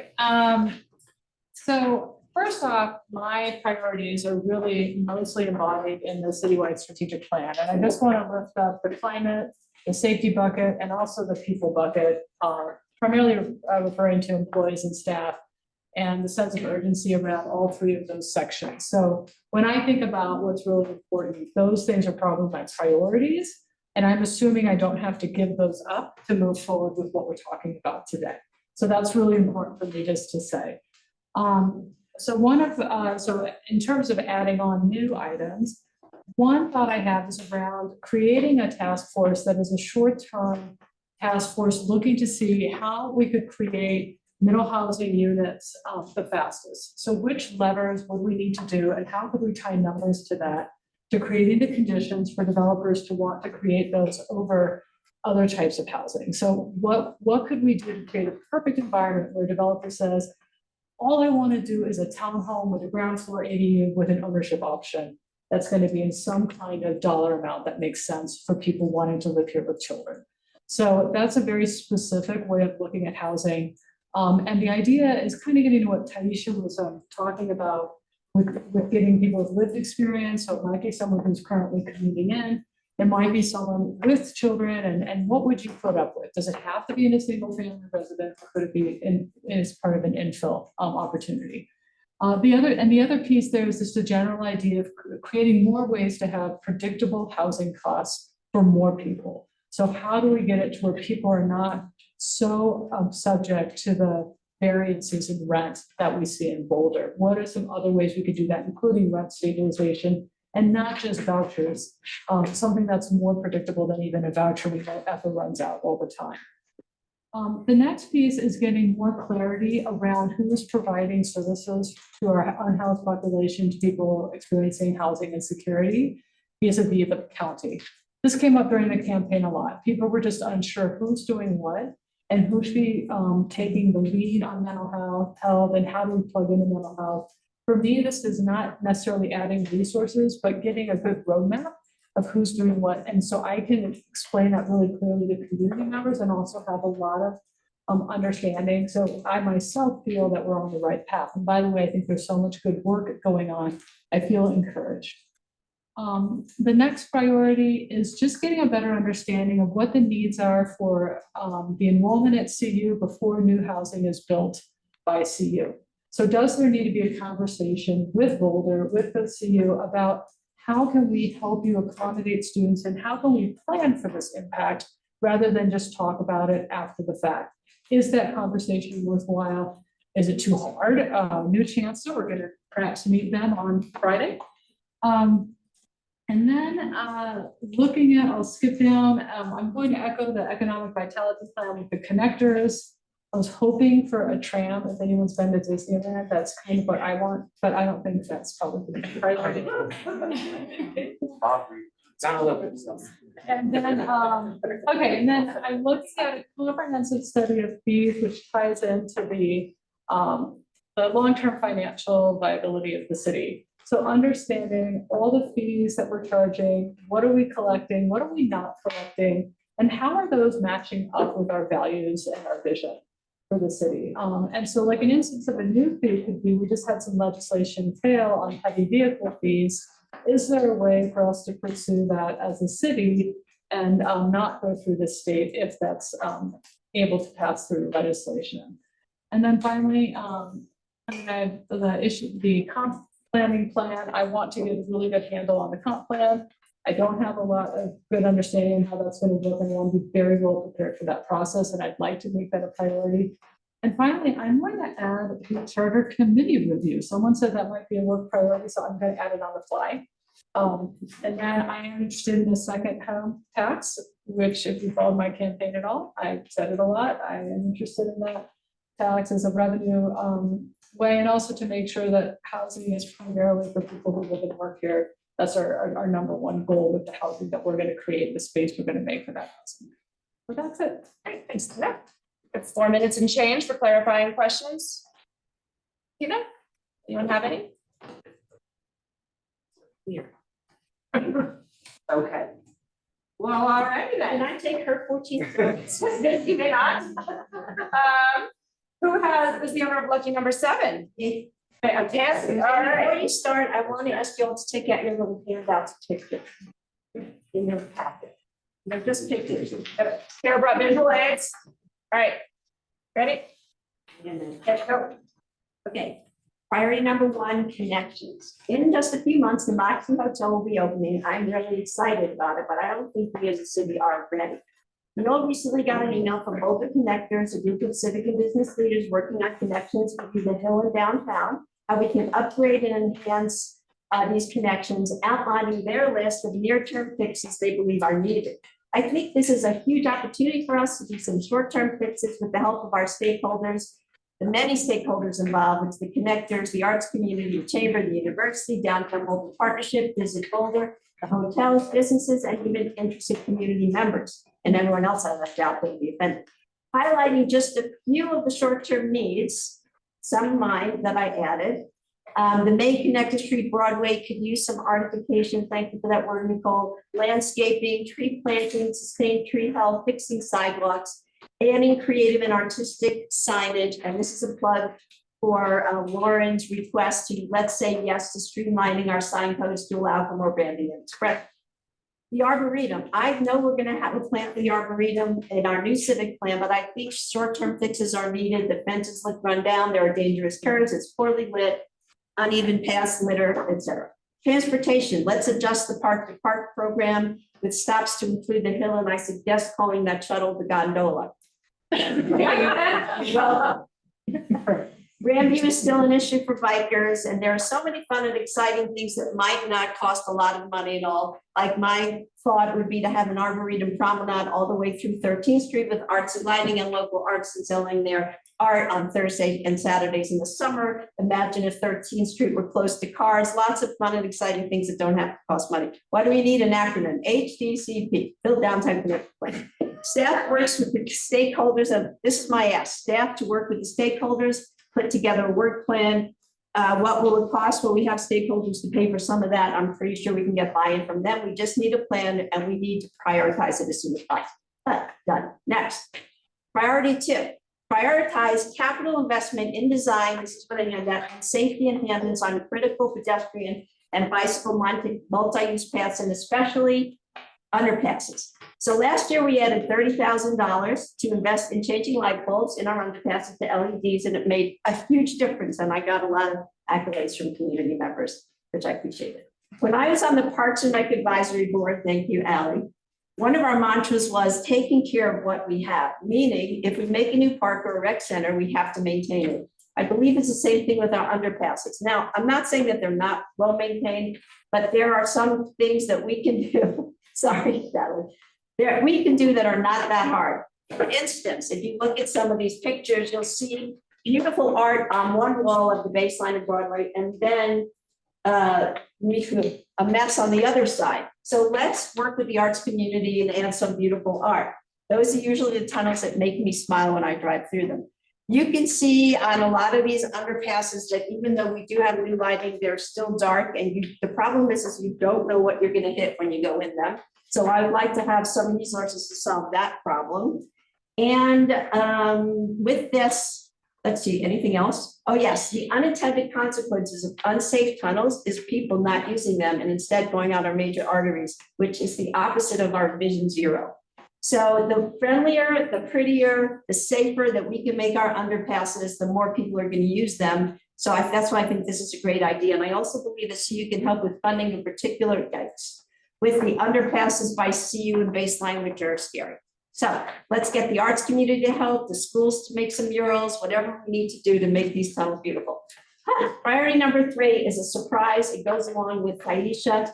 It is new innovative ideas for secure bike parking. So 2 to 3 bikes are stolen in Boulder a day, 2 to 3. So I would like us to be proactive and find some new mechanisms for, besides just the inverted U, where we can lock our bikes. And yesterday I had a phone meeting with a company called Bike Links, and they have this on-demand bike parking. It's like you put money into a machine, you use a meter, there's a slot, you roll your bike in. It's almost foolproof for bikes being stolen, and it's very popular in California. So I'd like us to consider options for secure bike parking to get people on their bikes so we can do some good stuff with decreasing our vehicle miles traveled. And lastly, this is the big surprise. I have 11 minutes. Encampment resolution program. This is not my usual low-hanging fruit.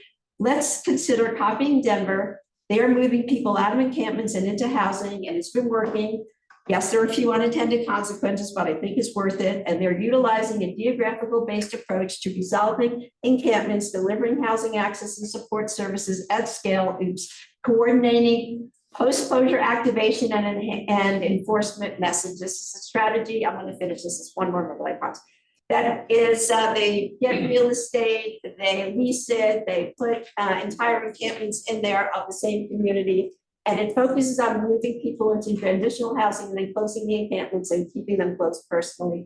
We're just talking about a few hundred people versus Denver had 1,400. And I realize this is the last minute. It's probably not going to get on there, but I just want to throw this idea out that there is light at the end of the tunnel.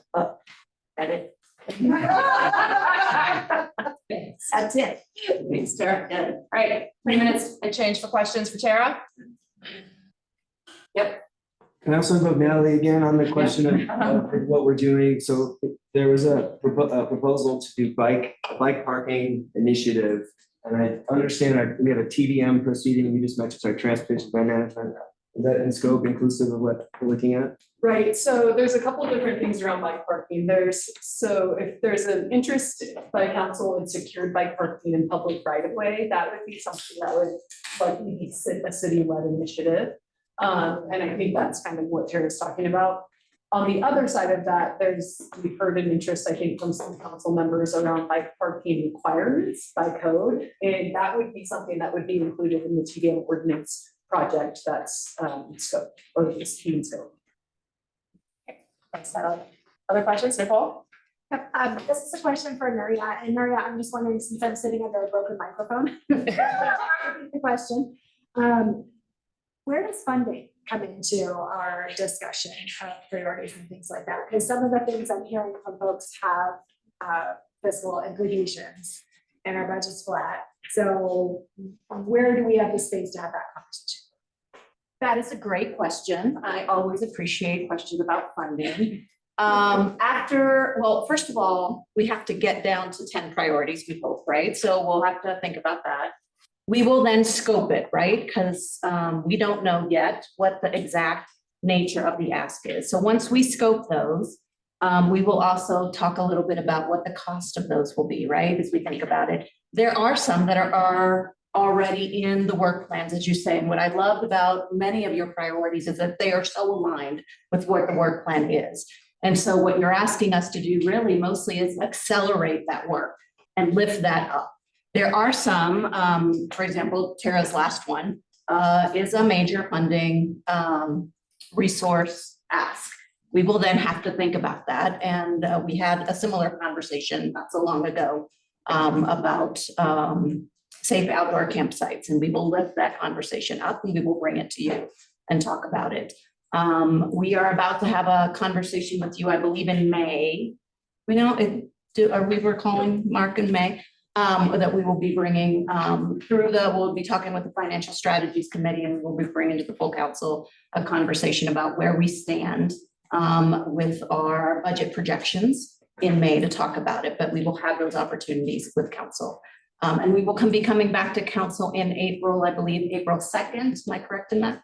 Keep me honest. May 2nd, to talk about the follow-up to the council retreat. Not April, yes. Yeah. Sorry. We are talking about. We're April going 2nd. back. Yeah. All I'm going back in time, so May 2nd. Sorry, I'll start in a minute. Okay, fantastic. Yep. We're out of time. Yep. Come back on the questions after the meeting. All right, Taisha, I believe that you are the owner of lucky number 6. Go ahead. So I want to start off by just clarifying my vision for our community, which is the same as I had on the campaign trail: cultural and climate resilience. We cannot have one without the other. And so I start my list off with climate resilience 2.0. I put in there what my rationale is. We know that climate change is accelerating faster than we had anticipated. It is exciting to have climate goals that were established in 2021, but sadly, those goals are all emissions-based, which we know is very important. However, the scientific community around the world has been crystal clear that effort around reducing carbon emissions must also be coupled with rigorous biodiversity restoration. Every home that is built, every transition that is made is biodiverse or habitat loss. And so I implore us to consider, and again, I know this is more of an acceleration. The team is already planning to update our climate action plan and our resilience strategy. So again, wanting to accelerate that opportunity there. There's also a lot of work already being done by our climate team and utilities around climate risk and adaptation. I offer that we bring that work together, that city level work around water, energy, soil, air, critical infrastructure, and expand it to include and align with our efforts at the individual level, at the business level, our manufactured home communities, which have a unique challenge in our changing climate, and our community organizations who are doing significant work. I would also like to see a stronger alignment around insurance, similar to the racial equity tool that is integrated in all that we do. Similar, I would love to see some kind of climate assessment or tool or questionnaire that everyone, that we are really looking and reviewing when we are making these considerations. This piece around launching a climate literacy is climate change real? This is more reconciling perception versus reality. We do have senior water rights on paper. We do have wet water right now. But the projections, when we come to 20 years, 30 years, they are not as strong as our community believe that they are. Our scientific community has been very clear as they are revisiting their assessment tools on assessing drought and those kinds of things. So I again implore us to deepen our own climate literacy and understanding both at the staff level, at our council level, and at our community level. I also included in there some kind of study or consideration around the tensions, what I'm seeing between water and energy. There is no such thing as a dry utility. Everything uses water in some way. And so as we think about an expansion of housing, in transportation, in anything that we are doing, there are significant water and energy implications. And I would love to have more information and feedback and guidance when we're making decisions related to those areas. As it relates to my other priorities, better data in, better data out. We have already heard from others around the update to the comprehensive plan. To me, I would also like to move closer to that collaborate on the framework and move away from inform, which is where we are primarily. I would also like to see significant changes to our community survey so that it aligns with equitable research practices. I'm happy to know that the folks that I talked to at the National League of Cities, they are actually also moving in using the same practices that we discussed during our meeting. That includes differentiating data by race and ethnicity and really making sure that we're seeing the full picture and not oversampling, which is what is happening right now. I also am happy to know and want to accelerate the work of our boards and commissions, so I won't spend a lot of time there, as well as our community connectors. I have an affordability for all. That's number 3. Our affordability efforts to date have been siloed, whether it is rent, housing, food insecurity, transportation, energy, climate, housing hardening. We have significant numbers of programs dedicated to low and middle wealth communities. However, what I am lacking is, and I'm hopeful for and recommending, is an assessment and an evaluation of both the fiscal and performance or outcome indicators. Again, something I know we are already moving towards as an organization as we look at outcomes-based budgeting. However, what are we going to do to fill that gap? Because I'm concerned about that. The connections between the Hill and the downtown Boulder, making sure that we're accelerating the beautification efforts that Tara already referenced, but also there are significant transportation issues, climate issues, and how do we continue to support our local businesses.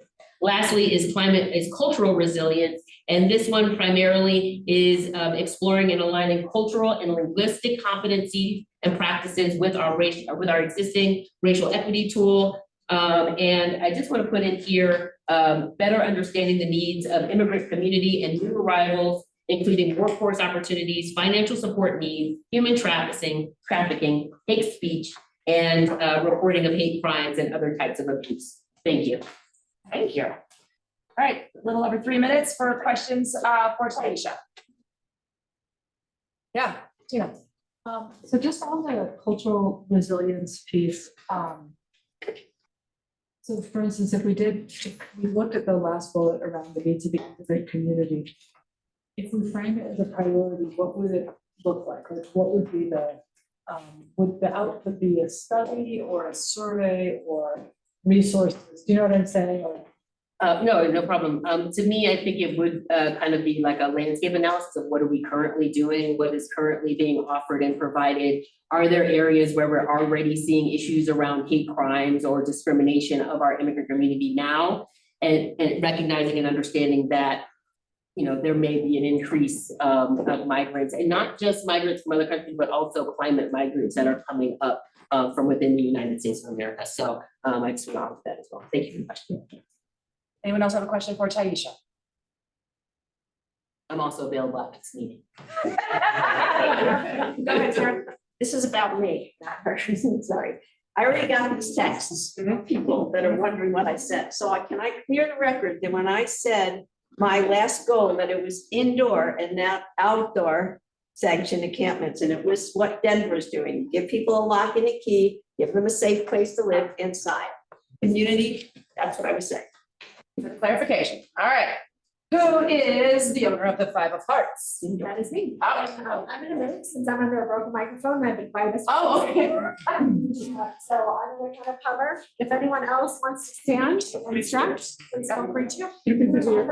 No, I'm totally good to stand. So there's no help. Everyone's so much. It's like, but I want to stand. Feel free to stand. I mean, you can also stand while you listen if you want.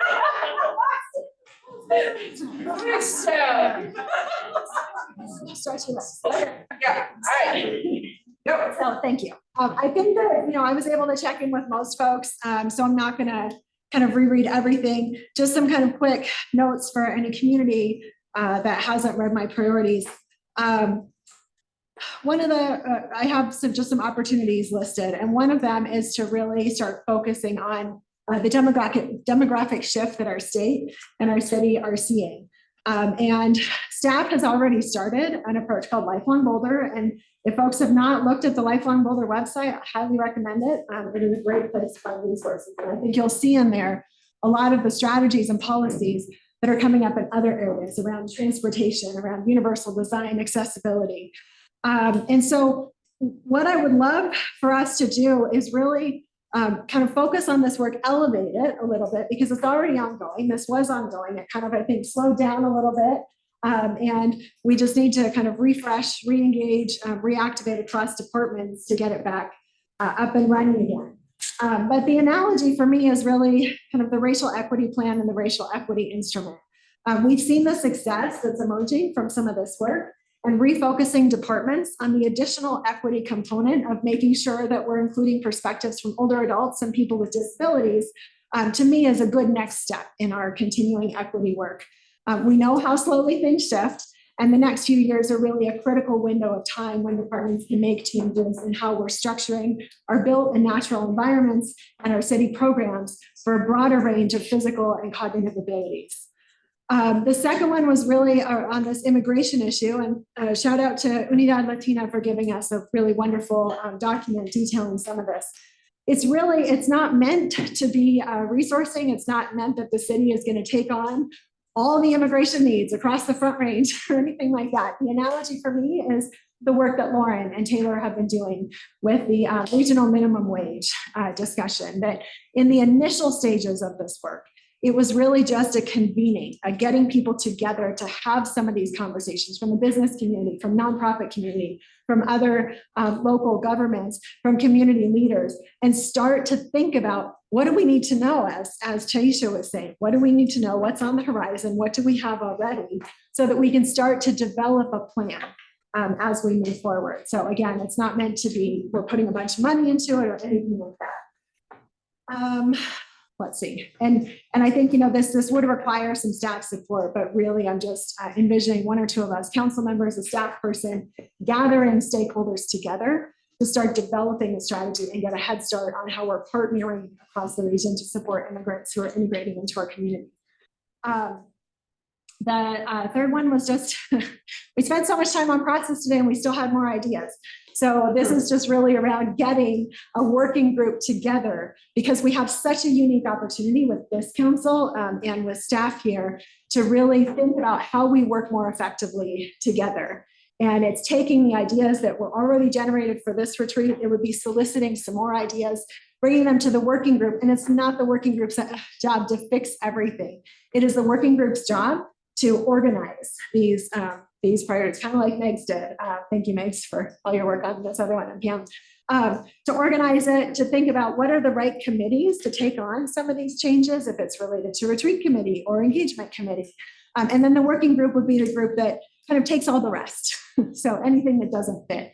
That would be brought back to council before we actually delegate the work. And then the committees could decide what's the most important for my committee to move forward. And it also would not be the case that we are waiting 18 months to make all these changes as people are finishing up the work. They bring it back to council, we have a 10 or 15 minute check-in, we move on, and it sort of trickles in over 18 months rather than waiting until the very end of this council's term. Let's see, other things around some of the work that Housing and Human Services is already doing. I just want to echo what Lauren brought up about finalizing our study of the correlation between single family home redevelopment and housing costs, like the last council kind of put forward, considering enabling impact fees for large residential additions and scrapes of smaller homes to larger ones. And a similar thing with the work around the affordable homeownership program. And as we evaluate it this year, really thinking about how are we looking at the longer term, the people who've been in the program longer term, because I think they're starting to notice things that the folks who are just newly entering into the program are not noticing yet. And just how do we check in on that? And then those of you around 2 years ago heard me bring forward council pay, still something I would love to see us move forward. I'm really hoping for kind of a quick check-in on that so we can try to get a ballot measure this year. Thank you. Next. I'm gonna start here for questions. Yeah, questions for Nicole? Just because I anticipated coming up tomorrow, the working group on process, was that a working group of council members and community members, or that was just council members? Just council members. So that was sort of another sort of ad hoc council committee kind of thing? Yeah, exactly. Yeah, I envision, I mean, I think we need some staff there. I think we would need somebody from the city attorney's office. I think we need city manager's office to be part of that. But really, it's the council engagement. It's their job to think about engagement with community. It would be the working group's job to think about how council is working together and what process changes we need to make in order to get us to work more efficiently and effectively. Other questions? Yep, Taisha. So I see your opportunity number 5 around expanding the survey of low-income homeownership program participants. And I was just curious if, in addition to getting qualitative information from participants, if there was also a quantitative dimension where we can actually see some of the economic impacts, not only of them, but also just the community, et cetera. Yeah, no, I think that would be really cool. And it would be an interesting thing to start thinking about. For people, it's a case, it's a study, right? This is an experiment, natural experiment. There were people who signed up for the affordable homeownership program who were not accepted because we didn't have enough space for them or some other reason. We have no idea how they're doing economically compared to the folks who are actually in that program. So I think it's a really interesting thing. From talking to staff, that would sort of be a bigger engagement because we'd have to track people down. We would have to do, interviews with them, that sort of thing. So I think that's a great conversation for tomorrow. If folks are interested in this, what's the scope of that? Is it really just looking at the people who are there currently and how they're doing? Or are we thinking about this as an intervention that we did and what the impact was? And we do have the data of those who applied but were denied, right? They filled out an application. We do. We don't. updated though. Yeah, okay, yeah, so we would at least have names and maybe some contact information for whenever they were in the program. So it could potentially be a possibility. And I think that's just a scoping thing of what we are interested in, if this is an idea that appeals to more than. Thank you. Any other questions for Nicole? All right, thanks a bunch. All right, someone is the owner of the Porta Pots. All right, Mark. I'm gonna remain seated because if I stand, I would be tempted to run out the door. That would be some optimal result. As I noted in my vision statement, it's my belief that we're past the point where we can rely upon the private sector, provide the type of family-oriented, reasonably priced housing that falls in between subsidized affordable housing and market-rate luxury housing. If you run the numbers, I believe that even duplexes and triplexes will not address this need on the basis of price. That's why we need to create a form of subsidized social housing, in which the subsidy comes from the reduced land cost that we can offer developers. Boulder owns the land.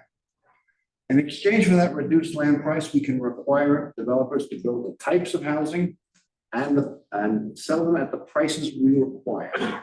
I believe that both the North Planning Reserve and the airport are critical components of that strategy, and it is a long-term strategy. I want to point out, I'm not hostile either to the airport or to its pilots. For me, the issue is simply the highest and best use of the property and the lack of practical alternatives to provide housing that will be attractive to and affordable by our in-commuters and first responders. And I want to make clear that my ask with respect to the airport is not to come to a decision to close it or repurpose it. We are a long way from anything of the kind. It is to conduct a study with respect to the following. One, to determine if there's a credible legal path towards decommissioning, particularly with respect to whether any of our covenants actually remain in effect. And if such a path exists, to determine the extent of our financial obligations in the event that we would choose to repurpose the airport.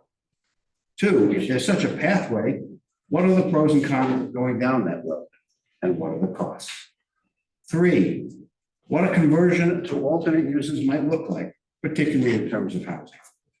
And four, during the period of the airport's operations, whether in the context of a repurposing or its continued permanent operation, to build upon the first steps that were announced by our city manager in the last couple of days to ensure that it is operating pursuant to Boulder's standards and Boulder's values. Second, I want us to explore revenue enhancements for the city at large and in particular for parks and open space. With respect to the latter, continued increases in usage will outstrip our ability to maintain our properties. With respect to the city, our eyes are always bigger than our wallets, and we need to find ways to fund the programs we find most valuable, consistent with sound financial practices. Third, if we have the resources, explore the possibility of contributing to the cost of utility enhancements in our manufactured home communities in exchange for some period of pad rent stabilization, as our legislature seems unprepared to address this need. Four, as I noted earlier, we must find the funds to adequately support our core social service organizations. It is unacceptable for organizations that provide food to the disadvantaged to lack food to carry out their mission. And lastly, I want to offer a quick shout out to some of the concrete proposals from my colleagues I would like to support. Better lighting at our overpasses and better bike parking depending upon cost. Second, better connections between the hill and downtown. Wildfire hardening, particularly in the wildland urban interface.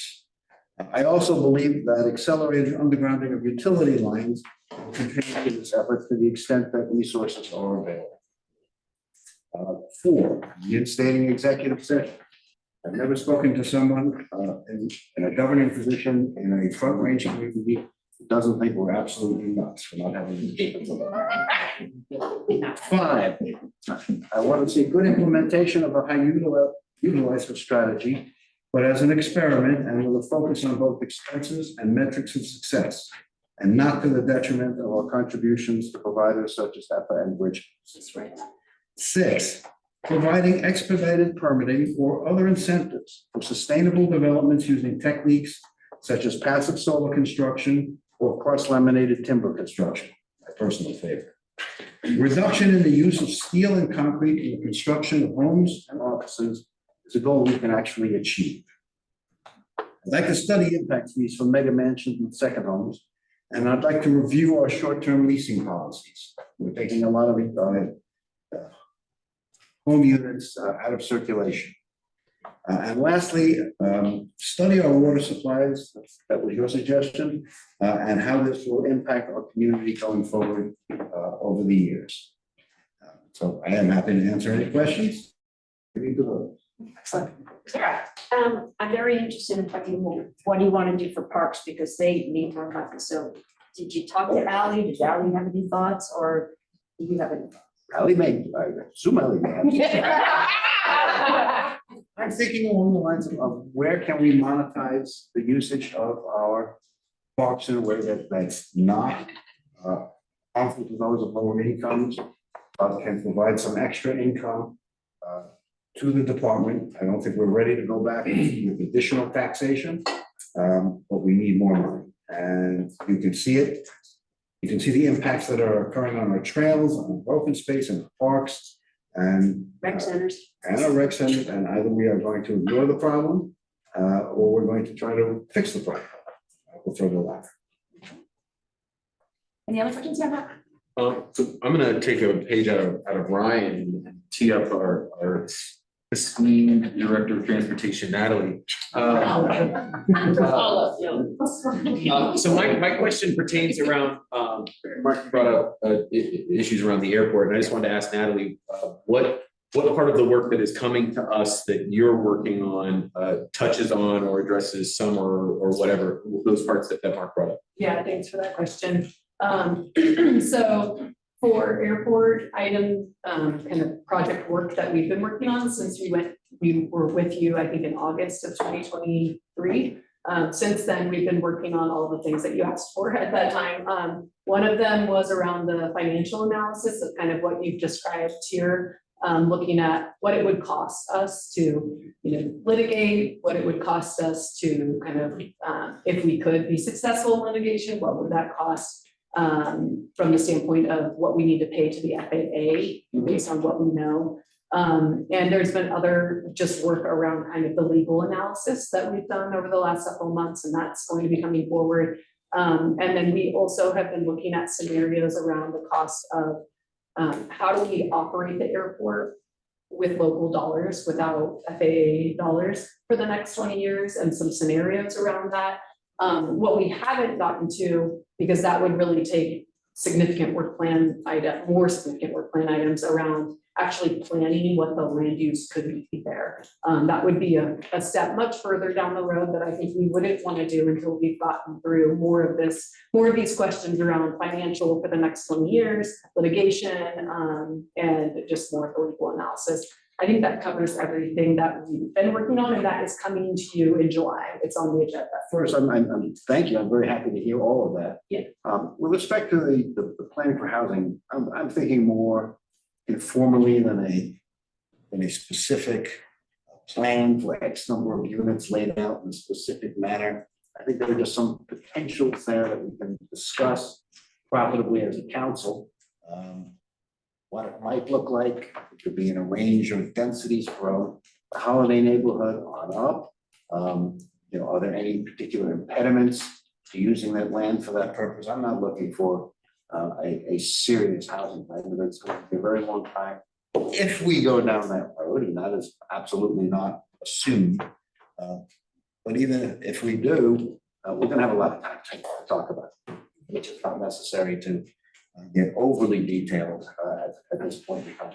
But I think people need to know that there are just some basics. It's 179 acres. Density could be this, density could be that. What is that?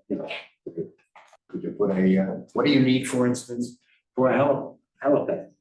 Because no proposal has ever suggested that we eliminate the helipad. 3 acres, 5 acres? And answer that, perhaps you can. Yeah, and I think that's helpful. We can use that. We can have that discussion in July. Thanks, Natalie. All right, number 2 is that.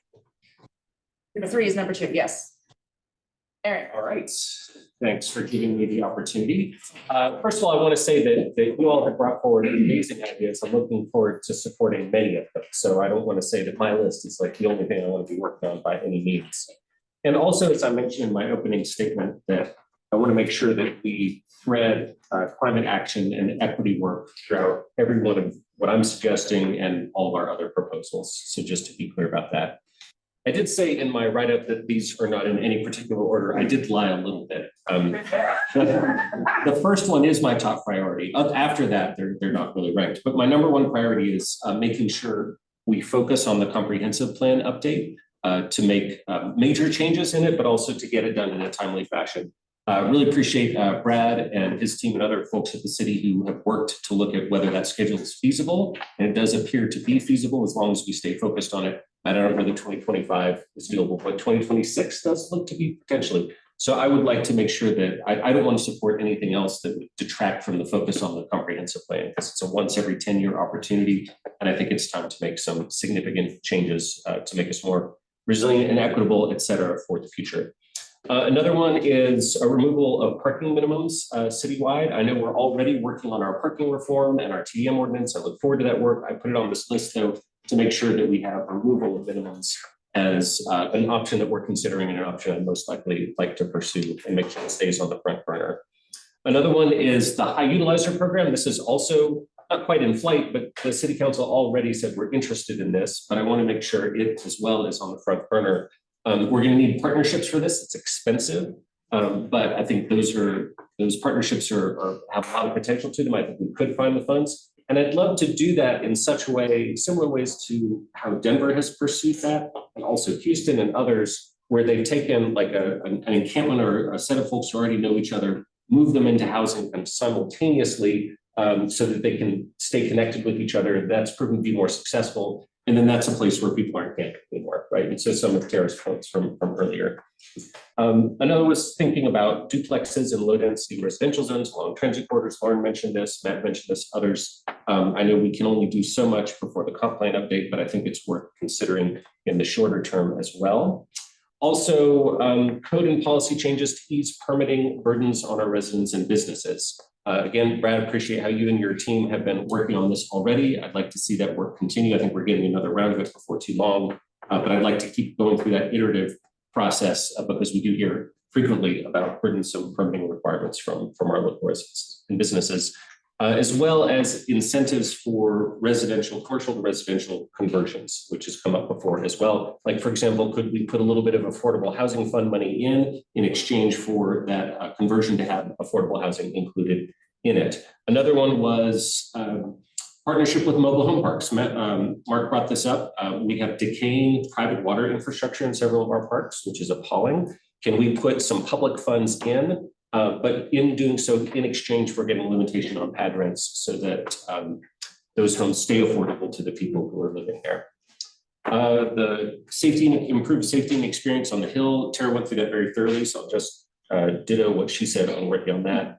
And then my last one is about the creation of a working group to look at proportional voting systems for the at-large city council races. And this is a working group that I would imagine consisting of community members, maybe a council member or two, community members, experts in this area. There are several voting systems out there that allow some form of ranking, and it gets complicated. So I think it's worth having a working group look at this. I don't think it could complete in time for us to put something on the ballot this year, but potentially something that we could put out to the voters in 2025 or 2026.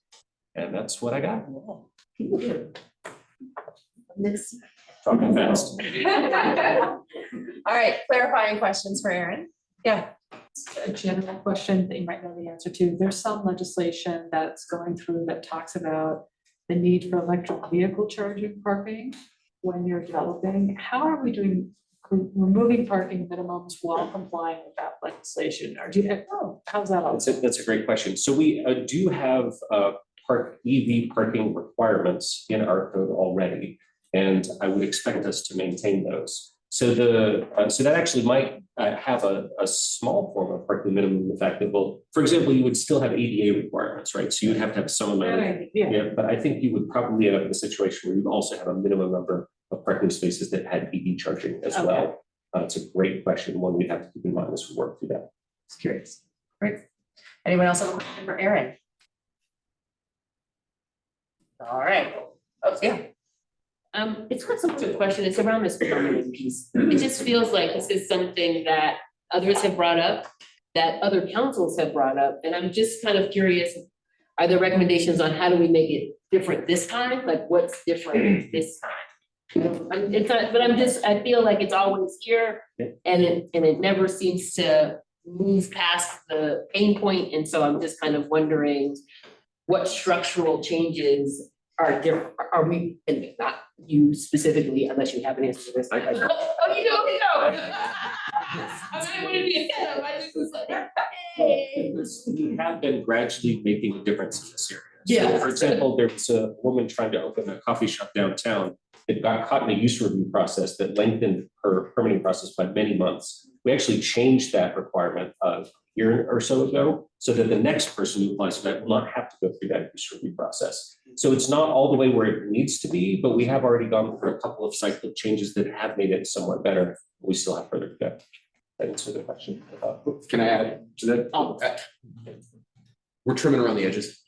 That's what we are. And we're making progress. Okay. It's not to diminish it. At the end of the day, it's layers of shingles. And we gotta rip off the roof and build a new roof. And that's rethinking and rewriting Title IX with the current values that we bring to our community. That's, I think, the holy grail of this, that the iterative process will end when we just kind of rip it off and start it. Thank you. Just, thank you. Any other questions for Erin? Mark? Yes, I've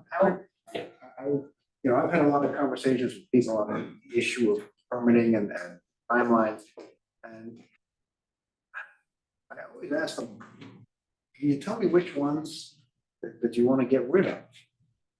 Because if you're talking about things that impact life, health, and safety, I don't think you want to go there. One of the letters that we got from groups today was expressing support for the elimination of 2 means of egress. It's a bill in the legislature to eliminate 2 means of egress from 5-story buildings. And that has got to be, to me, the most bizarre thing I've ever heard. Safety basis, unless you only are going to rent your units to climbers who can rappel out the gate. You either have to have a fire escape and an interior stair, or you need to have a scissor stair. And nobody who's a modern thinker would suggest otherwise, but there are people who think that's a good thing to do. So to me, the acid test is always, okay, you want to do it faster and easier, but what do you have in mind? And, Yeah, well, that specific example is a whole rabbit hole. Definitely not gonna go down. Talk to you about it at length. But no, life safety, absolutely, you have to stick with it. I think it's when you add additional layers of process that are not necessary. At the end of the day, you have to check the permit for all the life safety stuff, but you have to run them through multiple discretionary review steps for a minor change. Mark, did you have something else to add real quick? Just wanted to thank Brad still behind me.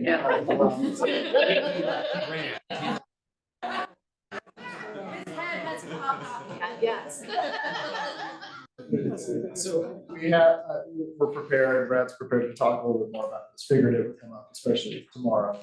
There is some work, some code improvements, process improvements coming to council soon in the next couple of months. So I think part of what we're hoping for is to get a gauge on where this council's at and certainly determine if an additional conversation is needed before those code improvements come.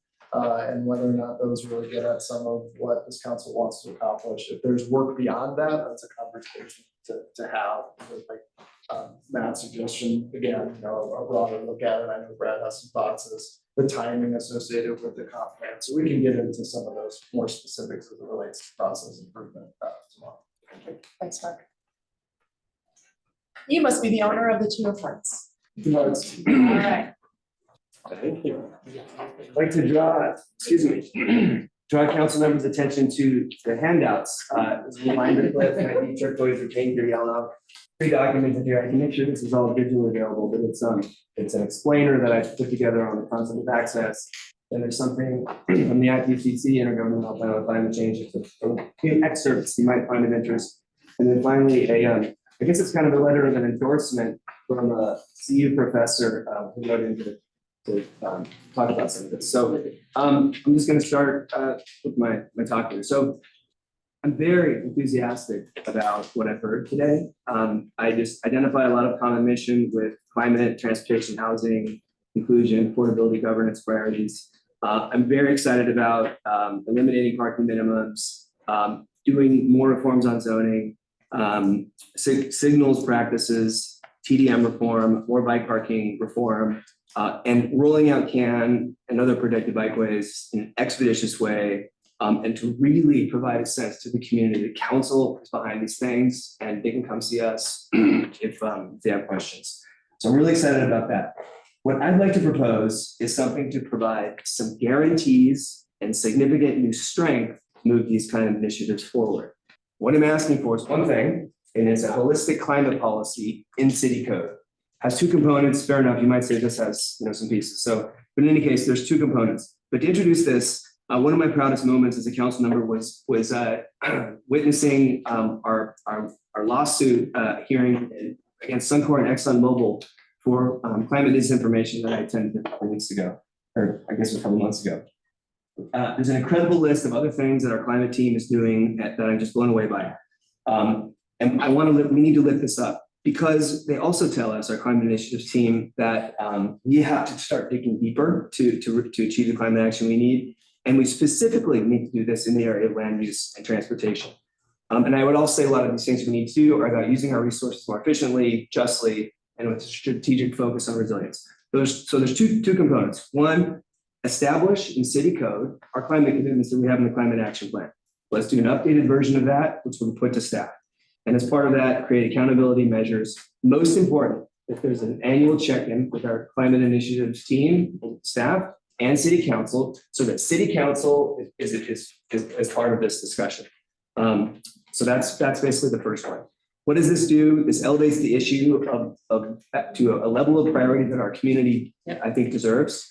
We have things like traffic engineering in our city code, which I'll come to in a minute, but we have far lesser things that are not reflected, that are reflected in city code. This would create more commitments that would make this more durable, firmer commitments that would make this space more durable. And it would make us as city council more active participants in the strategic issues around our climate future. So that's the first thing. Second thing, we need to make specific structural fixes in support of our climate future. I am identifying one that we should grab onto right away directly. So I think the biggest structural challenge that we face in our climate future is transportation and land use, which we are not organized to address in a way that is consistent with our best climate experts. So I draw your attention to Exhibit 2. There's an excerpt from the Intergovernmental Panel on Climate Change, just a few excerpts that points out that compact, space-efficient towns is crucial. It's not optional. It's crucial for deep decarbonization and resilience. What is our policy on this? Well, if I go to City Code Title II on government organization, the main issue dealing with transportation-ish things is 2-2-11. It's called traffic engineering. This is what we have. This is the foundational legal basis for moving our transportation work forward. Badly out of date, and this is the law that our staff is given to work from. So we should update it. There's a better way, and I proposed a way that's, this access concept. This is a modern practitioner way, according to scholars and practitioners, to bring together transportation and land use into an integrated whole that is measurable. It's about human need, and it provides a strategic formula to nest what we need to do underneath, give all departments a way to move forward. There's a bunch of reasons why it's helpful, but most importantly, it is about our human need and gives us a way to start to quantify all of the things we're talking about, whether it's a vehicle, we want to talk about level of service, we can put it in there. We want to talk about bikeways. We want to talk about specific demographics. It all fits into a formula that we build. This is an important thing to do for equity. And I would, as I said, I'll just conclude. In the beginning, this is the next step for an attempt to do 15-minute neighborhoods and try to understand what that means. I probably needed a couple more minutes to finish up. If I could just close by saying, we have the BVCP update coming up. We have a bunch of proceedings around transportation we heard about. We have our strategic plan, and we have equity endeavors. This will give us tools and analysis that we need that we currently lack. Next. Few minutes left for questions for Ryan. Hi, Nicole. Question, so my brain tends to think best in terms of analogies, especially when dealing with new concepts and things. Do you have an analogy for this last bit that you were just talking about around access? Like, is there anything that is similar to in terms of what we're already doing as a city that I could draw parallels to? Great, thanks so much, Nicole. And you reminded me, there was actually two kind of parts to this. The first was my specific fix. The other part is to ask staff, what specific updates do we need to make the city code for climate action? I know that natural solutions and landscaping is something that's on staff's mind. So that has a really good analog with what we've done for housing, what we've asked staff to tell us what bottlenecks stand in the way. I think it's a very simple thing to do. That combined with the rest is something that we basically ask staff to give us advice for. It might involve an external consultant, but again, it would be language that would come to us. For the bigger part around the access framework, we undertake a proceeding to define it. And the formula is generally proximity and times mobility times freedom from barriers. There's a whole kind of perimeter around it. But we do basically a policy development proceeding of the kinds that we've done with many of our policies. Any other questions for Ryan? Aisha? Thank you, Ryan. Just curious if the focus on transportation and land use is the expectation that natural resources are an undercurrent under both of those. I'm just, you know what I mean, like just trying to clarify that you're including water and energy in this transportation and land use. Right. So those are inclusive. I would say it's a gap analysis. If you look at the climate science on what is a climate resilient, climate compatible city look like, the idea of making it compact, space efficient, walkable, transit oriented, and using land use makes it water efficient, material efficient, space efficient, more equitable, a chance to be more equitable. And that is not contained right now in our climate action plan, I would say, because it's not in our city policy, the city code, and it is not included in any one department. Nobody owns this issue. Okay.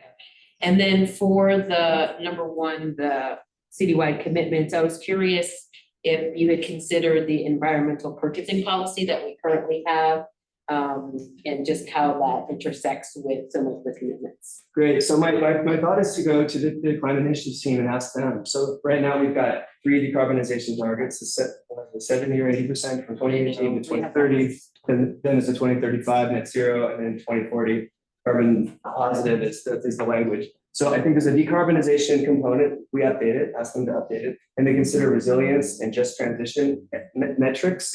And we ask for their advice on this. So very high level, it's not allocating funds or departments or anything, it's just high level targets. Okay. And then lastly, when you talk about areas of the greatest traffic, you're specifically, again, it's more so around these topic areas and not necessarily a geographic or regional. And by that, I mean just within the city's limits. You're not suggesting that there are some areas like the Eastern Plains, which has less biodiversity than the Western soil. I'm sorry, I'm not. So is there a geographic dimension to what you're proposing? It's a focus on the city, or where the city has jurisdiction, and on establishing a policy of access so that people are focused on human need and reducing the time that people need to get to what they need. Okay. Thank you. Tina? So in the access plan, would that be, and this, and you don't have to answer this, would that be supportive of moving into Boulder Area 3 and developing it, or is that considered sprawl and framework of the access plan? That's an interesting question. I don't think that would be predefined. I think it would be up to us to figure out what are ultimately our access goals. It would probably say something, just as examples, 105,000 residents, some percentage, 80% of them have a grocery store within 5 minutes or something like that. Maybe 70% of them have their school within 20 minutes or the option. And then we might also say that our communities we're specifically concerned about have been historically and currently disadvantaged. We want to make sure that they have also a certain a time option to reach places. It wouldn't dictate what we would do for area 3, but it would provide direction for all of the things that we might consider with land use. Say, does this support access? And it would, every proceeding then and including this year, give us well, I guess, once it's established, to consider how does the proposal address access? Whether it's Williams Village 2 or whatever, it would create an integrated.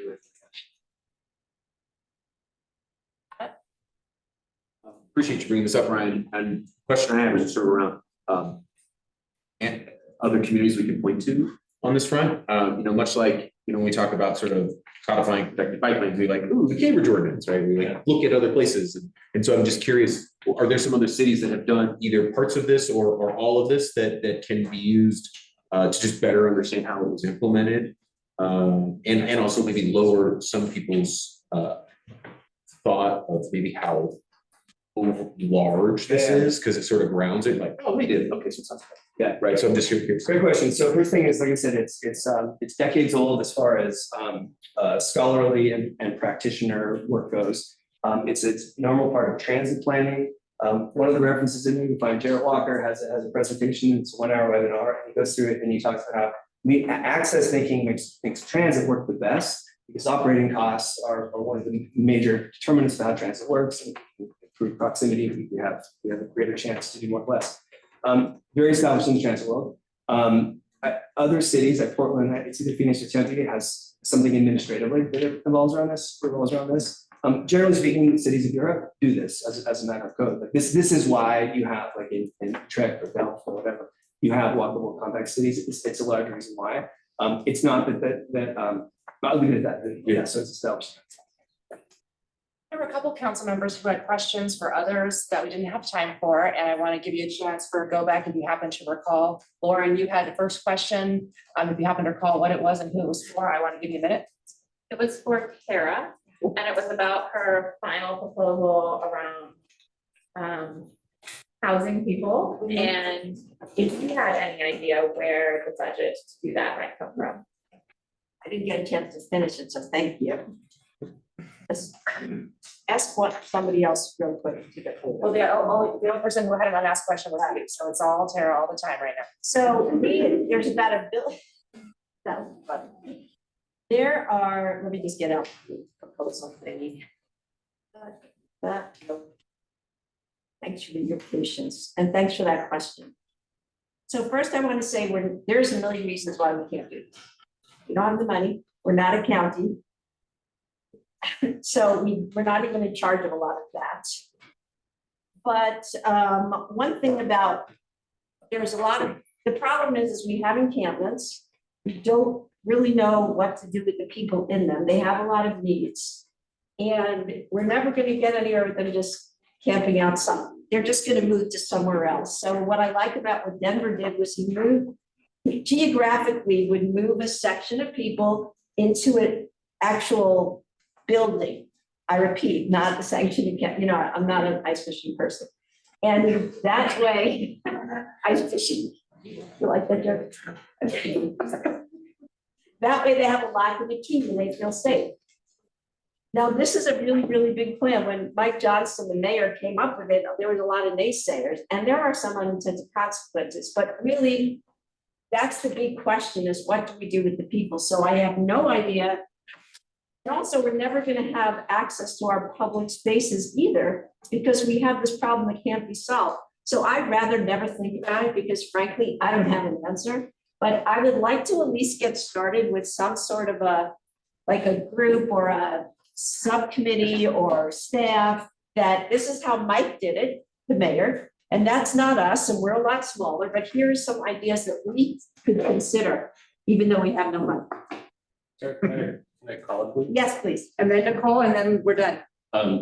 Grant funding, I think would be critical. I mentioned with the high utilizers, we might be able to get federal money for that. We might be able to get state money for that. We might be able to get, foundation money for that. We don't have a line item in the city budget large enough to accommodate something We similar. might be able to get money from businesses, from corporations. Possibly, and the county also has some funding streams. So, but yeah, not the city budget, so. My question, I think, is more for your team. We kind of, so Denver has hotels. We don't have We those. don't, so I think that's a critical piece there, but we just put 40 people, senior housing with Bluebird for a total cost to the city of $3 million.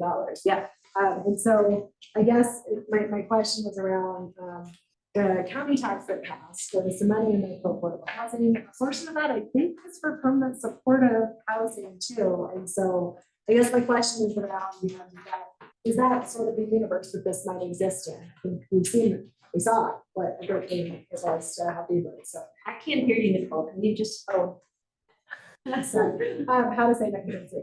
So the county tax that passed, had money for permanent supportive housing, I believe. So my question was just occurred, because we don't have hotels, we don't have some of what Denver does.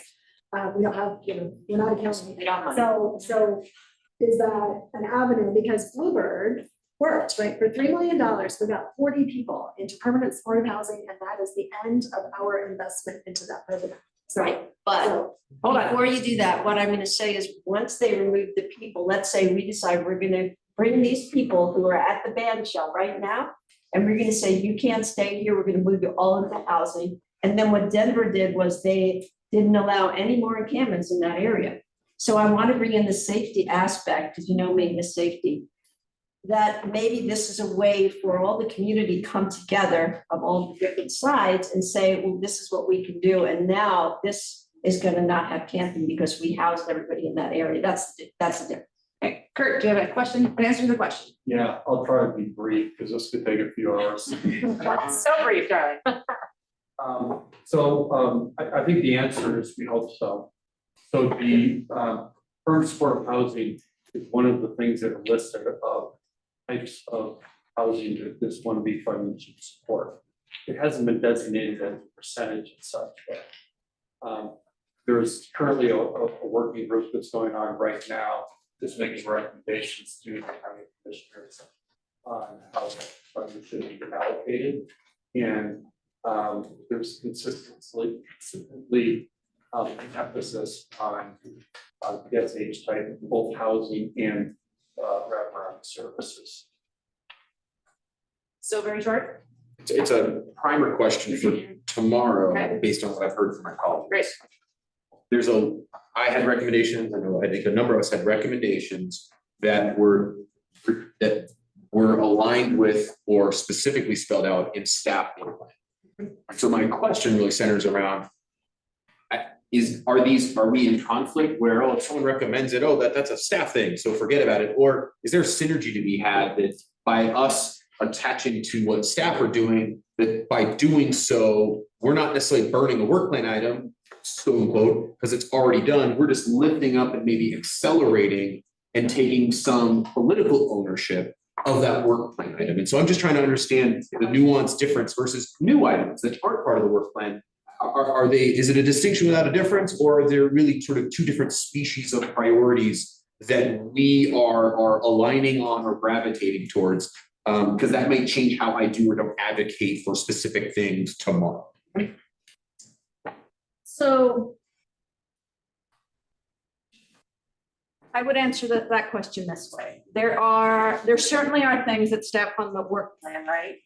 That are in the routine course of the work that are coming forward. And there are some things that have an urgency to you that I would say, those are the kinds of things that you want to lift up. I'll perhaps use, Mayor, your comp plan update. It is urgent to you to make sure that lands in 2026.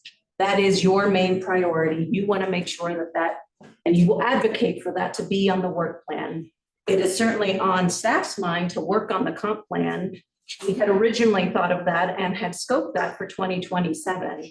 It is critical for Aaron, for you to have that earlier, and that is what you will advocate on. I would posit for perhaps you, Matt, that you have a list of, I don't know how many, on your work plan priorities. We can't do them all, right? Perhaps banning right-hand turns may not have the urgency it needs because staff is working on it. That may be something you let go because there are things that are more urgent on your work plan. So that's what you lift up, right? I would posit that the things that you want of more urgency are the things that we can accelerate. Because staff has a lot of things that they are doing. You want some things that are gonna rise to the top because it is a 2-year term, right? So pick those. There are some things that are new. I would say perhaps what Tara is exploring is not on our work plan. And there is limited time in HHS's bandwidth to do something like that. That is a huge lift. Yeah. If council wants us to do that, I have said before, council sets policy, staff implements. We will do that. It means that there will be something that comes off of HHS's plan, right? So you will have to decide. That is what prioritization looks like, right? So we have to think about that. So I would posit to you as you're thinking about what you want to advocate for tomorrow is look at those things that are most important to you and fight for those to be put on, knowing that some of the things that are already on staff's work plan will come to you in due time. They just might not come to you at the end of the year. They might come next year, or they might come in due course. So I hope that answers your question. Appreciate that. And gold star, because that was a very fine segue into the next steps and talking quick bit about plan for tomorrow. So, first of all, that was awesome. And that was great.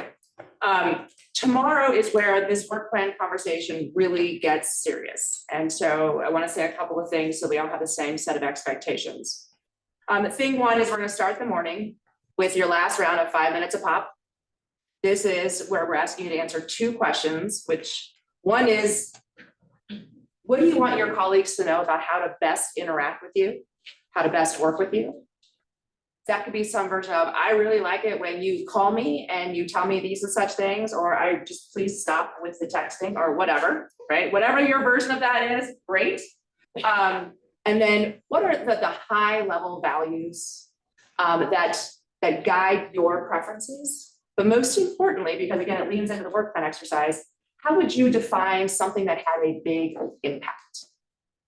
And so you might say, for me, equity is the most important thing. So it's the first lens I'm going to put everything through. That is my number one value. Things that improve equity in Boulder are things that to me are the most impactful. You might say that. You might say something else. I don't know what you'll say. I'm excited to hear. But this is again all with a. I found that $20 you put under my It's an interesting question to ask, but it is a question specifically with a purpose. The big work tomorrow is what's on the work plan. And it's not just going to be everyone's going to give up and give speeches and then there'll be arm wrestling and like horse trading, and we're not doing dots. We're actually going to have a really thoughtful conversation about these work plan items where I'm going to hold them up. They're on stickies. My staff's been busy with your ideas. I'm going to say, okay, first of all, staff, what do I need to know about this? The staff might say, we're actually already doing that. Great, that would be fun. Put those aside. And then we'll talk a little bit about what is the impact. And so if it's your idea, you might say, for me, that significantly impacts, again, my equity concern in these ways. Okay, for me, I think not so much. We'll discuss. And then we're going to have a little board up here where we're going to try to plot every one of these items by level of impact and level of lift. We'll look for staff to help understand the level of lift. They might have questions for you, or they might say, ooh, that's a big lift if you mean this. That's a small lift if you mean that. And then we'll discuss, and then they'll be sticking. So you'll help your colleagues understand a little bit about how we're going to do that lens on impact by being as clear as you can in your opening statements about what impact means to you. There's not a right answer on impact. It's absolutely a subjective question. It will be a conversation, and we won't be able to hear from every single person on every single item because do you see how many stickies are in my box? There's a lot of stickies. But I've done this exercise with other councils. I'm not going to kid you, it is a challenging conversation to have colleague to colleague because every single thing on your respective list is important. Right? But some of them will have greater impacts and create more change for the values that you bring to Boulder and to that community that you all described this morning that you're hoping to create. Right? So I'm going to ask you to really prepare yourself tonight to have it's part of it's a talking conversation, but part of it's a listening conversation to your other, to your peers on council. When they say, this one to me is near and dear to my heart because I can't see another item anywhere on this list that is gonna have as big an impact on my thing as something else. So I heard a lot of support for a lot of everybody else's ideas. That's grand, where you're all on the same page. Those things will go easier than others. But really listen for what matters most to people, because there's not a bad idea in the bunch. Can't do it all. And so we're gonna think about impact and lift within. The overall idea is, why would we do things that don't have a significant impact? And then of the things that have the greatest impact, we can probably do some that are heavy lifts. You'll notice the colors, they're color coded by department. Because everyone be like, wow, HHS has like 97 stickies. Maybe that is too many. You can't do them all. And so we'll have to make some hard choices, but on the lift, some heavy lifts probably are okay to add. Some smaller lifts also are okay to add. And we'll look to staff to help say, okay, that's a small lift. And then at the end, we're gonna have to look at it and go, wow, that's more than 10, first of all. And then which of these are the most important of what's left? It will be a challenging conversation, but based on what you did today, I'm 100% sure you're gonna crush it and it's gonna be awesome. If you remain curious about what any of your colleagues mean about any of their ideas, this evening would be a lovely time for you to sort of huddle up about those things, where you can, for yourself or with your colleagues, think about what really is the scope of the work that I'm asking. Some of these are conceptual ideas, and we will go more efficiently tomorrow if we're like, this is a study. This is a working group of 4 members of the community and 2 members of council, and in 6 months, we expect to have recommendation, whatever. To your best of your ability, that will also be helpful, but we'll get through it, and it's gonna be really great. But it's gonna start with those 5 minutes presentations. How can we work best with you? And what are the values that you think are most important and most impactful in this community? We start here at 10 again. There will be snacks and coffee again, I assume. Yeah. More with the carousel, because love the carousel. And until then, really encourage you to visit with one another tonight or tomorrow morning to prepare. Mr. Mayor, any last thoughts for folks before we send them on their way? Really, fantastic job as always, Heather. Look forward to Fantastic. tomorrow. My pleasure. Nori, anything else you want to say about? Great, staff will be here tomorrow. More staff will be here tomorrow to answer any questions. All right, Aisha? Also, I'm just hopeful that there is a survey at the end that will allow us to provide immediate feedback over this session. That would be great, so it's nice and fresh. Great, love it. Figured out. Staff will noodle on that, thanks for that idea. Oh, thanks, nothing. I just ask that folks leave their name tags here tonight, so we cannot use them and have to reprint them. That would be fabulous. Yeah.